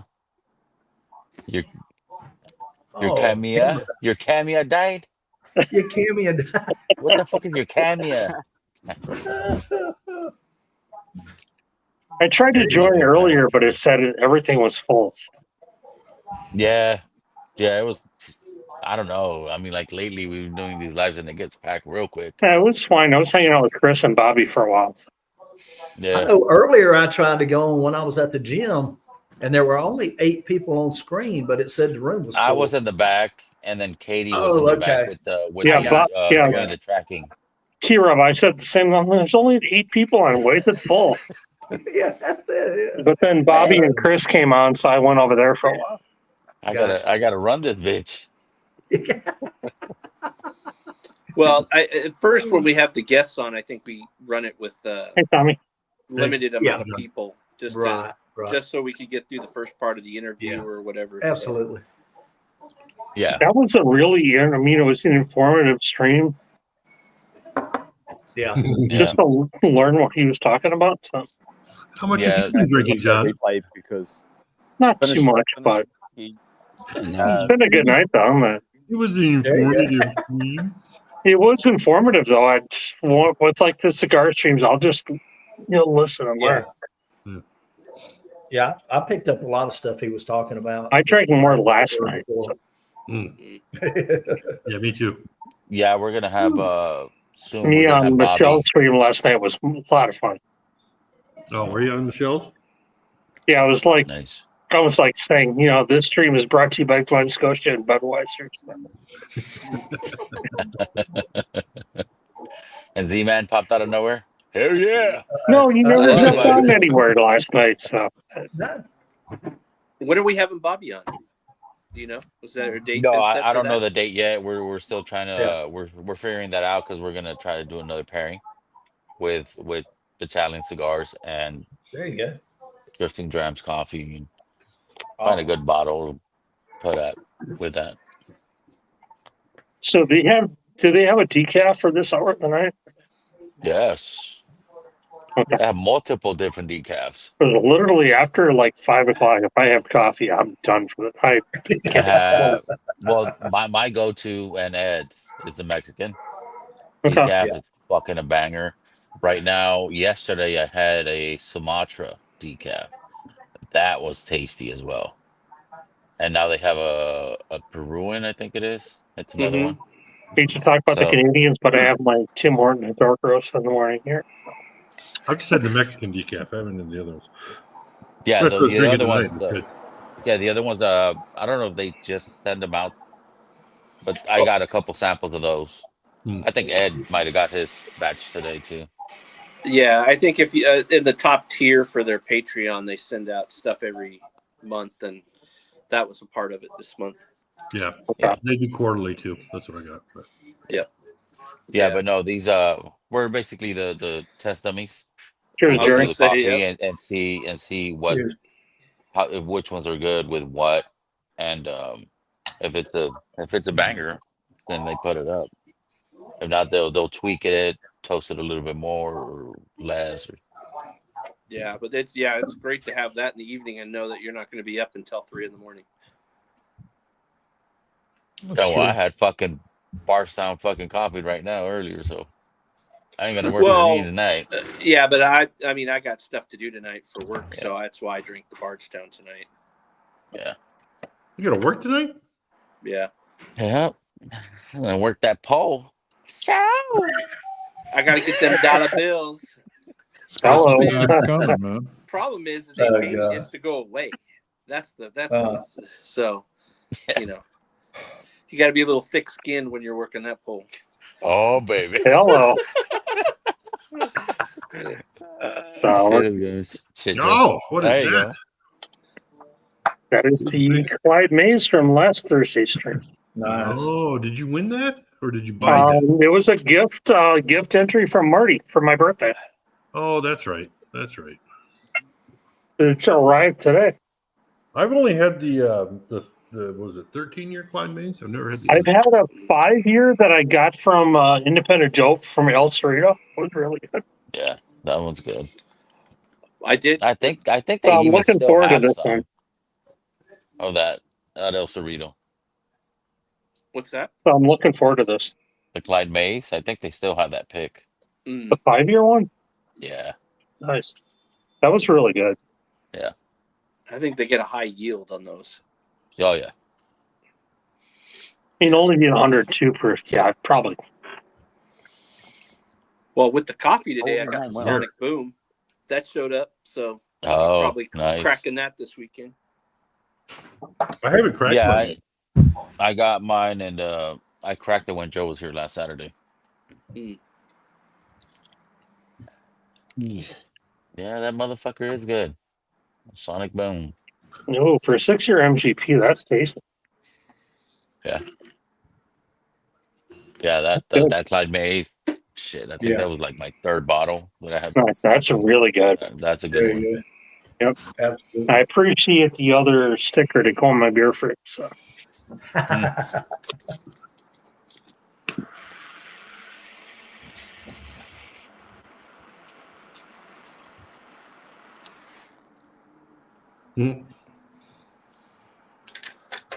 So I got the sticker on the bottle, then I've got this sticker that I'll put on my beer fridge. Nice. Really? Go to bed. Well, I can definitely see why people bitch about trying to get on here on their phones. When I was in the bar earlier, it was locked up. Yeah. Yeah, you got to use like ear pods or something when you're. Yeah, was it a couple hours ago, Lance, when Jake opened it up? And I couldn't get on. It was full. What's up, Independent Joe? Hey, My Joe. laptop, What's up, man? Joe? Seamless. Cheers, man. Here's Joe. Yeah. Yeah, you could tell the difference when you do it on a mobile phone and when Hey, you do it Rob, on are you from the Springfield nuclear plant? You're kind of balling. It was awful. I You was got like, some oh, growths on you there. Yeah, I got this shiny forehead. But I definitely overdid it. I was thinking the neon green, but guys in the bar. Oh yeah, I'm sporting the green tonight. Yeah, we saw you walk I had into a the knuckle humidor and sandwich. shit. I had a padron. I had the one that you guys provided, and what else did I have? I might glow a little bit. My I might father. get light green because we do have some tritium in the lake. So Nice. Yeah, that I'll place feel was it pretty tomorrow. cool. I'm sure. Yeah. How much snow do you get, Tommy? We got about another inch right now. All total is probably closer to 10, but I was shoveling. Damn, it's freaking 50 degrees here. Look at all that fucking snow in the back. Get out the way, Tommy. God I damn just it. been watching the one the weather guy that's been driving around on the highway. yeah. What's that? Oh, yeah. It's cocaine. That's Piles white of cocaine. Yeah. That's freaking, Fucking Tommy Escobar. that's freaking Colombian Tommy snow right Escobar. there. That was cocaine. He'd be a millionaire. Yeah, that was Colombian snow from Miami. What did I walk into? Oh. A bunch of cocaine in Colorado. Oh shit! Cheers, Baz. I haven't seen you in a while. It took me a Cheers, couple John. hours to Yeah. shovel. So Yeah, Friday night's pretty much the only time that I get to get on. Last week, I literally joined the Keep that to stream yourself, as he Tommy. fucking ended. Oh, Independent Joe, I love that crack is whack. Yo. I wasn't showing crack. I got an undershirt on. Who's the new skinny guy in the top middle? Dan, you look great.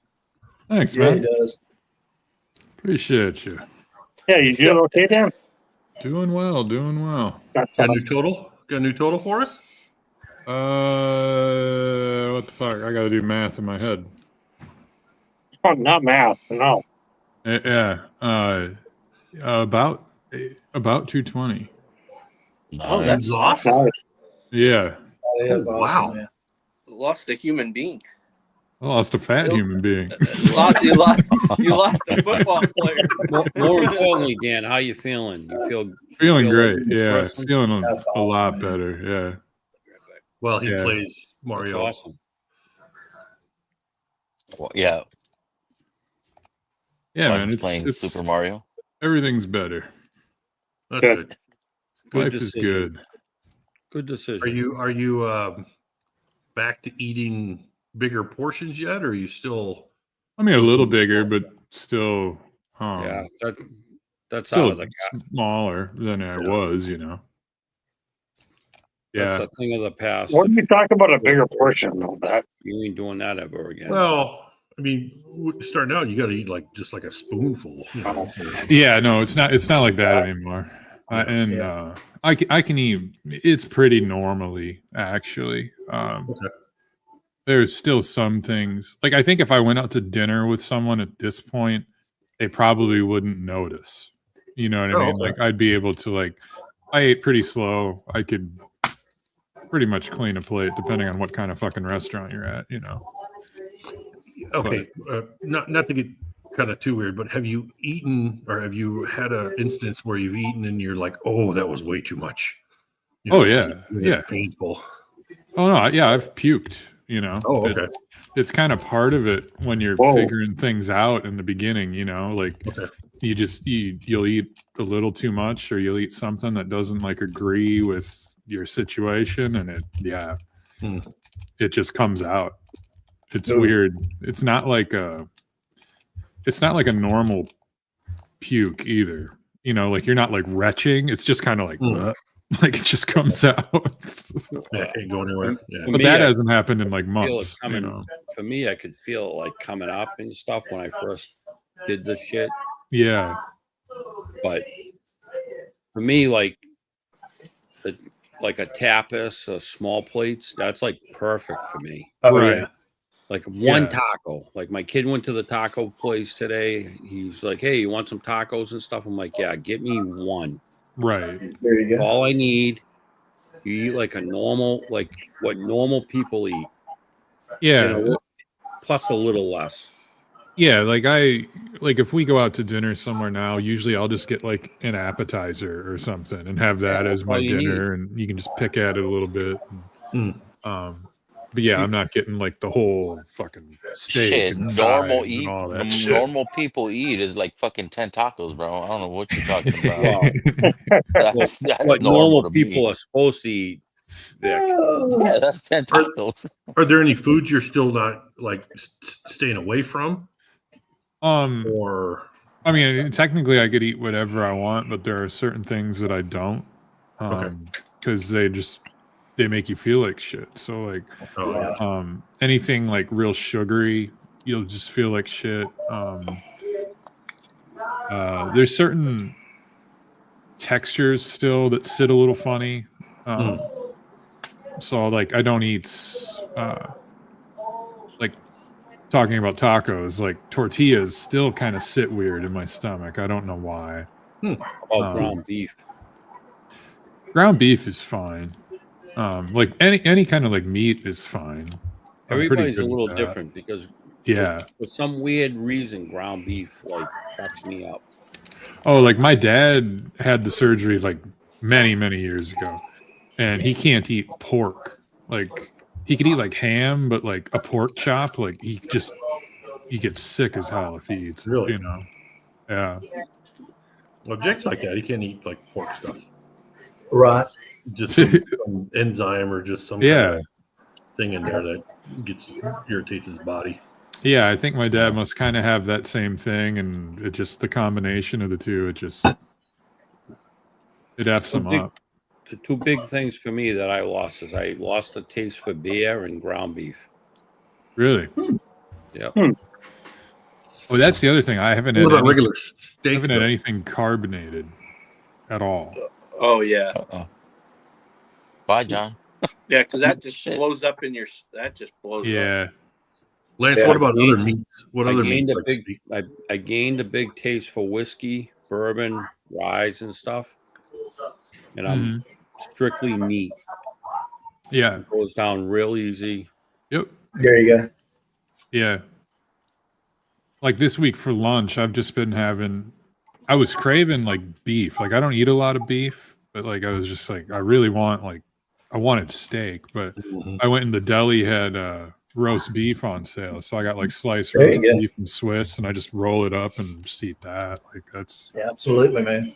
It's hitting the craving right too. It's pretty Yeah, egg roll goes nuts every time I go to the fridge though, because he knows there's roast beef in there. There's meat in there.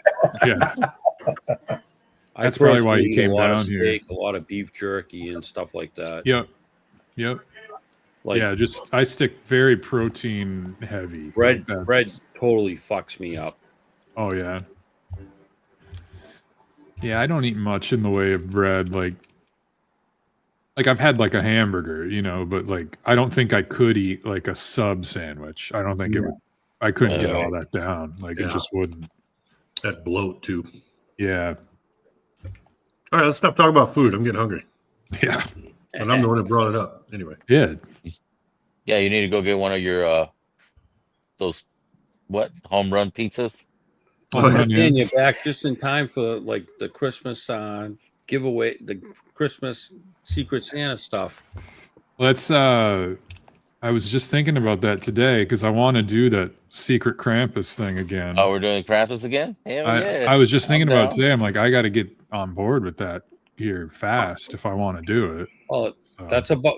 You did it last year. We all like did the thing. It was pretty cool. And then that's up right after that. That's about when you like said you were going to take a break and stuff. Yep. Yep. It was January was when I had to quit everything. Wow, it hasn't even been a year yet. Wow. It's been over a year since I like started the diet and shit. That was in September. But yeah, I quit drinking January 14th. Yep. Yeah. So yeah, it's been a little while. And then you lost a human being. A Yeah. fat human being. Yeah, I was the size of 2 fat guys. Now I'm just 1. I'll tell you, 220 is amazing. I mean, I That did is, man. something similar to you, and I lost 138, Oh yeah. and I mean, I'm still 50 pounds overweight. I feel good, but 220 is amazing. Yeah, it's fucking strange. Like when I sit and think about it, you know. I think the last time I asked you, last time we talked, you were like sitting at like 100 or just a little over 100. So That was you probably lost more. another- Yeah, I guess we probably haven't talked about it in a while. Yeah. Yeah. Oh, fucking Josh Fritz, you fucking. Oh yeah. Oh, pancake That wrap. sounds so Oh, the fucking pancake good. on a stick. Yeah. Yeah. Hey, T-Rob, I'll meet you at Waffle House. Yeah. There you go. Dan, what was your biggest, if you don't mind me asking? I mean, I was at 403 myself. Oh, I was way bigger than that. That's how I lost so much weight. I started all the way at 586. Oh wow. Wow. So that's why I could lose so much weight as I had, you know. And I'm still losing now. Nice. But yeah, that was a 586 is impressive. in a bad way. Yeah, to get that to that size, that's impressive. Yeah, that's a lot of depression and fucking addiction, man. Like that was the biggest thing of it too, is like realizing that and Coming to terms with it. yeah, changing it. Because that was it. It was a big mental health problem more than anything. Right. Yeah. How big are you? A big guy? You like in 6'2". Yeah. Yeah, that's what I am. Yeah. And like I've been a big dude my whole life. Like when I was younger, you know, I'd call it like I would call it more like I was offensive lineman fat, you know, where you're just a big fucking stocky Big guy. guy all Yeah, around. You know. you can get away with it when you're young and strong. Yeah. But when you get a Yeah. little bit older, you lose it. Yep. Well, it starts weighing on you, you know, everything you do. Literally, yeah. Yeah. Yeah, your knees just Your joints, absolutely. Yeah. my knees still sound like they're eating grape nuts every time I go up the steps. Like it's not good. Yeah. But it's a lot better than it fucking was. Like yeah. Well, it's funny like you say that because just last night I had some training for work and I had to go prone and I'm like, this is fucking unbelievable. Yeah. And you know, I did it because I've lost a lot of weight, but I was like, my knees are fucking killing me. This is insane.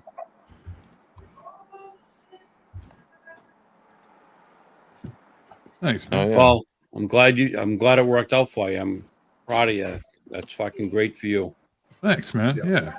It's fucking You were 6'2" in the 8th grade. Fucking Jerry back. 6'2" in big 8th guy, grade. man. Yeah. Yeah, I was probably about 6 foot in the 8th grade. Yeah, I I was bet. 6'1". Yeah. I think that's when I grew a lot, was like 8th grade. That's kind of when I shot up quite a bit. I remember I would like get up in the morning and it was like my legs didn't like work. I felt like a fawn. Like I had to like Talking about get all the little blood people. through my legs in the Look at morning. this 'cause beast.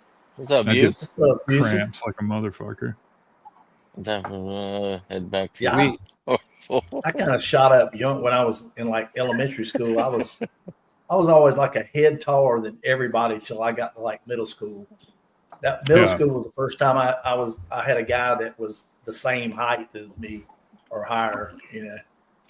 And then I sprung late in high school. I was 6'4" when I graduated from high school.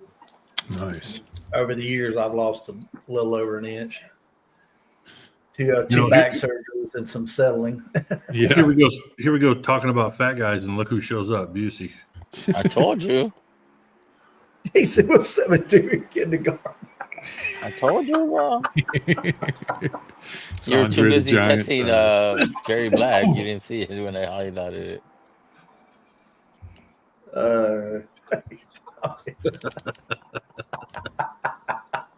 He ain't no 6'4". No way.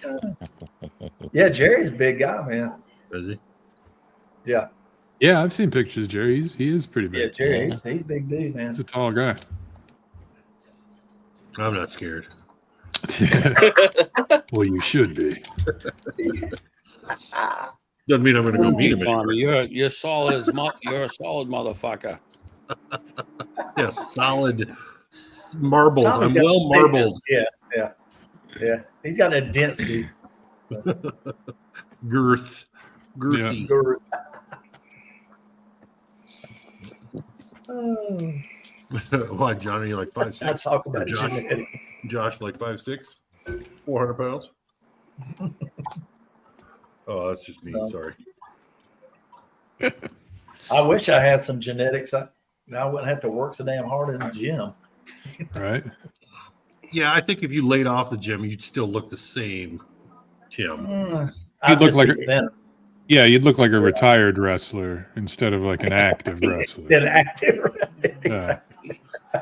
You know, those guys you can tell like that guy used to be jacked. Yeah, he used to be. You know? You see that frame. Yeah, exactly. No, I just started doing like rowing. I bought a rowing machine. I've been going hard on that. I like that. That's pretty good. That's a great exercise. I used It's to a little rowing. cardio and strength at the same time, you know. Absolutely. Yep. They had a contest years ago. This was back when I was in my 30s, and I was going to the gym when I first went to the police department. And the 1930s? Yes, Tommy, 1930s. Sound like my boss at work every time I say something like that. He's like, when I say the 80s, he said, "You mean the 1880s?" Yeah. No. But there's a company that makes those professional or gym grade rowing machines. They're called It's called Concept, and they were doing this thing. It was a regional. You did a qualifier round, and then if you placed in the top 3, you went to a regional, and they were giving away prize money, new rowing machines, all that stuff. So I was going to enter it, and they had different age groups and stuff, and I was doing. You had to do 2,000 meters, your quickest time that you could do 2,000 meters on max, on level 10 at the max resistance. And I got my time down in the low, like 720, 730 for 2,000 meters. I looked on the damn chart for our district, like North Carolina, South Carolina. The top dude was doing it in like 5 minutes. And I'm like, damn, there ain't no way I'm getting even close to that, And it was ridiculous how integrated those guys were to that machine, man. Knowing, being able to get max effort and keep from getting gassed to do that 2,000 meter challenge. But I used to love doing, do 15, 20 minutes on that rowing machine, man. You'll work your butt off. Yeah, that's what I'm doing right now is like 15-minute interval pyramid shit. Yep. Like, I love the interval. Ladies and gentlemen, these bitches into the stage. No fucking way. Oh, what up, D-Pat? How you guys doing? What up, buddy? Doing well. I'm fat, old, and tired, but I'm all right. Join the club. Oh yeah, baby. Oh yeah. How you guys doing? Derek has successfully lost some weight in recent times. Mm-hmm. It's true. Yeah, I cheated, Tim. I stopped eating the third dinner. There you go. That'll do it. Third dinner. Moderation is the key. And because as time went on, the second dinner actually went away too.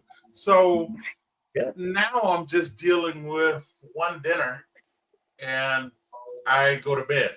When I get sleepy, I just go to bed. Nice. And that's how a lot of times I miss some of these streams. But Yeah, I don't know how.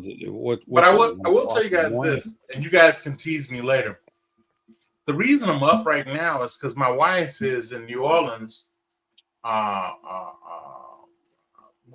There was some sort of homecoming, if you will, at her alma mater, and I am one of those. I'm one of those men.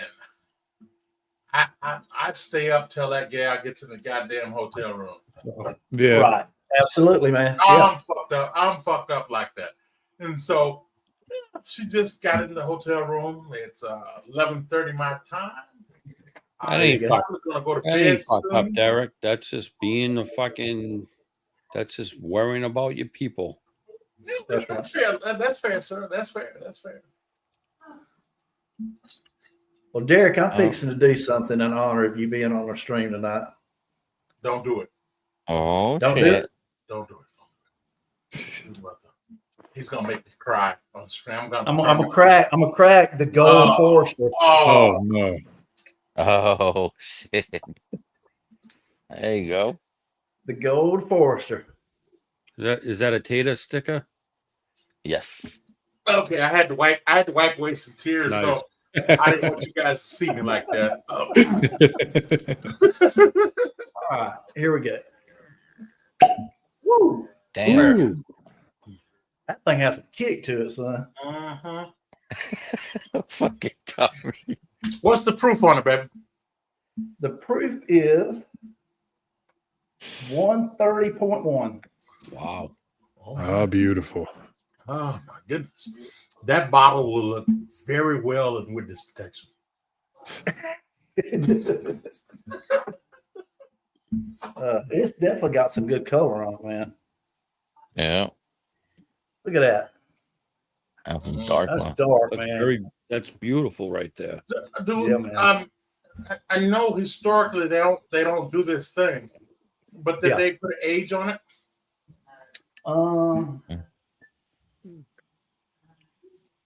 Let's see.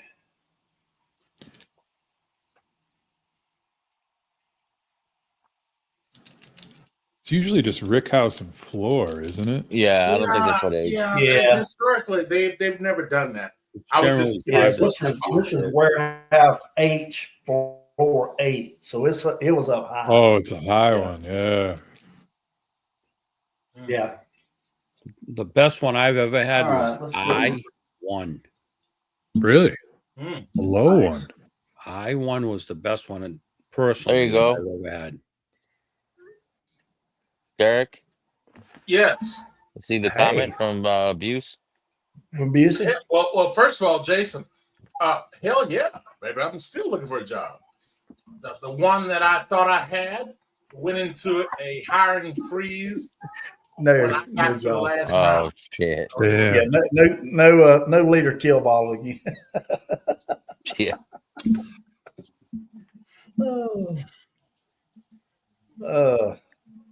Get a little SJ on this thing.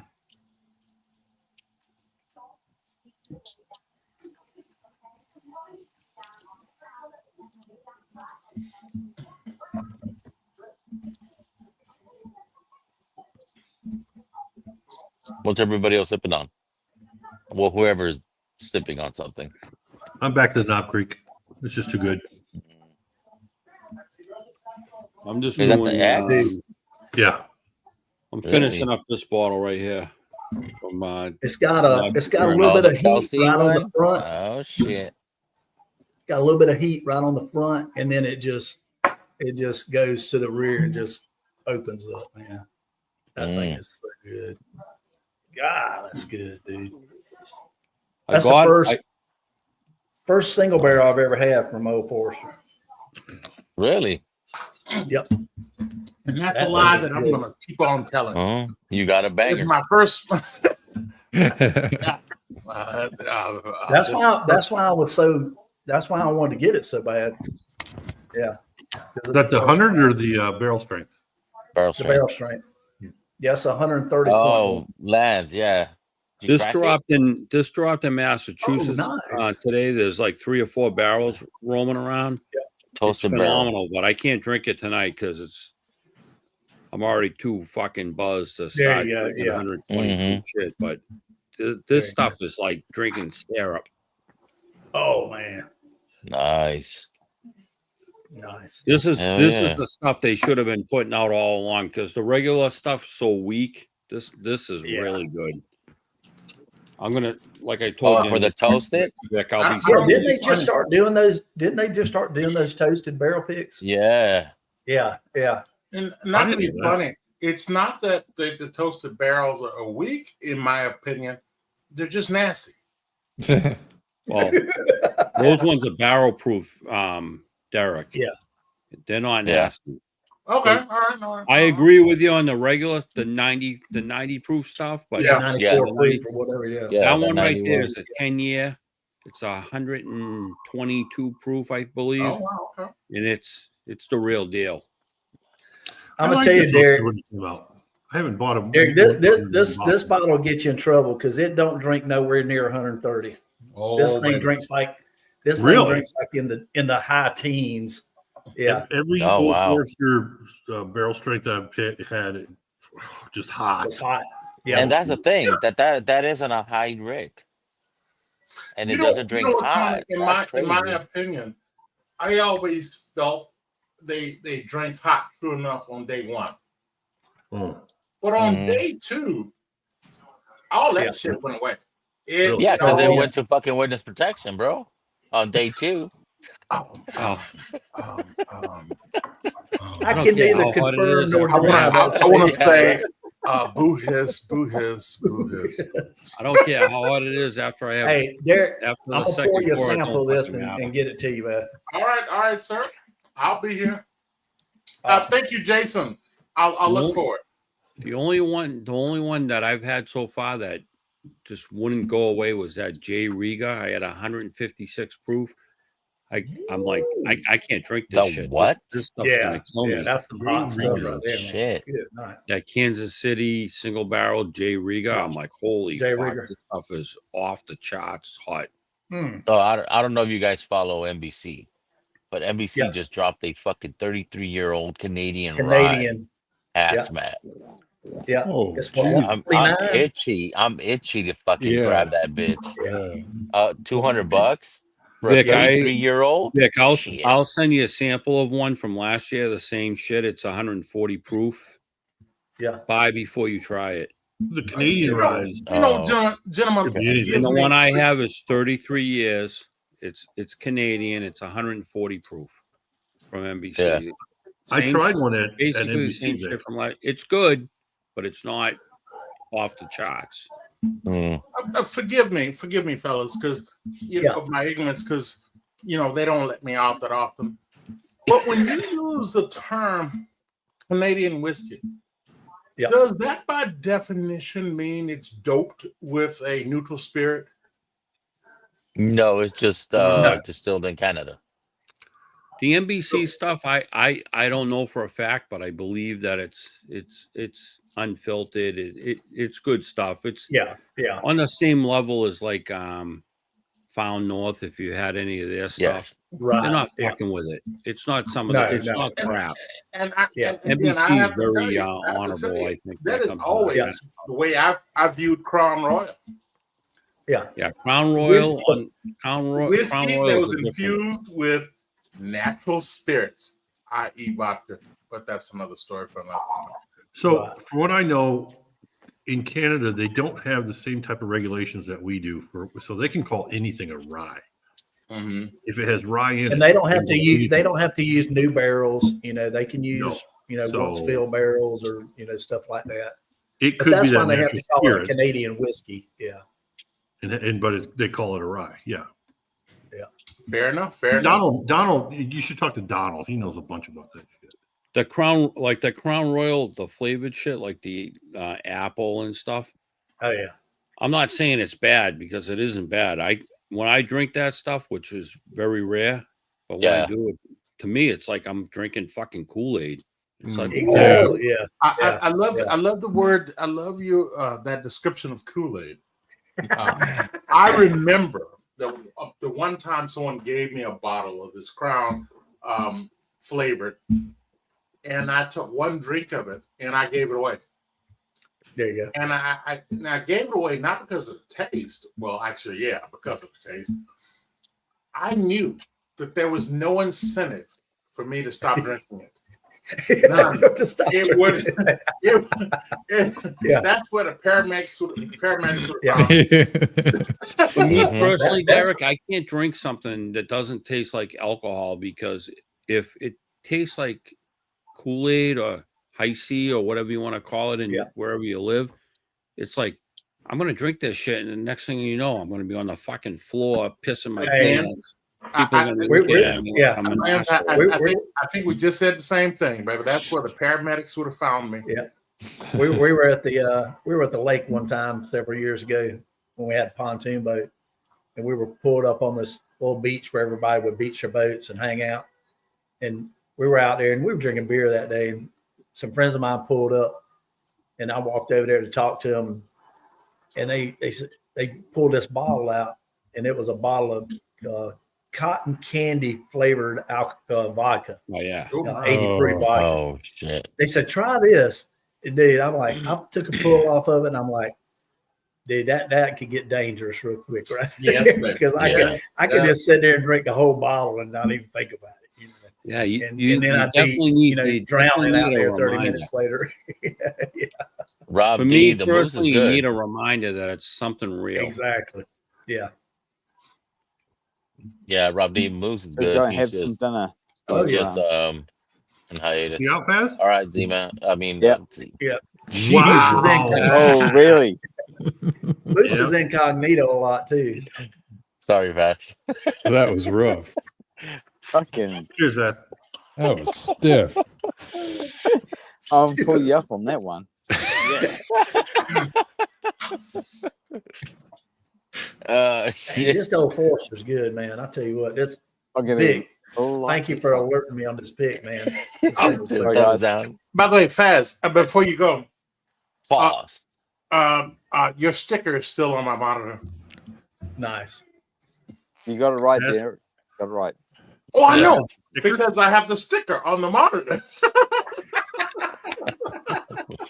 But I don't care. Yeah, just don't call him Z man. Yeah. No. Don't call me Z-Man. Yeah. There you go. Only in a pinch. All right, guys. I hope Martin All right, didn't bud. hear that, because you'll never hear the end of it. Oh yeah. Oh yeah. He might be lurking. Yeah, I know. Z-Man is iconic in my house. My wife does, watches the videos over my shoulder. She's like, "Who's that guy?" Yeah. That's Z-Man. All right, Rob D. See you later, All Rob right. D. Hey, see you, Rob D. Cheers, brother. All right, y'all. I'm going to take my dumb ass to bed. Good to see you, Derek. Good to see you, Derek. You're doing well. Unfortunately, I got carpool duty in the morning. Oh, What do you got? Gotta take the kids. Yeah, my wife is in New Orleans, and Friday was her day. I'm telling you, pick your So spouse. now you're the responsible parent tomorrow. Oh, you goddamn right. Hence the reason I'm drinking out of this little motherfucker right here. There you go. All right. I'm so glad my youngest is 20 years old. Those days are over. Lance, I started this child business late. Because I spent Child business. I like that. How do you say this? I spent 12 to 13 years of my life married to the town whore. And I knew that was coming. I did. It was coming. I knew that was You not said the it. place Not I us. wanted to have children. Yeah. Hey. So we had to get past that, that time period. Yeah. And then I went out on a date with a young lady who let me know I was the same age as her birth mother. And then I just decided that I can't be single. So I joined Match.com. Yeah. Found Tara.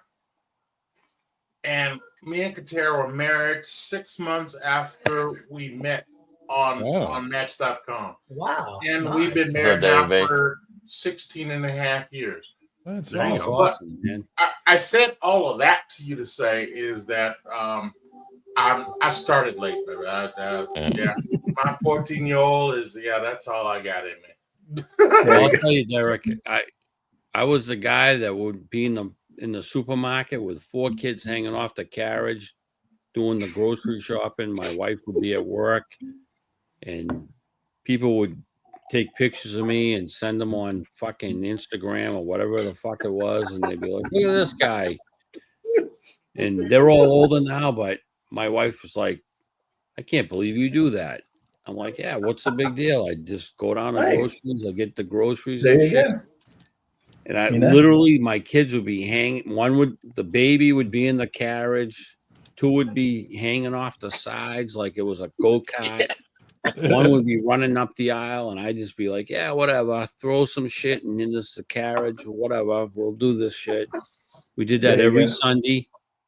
It was fun, and you know, I had a good time with it and stuff. And now they're all older, and I'm waiting for one of them to impregnate their girlfriend or boyfriend, impregnate them, and so I can have some grandchildren. And Get some grandkids. There you go. There you go. Ain't nothing like I don't have grandkids, any man. grandchildren. I have my kids are 20, 22, 24, and 27, and none of them have popped yet. I like that. That all in a row. Yeah, like I said, when I got started, it was too late. So 1 was all I could muster up. Because I was not going to be David Letterman. I was not going to be the 60-year-old man with a newborn. That wasn't going to happen. That's my goal, bro. No, what are you, the 55-year-old with a 14-year-old? That's the same fucking thing. Well, thank you, Lance. You're the first white man that ever got that right. I'm 56, but yeah, 56 last month. But you are right. Weeks ago. I'm 56 for a 14-year-old, and you know, it's funny. When I go, there are some people at the school that will refer to me. Go, which one is your granddaughter? Oh. And I look at him and I go, the one that's taller than all the rest of the goddamn kids. And she's my daughter. That's right. Well, I'm looking at the screen right now, and I would say every one of us, other than Dan, were 47 to 58, maybe 60. 1 month. Give me 4 more weeks, and I'll hit that one. So. No, I think Tim is a little older than me. Yeah, Well, I'll be 60 in 4 weeks. Yeah, Oh, so that means you're a lot older right than on me. tag. Goddamn. Everyone's 47 to 60, other than Dan. Dan's probably what, 40? Oh, my goodness. 39. A lot older than 39, yeah. Almost 40. Derek is 2 weeks older than me. I'm pretty good at profiling people. Right, Yeah. me and Tommy are the same age. Well, I still got an hour and 9 minutes.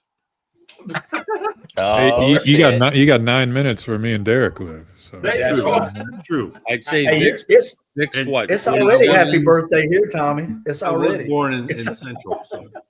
If I had to guess, Vic's 47, Tommy's 58, T-Rob's 60.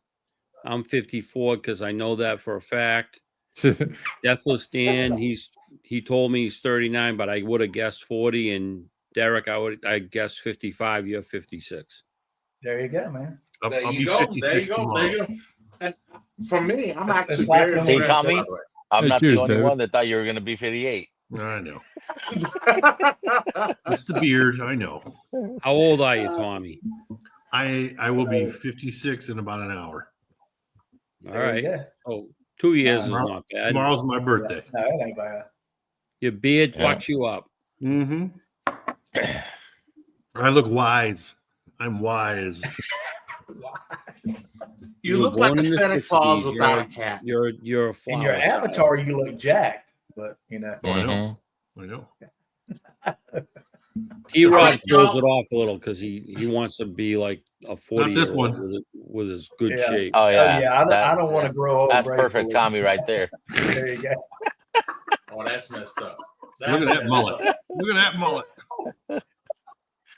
That is a great Photoshop, though. I'm gonna tell you. That was off the iPhone. That was just you can create an avatar. Oh, create different. John Cloud. That's what I heard Tommy- too. I said, Tommy "You're might not be the only one, bro." 56, but he's jacked. I met him in Yeah. the rock. Solid as a rock, that guy. All right, you fellas. It was good hanging out with you guys All right, for a Derek. little bit. And Dan, I haven't seen your ass in forever. It's good seeing you, baby. Good to see you too. And Lance, I don't know if I've met you before, but I'm happy I have. didn't say anything stupid. So You haven't met me in person, but we've met a few times on the screen. There you go. all right, okay, all right. That means again, I'm happy I didn't say anything stupid. Tommy, Cheers, Derek. Nick, and Tim, you guys take care of yourself. Cheers, buddy. Thank you for All right. the old Have a force. good Good, night. Derek. Yeah. Derek, have a good night. Good night, Take dude. care. Yeah, Yeah, speaking man, of that sounds grandkids, great. my little brother just had his first kid a couple days ago. Oh, nice. Oh, And my Nice. You're dad uncle now. my dad got to see it, so Nice. nice. he hung in long enough to see the kid, which is cool. That's good, man. That's I just through So now you're- FaceTime on the iPad, but Yeah. yeah. Mhm. Now you're Uncle Dan. I've been Uncle Dan. Now I'm Godfather Dan. Oh, Nice. There you go. Even better. There you go. Yeah. Excellent. Dan, the guy. So when was the baby born? Born on the 3rd. Nice. And they induced her on the 1st, and then it was like 48 hours, and Yeah. she wound up having to have a C-section because of That's it just torturous. things Good weren't Lord. Yeah. moving. But then she looked on her like Facebook, you get those memory things, and so their first kid was born on the day they met 6 years later. Like they didn't even know that. Like it Wow. just showed up. That's and they're awesome, like, man. They're like, that's crazy. That's crazy. When, it's funny you talk about that. When my daughter was born, I was working as a security officer at the hospital, and I was working night shift, and I got the call on a Monday night about 10:30. Hey, I'm coming to the hospital. My water just broke, and I'm like, yeah. okay, So that was on a Monday night. They put her in. She had been a high risk because she had blood pressure issues and fluid retention issues. So they put her off her feet at 6 months. Mhm. And this was at 35 weeks that her water broke. So a little early.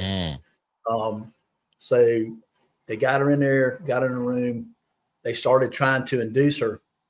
And every time they would give her that medication to start that process, the baby's heart rate would drop. So they would stop it.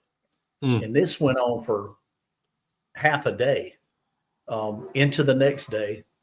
And then, so they called in the obstetrician, and they came in and they looked at some stuff, and they said, we need to go ahead and do a C-section because something's not right. And so they went ahead and did that on Tuesday night or Tuesday afternoon, evening. And I'm in the room, I'm over in the corner doing the video, and they got the drape up, and the doctor's, he's doing all his stuff. This doctor, this got so tense. I could see the sweat popping up on his head, Mm-hmm. and sweat running down. The nurse is having to dab his head, and he's in there working. And I can't see what he's doing, but it looks labor intensive what he's doing, Right. And all of a sudden, I see him come out with the baby, and he holds the baby over the screen so she can see it, and then he turns around and he hands it off to the nurse. They cut the umbilical cord and clamp it off. This nurse runs over to where the incubator is, Oh shit. and they start suctioning, and and I'm like, well, what is going on, And all of a sudden I hear the baby start crying, I say, well, that's a good thing, Yeah. And so, This is but your they daughter. worked on her Robbie, for a few Randy? minutes. I didn't know what was going on.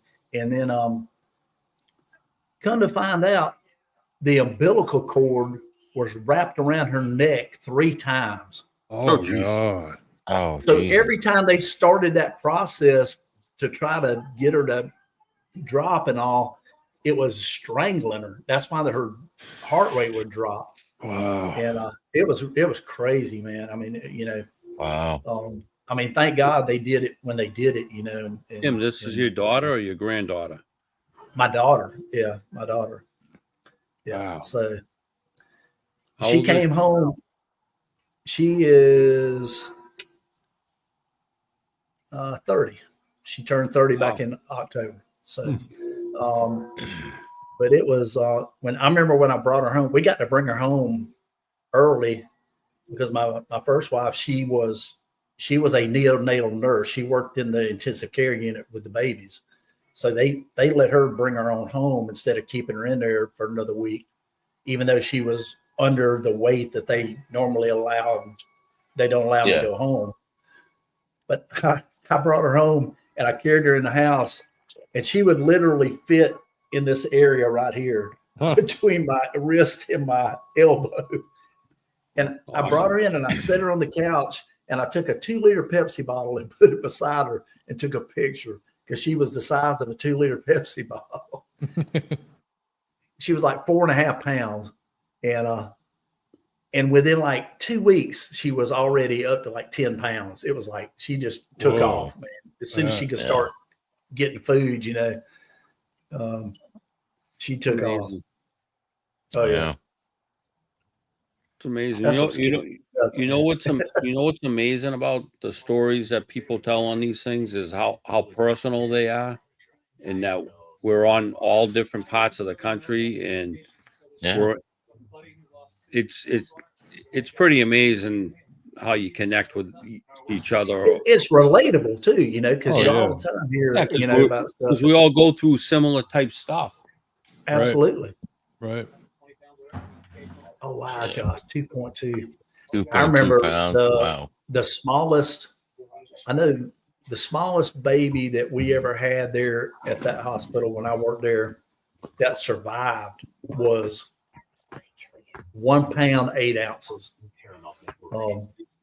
And she had some vision issues, but she made it out. And they used to do that thing with all the preemies that were in the neonatal intensive care unit. They would have a thing every year, and they would come to the hospital. They would take pictures with them and all that. Yeah. And it was amazing how many of those kids survived that had that hospital with that technology and all they had. Those people, those doctors and nurses they had there, those babies would have never made it. Yeah. Yeah. Technology advanced so much now. It's crazy. And the bad thing was, back then, early 90s, man, you had so many of these crack babies and stuff that were in there. And it was just horrible to watch them because they would just, you think about pain and all, you think about a baby, we don't remember what happened to us when we were little, but, babies feel pain. And when you go in there and you see a baby in an incubator that's like 2 pounds and they're just twitching and jumping and, it's just horrible to think. Oh, it's awful. How could somebody, put their child in this type of situation, with the drugs and the alcohol and all that. But back then, it was especially late 80s, early 90s when cocaine was a big thing. So big, man. Yep. All right. So Northwest is live. So yeah. Oh, he is? Okay, cool. Yeah. He just went live. Oh, I was going to say, I looked earlier. I didn't see a thumbnail or anything. Yeah, I know. I texted him. I'm like, "Hey, you going live?" He was like, "Yeah, I was putting the kids to sleep." And last stream on StreamYard. Bring her out. Oh, he's because StreamYard jacked the prices. Yeah. Oh yeah, yeah. Oh, nice, David Bass. Yeah. Haha, beat you back. Not on my screen. On my screen. Okay, we tied both 11:02. Nice. Well, anyway, Tommy, your happy birthday here. So Yeah, happy thank you. birthday. Appreciate it. Oh, is it that time already? For me, It it's is here. 103 on November 8th. Is that your birthday? it is. November 8th. Yep. Yeah. Happy Yep. birthday. Yep. Thank Happy birthday, Tommy. Yeah, my daughter was going to come down, and I was like, "Well, it's going to snow." She's like, "Fuck you," and I'm not coming. Do you still have her dog? Oh yeah, Okay. for a couple more weeks. She got a new apartment. She's moving in. Oh, she did. Okay. Yeah. Nice. Last weekend we moved a Nice. bunch of furniture up there. So Good deal, man. she's trying to get out of the apartment right now by the end of this weekend. So Oh, okay. How But she's far like- away is that from you? 2 hours. Oh, okay. That's not bad. Yeah, Cheyenne. But are they getting the same amount of snow y'all are getting? Mm-mm. Oh, okay. Good. No, they didn't get that much snow. This tomorrow now it might move up there and give them some snow. So I got you. but thanks, Fritz. Yeah. All right, y'all. We're gonna shut it down. Mark is live, so Shut it down. go check him out. I'll see you guys on Saturday. Appreciate you Saturday. guys. And links posted. Whoever wants to join the after party, we're gonna chill a little bit, celebrate with Tommy a little bit. His fucking There we go. 75th Nice. birthday. Yeah. So yeah, hit that link if you want to come join us. Cheers, y'all. I forgot to Have a good night. Cheers. I forgot to go Cheers, get Dave. my